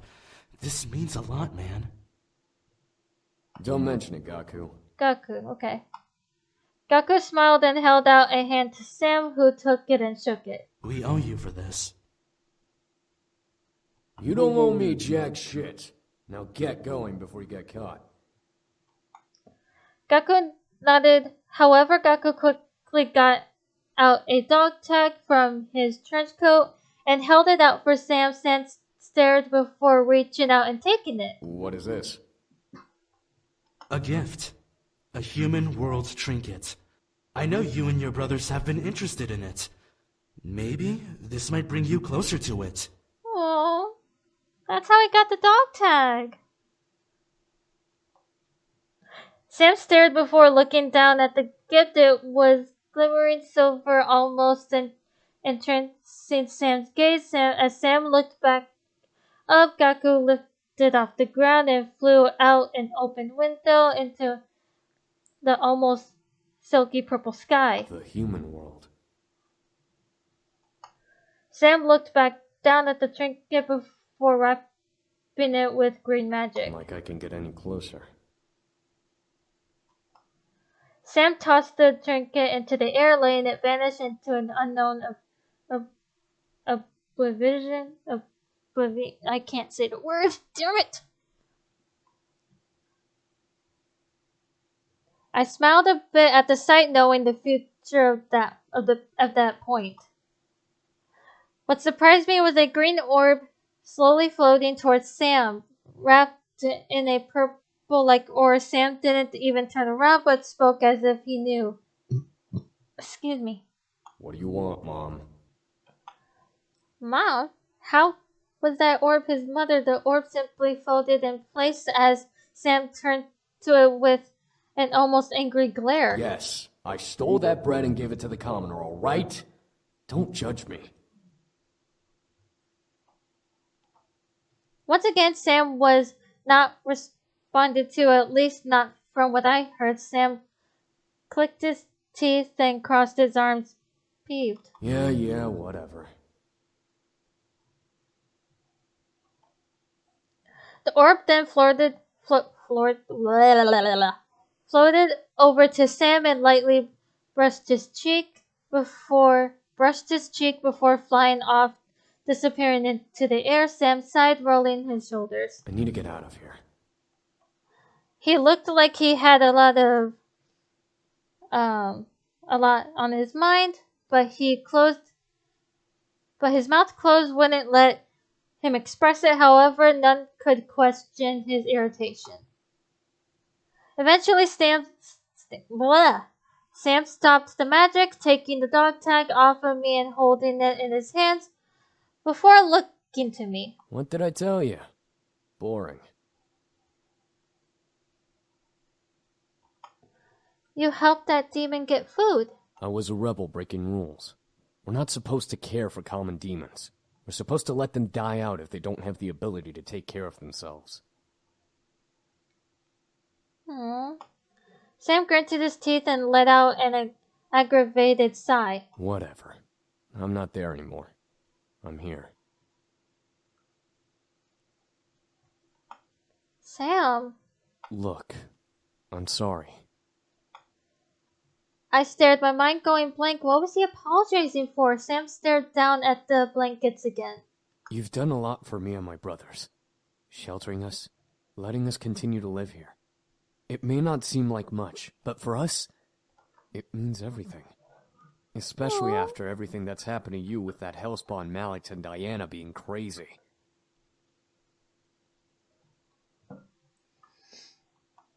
I don't think we'll ever be able to repay you for what you've done.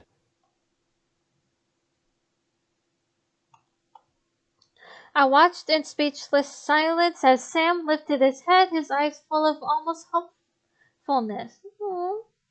Thank you. No problem. Sam lowered his head and gently, almost as if I was fragile, I placed his hand over my hand. I couldn't help but feel my heart squeeze within my chest at the sight. He truly cared. Sam let out a small sigh before looking to me, removing his hand from mine. Now get some sleep. You still need rest. We'll wake you up when dinner is done. Okay. Sam gently pressed me back down onto the bed, resolved in what had happened. Steal a kiss. I couldn't let him leave without doing something. I quickly pulled Sam down to me, lifted my head and gently kissed him, softly landing a hand on his cheek to keep his face close. Sam stared in deep surprise before hesitantly kissing me back, caressing my cheek and slightly melting at the touch of our lips. A soft sigh escaped his lips before he slowly pulled away. With a smile, he gently licked his lips, making me go red in the face.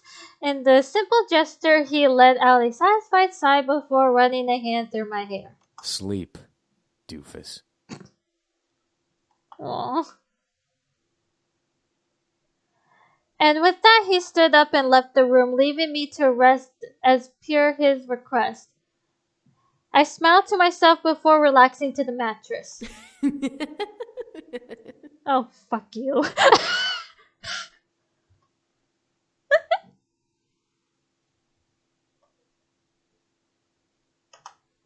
I suddenly tensed up. I felt majority uneasy. Something wasn't right. I felt it in my core. She must be here. The thought of her in the house infuriated me beyond belief. I had to make sure she was not here. I rolled out of bed and quickly left my room, wandering the halls and listening closely. She was a demon, but I was listening very intensely. There was no way she would have been able to sneak up on me. I know you're here. Where are you? I could feel myself growl. It wasn't a matter of fear that she'd take away the boys anymore. Her very existence had lit a fire of rage within my gut, which only grew as each day went by. This feud was getting on my nerves, and I knew it would not end well for one of us. I wasn't going to lose to that demon bitch. What the fuck do you want? My heart stopped. Diana was with Sam. My mind flew into slow motion, playing fake images of Diana trying to seduce Sam in my head to further fan the angry flame inside me. I instinctively followed Sam's voice. I was approaching the grand lobby.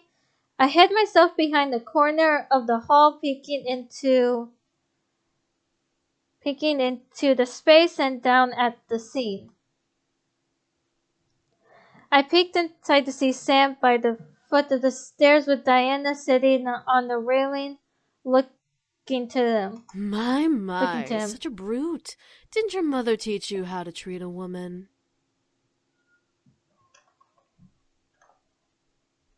She isn't here, and frankly, you shouldn't be either. I'm hurt. Wounded, truly. Oh, thank God, Diana, I swear. Like I care, you crazy bitch. Pity. And here I thought I was going to offer you the chance to become something better than just a simple incubus. What was Diana going on about? More than just an incubus? She was insane. Like you got anything I care about. How about becoming the next demon lord? The hell, dude? I froze. What did she mean, becoming the next demon lord? The boys weren't in the demon world anymore. They had no claim to the throne anymore. Sam stared at Diana, which made me worried. You're bluffing.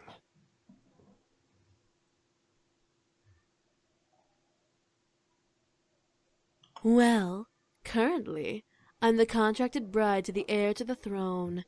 Since the throne is open, it's available to any son of the Demon Lord's line.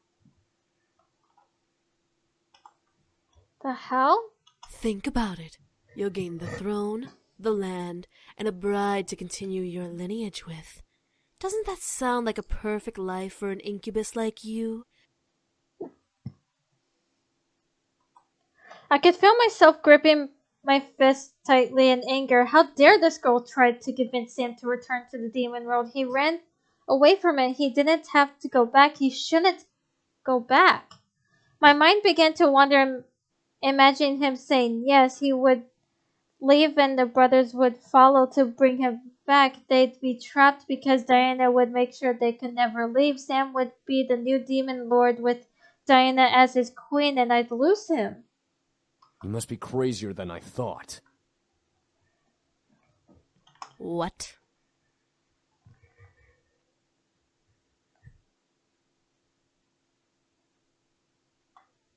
I felt surprise run down my body again. Did I hear Sam correctly?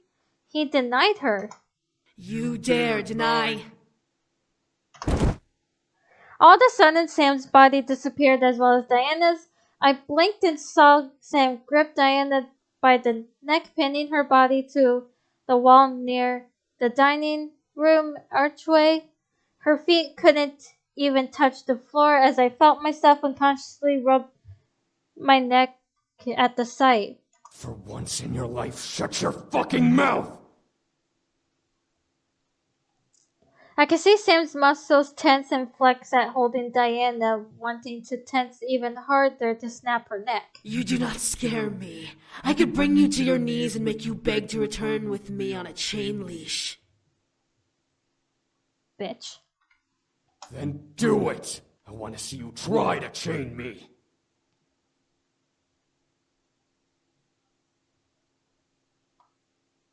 Sam glared as Diana stared almost in fear of him. I expected her to actually do it. However, after a small breath of a moment, Sam smirked.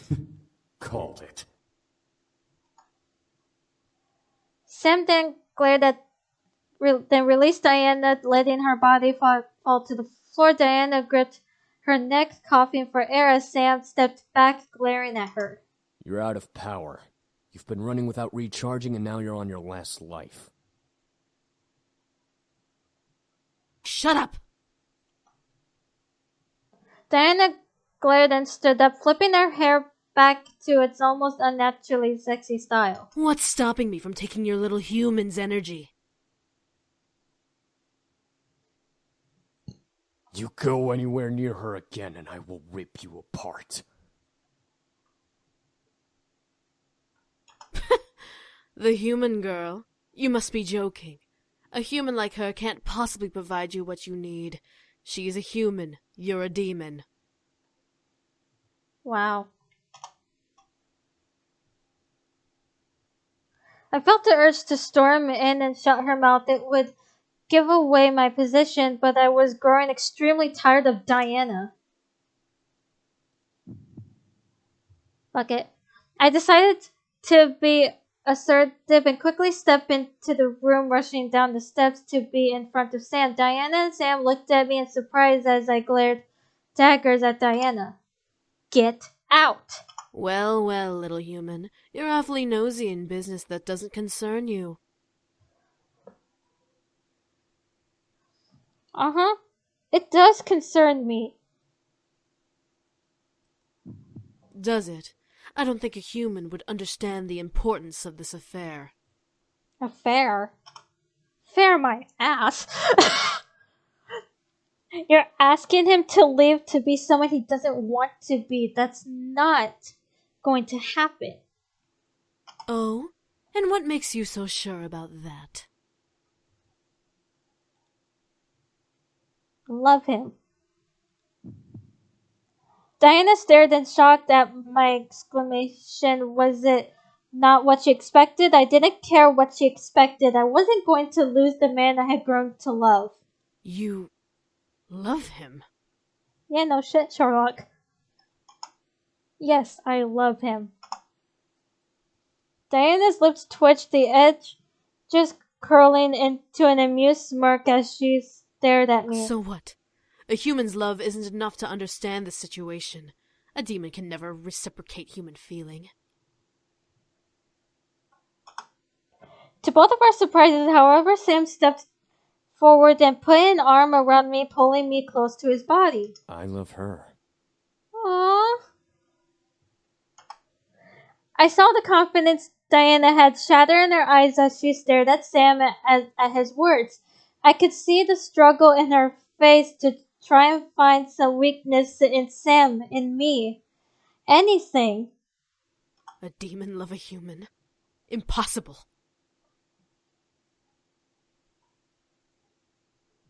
Are you deaf? I said yeah, are you I deaf? love her. You don't have the brains to understand what love is. It's not just a human emotion. Demons like us can feel it too. You just have your head so far up your ass that you refuse to see it. Just like how you refuse to see that you've lost. Diana took a step back, physically feeling the sting of Sam's words in her chest. She had lost. I could see it in her eyes. Diana's eyes... words, I can't. Dear Lord. Diana's eyes grew dull as she glared at me and Sam. It seemed almost uncharacteristic of her. Yet it was something I wasn't surprised to see come from her face. Very well. Fine. Valet. And with that, Diana faded into the ground into a purple pentagram, crossing her arms and almost looking upset. Sam and I were left alone, left with the silence of the room. I finally let out the air I was anxiously holding in my chest. Relaxing from the ordeal, Sam stepped to me and held me gently, surprising me. You alright? I nodded in response, unable to speak, so immediately after being surprised, Sam let out a sigh, relaxing in my embrace. I gently placed my hands around him, returning the embrace slightly. I could hear Sam's heartbeat. He held me close in his arms, and I felt safe beyond words. Thank you for defending me. There's no way I'd let her hurt the one I love. Oh, Sam. I looked up at Sam, surprised at what he said. Sam blushed, moving a strand of hair from my face to look down at me. I'm an asshole, yeah. Do I deserve to like you? No. I don't deserve to be holding you now. Sam.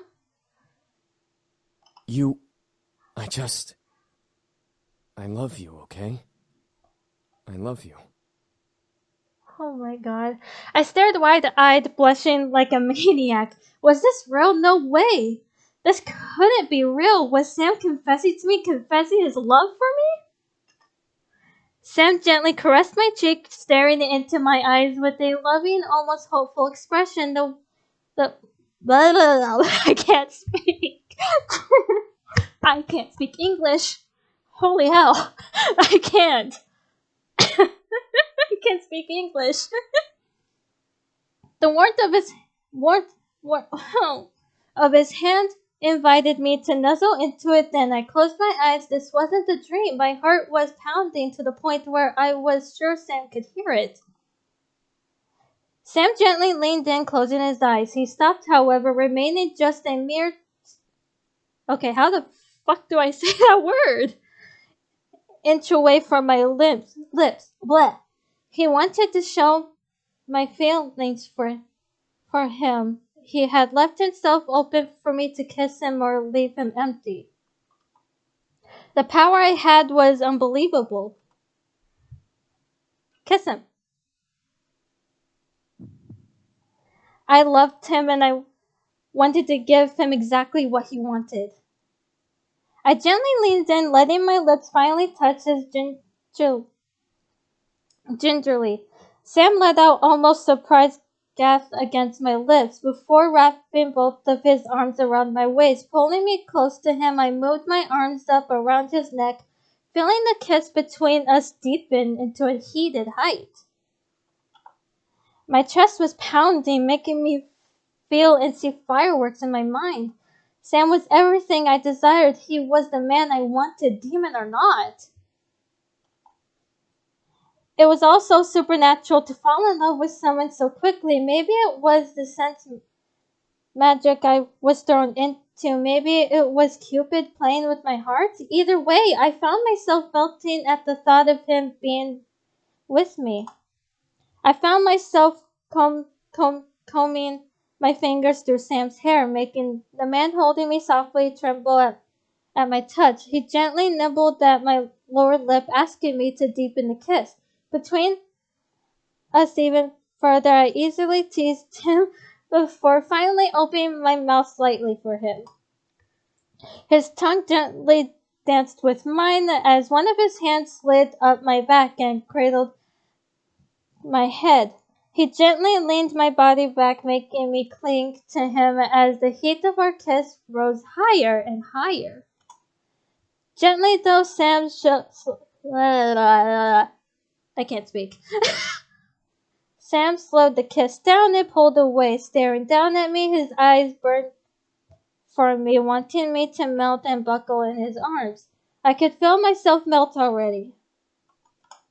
Sam opened his mouth to speak, but as a very small blush ran along his cheeks, he was reduced to shy silence. I stared as he tried to find the words to say in my eyes. I knew exactly what he wanted. He didn't need energy though, right? Are you... No, I just... Sam? I stared wide-eyed, feeling a blush on my cheek cheeks grow. He didn't say anything more, but I knew what words would have followed if he continued. He wanted me. I was stunned. Was I that appealing to him? Was his passion really that deep for me? Sam gently nuzzled my forehead, losing the blush and finally being able to speak. If you don't want to, we don't have to. I mean, it's up to you. I could feel my mind go numb and purr at the idea. A moment with an incubus. He was a demon of sex. The purest form of lust and desire. My world would rock and I would enjoy every second of it. At the same time, I was indeed inexperienced. Diana wasn't wrong when she claimed me to be innocent. Did I want to give that innocence to him, especially this early? I found myself forgetting the words yes and no. What could I say to him? I knew then what I wanted, but how to say it without breaking the moment? I couldn't believe the two words that came out of my mouth. It made the most sense to tell him yes. I needed him. I wanted him. Those two words must have made something in him finally break. Sam quickly wrapped his arms around me, and all of a sudden I felt wind breeze past me as the world zipped by. I gripped to Sam despite it only lasting a mere second. When the world relaxed, I was in my bedroom on my bed with Sam above me. He was red in the face, but he had a look of determination that was quickly fading. I stared as Sam quickly realized what he was doing. He sat up, growing even more red in the face. I giggled before sitting up and caressing his cheek with a knowing smile. He must have been nervous. I was too, but I wanted this to happen. I wanted to see him and give myself to him.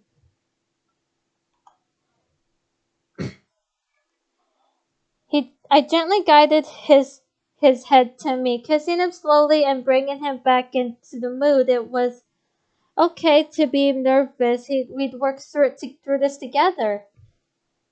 Sam let his vest slide down his arms and tossed it to the side before cradling my head in his hands and kissing me deeply. I felt heat rise in my body, making me undo the tie underneath my collar and release the buttons on my own shirt.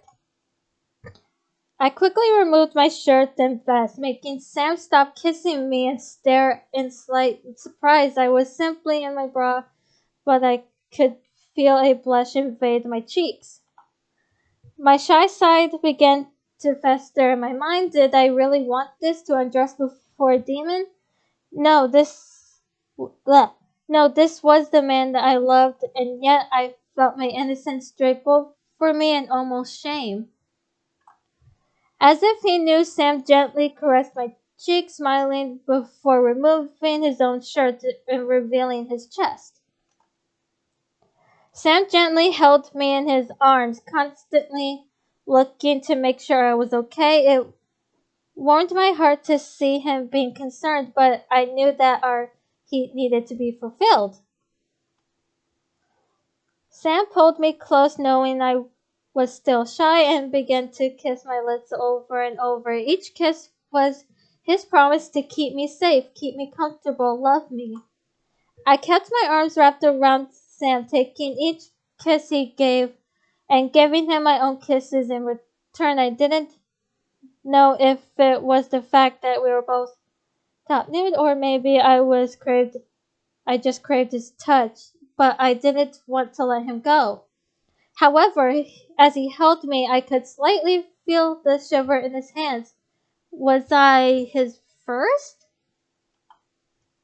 He wasn't going to tell me. He wanted me to enjoy this moment, but he was afraid of screwing up. His shivering hands showed me his emotions perfectly.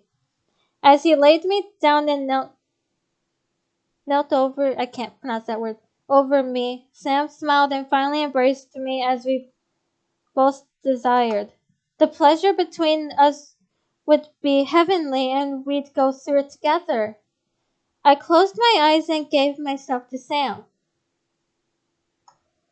My body, my mind, my soul, it all belonged to him. As he held me, his body, his mind, his soul, it all belonged to me as I gave into his embrace. His kisses and fingers over my skin would forever engrave themselves into my memory as our passion rose through incredible heights. Our breaths and moans to each other equally sounded and echoed like blissful chant we never wished to end. We kept moving, loving, feeling every inch of our bodies until we've had enough, and I was enveloped in his embrace. Skin to skin, heartbeats matching, we held each other in the glow of the aftermath. I nuzzled my head under Sam's chin and as he held me close. I love you. Love you too. Just to hear those words come from Sam's mouth made my heart flutter. To hear me answer made my soul warm in glee. I could feel both of us sink into peaceful sleep together. It was the best sleep I had had in days, and I was happy. I had love, and I had my happiness. My life was simply perfect. When I opened my eyes, I found myself staring into Sam's bare chest. I blushed, but looked up to see Sam still sleeping. His sleeping face made me giggle softly, but the reality of the situation made my heart flutter.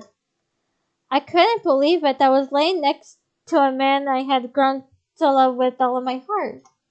His warm embrace made me feel safe, and as the tender moment we just shared replayed in my head, I couldn't help but smile and snuggle into his chest further. Unconsciously, he held me tighter to his body, giving me more of his warmth. I didn't want to move, but then my core suddenly tightened and made me sit up without waking the man next to me. I felt my legs move and bring me to the balcony window where I opened the glass and stepped out into the patio. I stared wide-eyed at Diana, who sat cross-legged on the railing of my balcony with her glowing red eyes and stare upon me. I opened my mouth to object about, but Diana stopped me. Before you get all huffy, I didn't come here to take your precious man away. By the way, how was it exactly? Demons are the best lovers, after all. Oh, Diana, I swear. I glared. What do you want, Diana? Well, I just wanted to see how you truly feel. You know, without him around to influence you. What are you talking about? I'm giving you an opportunity to come clean about these feelings of yours and to give you your salvation. What was Diana up to? This was beyond crazy. Nothing she had done made sense. Why was I still alive at this rate? What's keeping you from just killing me and taking them? You are not worth my time. Not worth your time? What are you afraid something might happen? All at once I felt my body being lifted into the air and moved over past the railings, leaving me with nothing but the ground below to threaten me with a collision death. Oh, trust me, dear. I'm not afraid to kill you. I can drop you right now and leave your body to rot until the morning, when the boys would find you. God damn it, Diana. you a bitch.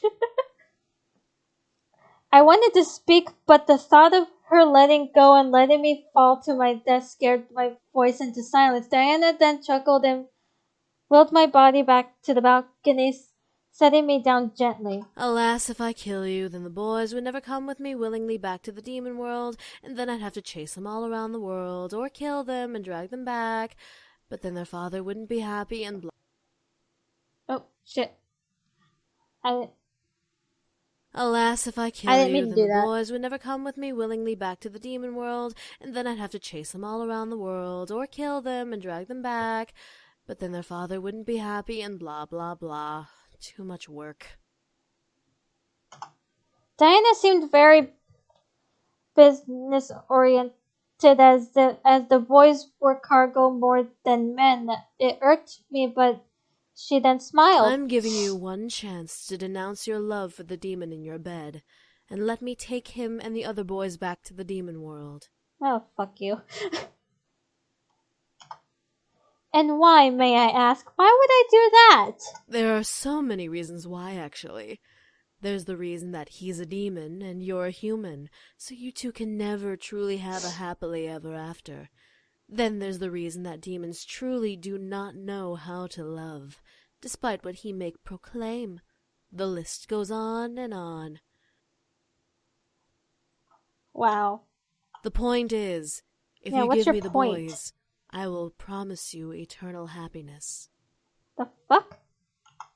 Eternal happiness? That's right. I have the power to give you anything you desire. Power, men, women, money, fame. Name it, and it's yours. A demon never goes back on their word, and I have the power to obtain anything you wish. Our deal is our contract. Like that's gonna fucking happen. I could only stare in shock. This was a dream. It had to be. However, Diana smiled an almost genuine smile at me, shaking me to the reality of the situation. She would never smile like that. Don't you wish to be free of your destiny? Your father constantly berating you to become the next CEO of your grandfather's company. How did you... I was almost floored surprised. How did Diana know all of this? She was a succubus, yes, but how could she know anything beyond sexual desire? She wasn't Damien. Diana chuckled and leaned back against her arms. Just because I play with hearts and sex doesn't mean I don't know my way around the human mind. You happen to be an open book of information, but I digress. Wow. I can give you your freedom with ease. It'll be like you were always meant to have it. All I ask is that you hand over the boys. What do you say? That's not gonna fucking happen. Okay? That's not gonna happen. Was I seriously being given this choice? The man I love for anything I wanted, a demon like Diana, was powerful enough, yes, but did I even want to consider giving up the man I loved? No. She must have been crazier than I thought. I glared at her. Abso-fucking-lutely not. Diana sighed and stood up onto the railing. What I wasn't expecting was her lifting me into the air. I tried to scream, but my voice suddenly became locked in silence. What was Diana doing? Diana made me float over her as she smirked as we touched noses. Well, if I can't return home with the boys, I might as well return home with the power to fight back. Oh my god.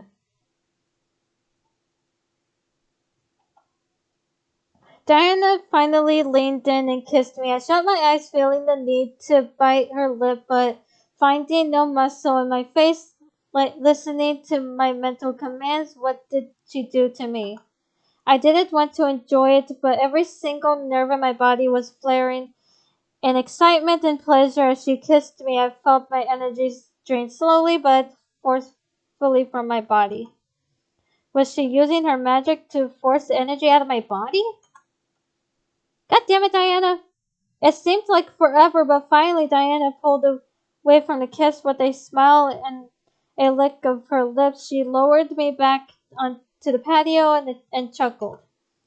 For some reason, even though nothing seemed to have changed, she looked stronger, powerful. It was almost like looking at a new Diana. Diana stepped back off the railing, making me catch my breath in my throat as she took another step away from me. She looked to be simply walking on the night air. Diana smirked at at my sudden surprise. May you never regret your choice, human. If you do, I'll happily come and take it away. Again, you a bitch.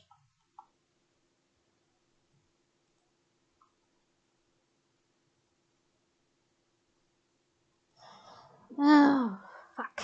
Oh, May. Oh, shit. I keep messing with the mouse wheel. I hate it. With a flick of her hair, Diana turned and walked away into the night, fading into the darkness like a shadow. I watched her fade away before looking back to the man in my bed. Did I make the right choice? My heart gave a gentle thump, giving me my answer. I did, and I will never regret it for as long as I live.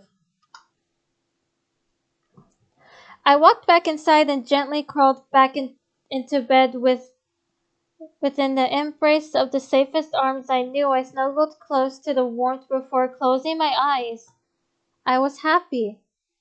The rest of the story can almost be passed over. With Diana gone, my life returned to normal. With school and my friends not remembering what had happened, it was as if magic never even appeared in my world. One thing was for certain, however, Sam loved me and I loved him just as much. We had promised our lives to each other and nothing was ever going to take that from us.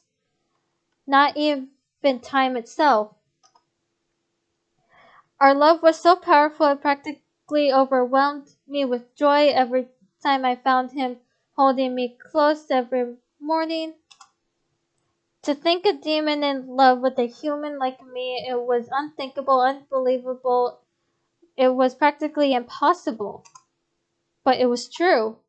The other boys decided to leave their own accord. They knew that my future would only need Sam at my side, so they each decided to start their own lives in the human world. Sam understood perfectly, wishing his brothers the best.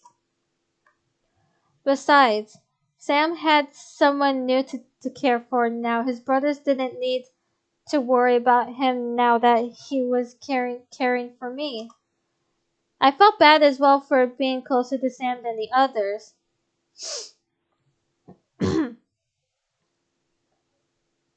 But they reassured me that it was okay and they would remain nearby should I never need them. I was happy for that. They made me promise, however, that I would love Sam for as long as we lived. That promise was instantly given. But what of my future? Well, it was kind of made for me before I gratitude. James decided to step into the lights of the Anderson Toys Company. With the help of his demon powers and leadership charisma, he managed to influence not only the entire board, but my father as well into letting him run for CEO. CEO. Oh my god, I can't say it. I was beyond shocked how James managed to do all that was beyond me, but when the vote was called, James had taken over the company I was destined to have. Excuse me. He vowed to respect the wishes of the late CEO and help the company become an even grander company. For a demon, it was simple to make a company grand. My grandfather would have been proud to see how James helped it shine. With the CEO position filled, my father had no choice but to let me decide my future, which made me happy beyond compare. I am so sorry if I keep coughing. No longer would I have the future scaring me into a corner. I could choose my life on my own. That being said, I was still scared of where the future was going to take me. What did I want to do? Did I want to help James build the company? Did I want to venture off on my own? Sam reassured me that he would support me and help me through whatever I decided to do. I was grateful and would never forget that promise. I was happy and nothing could shake me down from that happiness. Holy.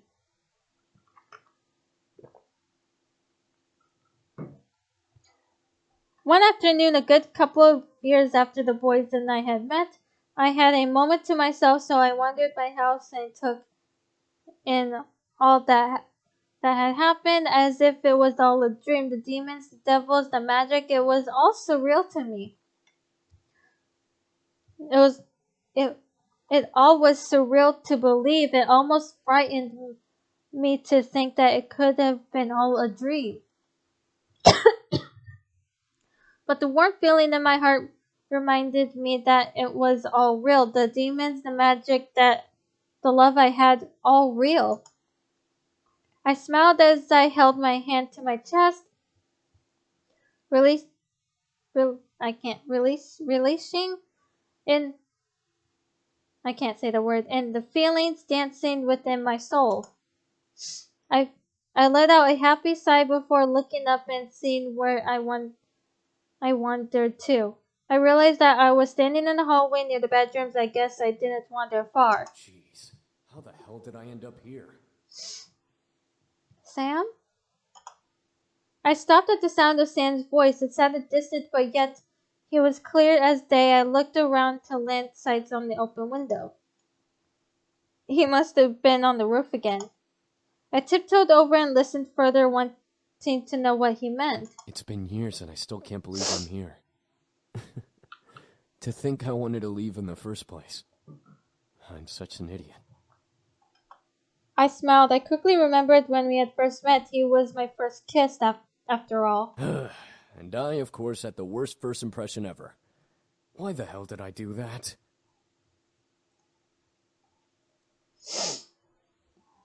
I stiffed my giggles. He was thinking of the kiss too. It was adorable to hear him reminiscing and mentally slapping himself. Meh, I guess I can't take back the past. I can only make sure she gets what she deserves from now on. Huh? I didn't understand. He already gave me everything I wanted. He was practically mine already. What more could he give me? All right, Sam. No more fuck-ups. I'll call up James and learn how to be a proper man. I need to be strong enough to support her no matter what comes our way. I could not believe what I was hearing. Sam was willing to change for me. I felt both honored and guilty. I didn't want him to change. I loved him for him, no one else. I quickly went to the window and stepped out to grab the rooftop. Thank God I had upper body strength. My suddenly hand placement scared Sam. What the? Help me up, Sam.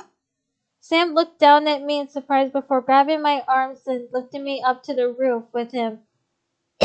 However, I landed once again in his lap with his arms around me. What the hell are you doing? And how long were you there? Long enough to hear everything, Sam. I don't want you to change.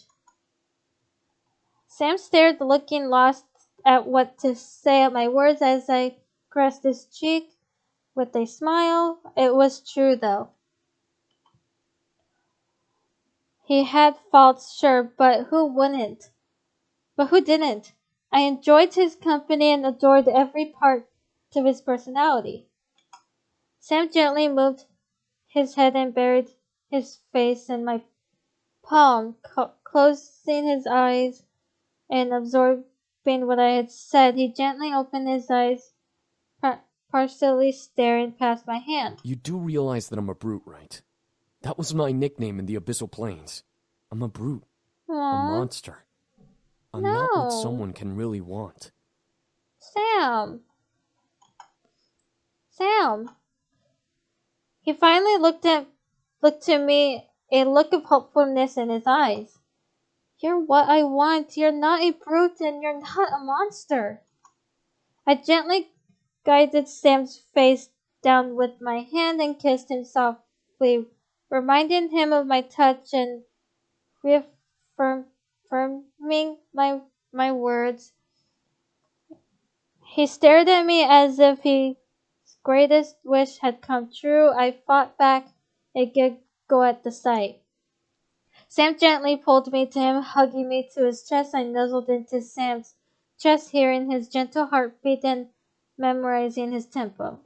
You've chained the monster deep inside this sick and sinful body of mine.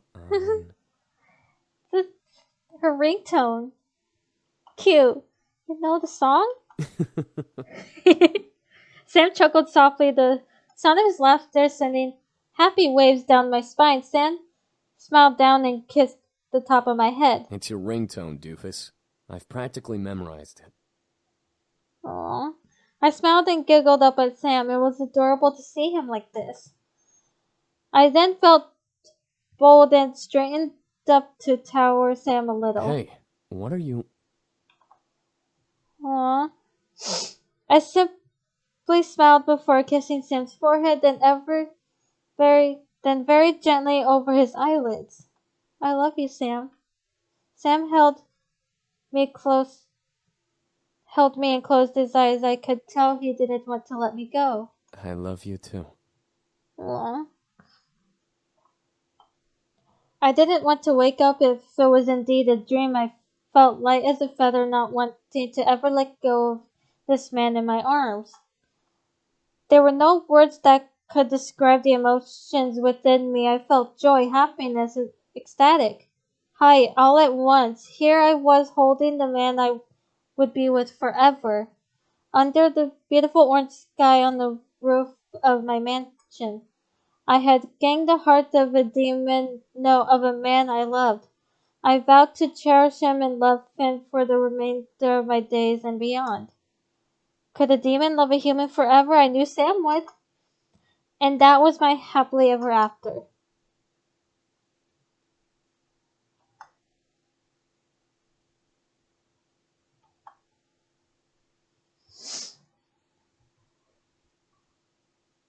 Alright then.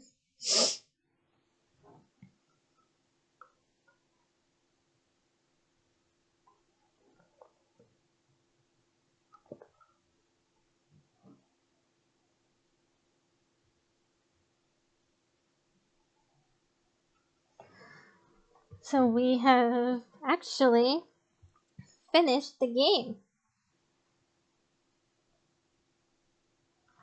Alright.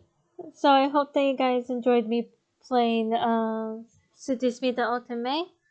I don't know what game I'm going to be playing next. I haven't thought that through. But alright, I'm actually going to raid Katie Bet. And I will see you guys in my next stream. Alright, see you guys later. Bye!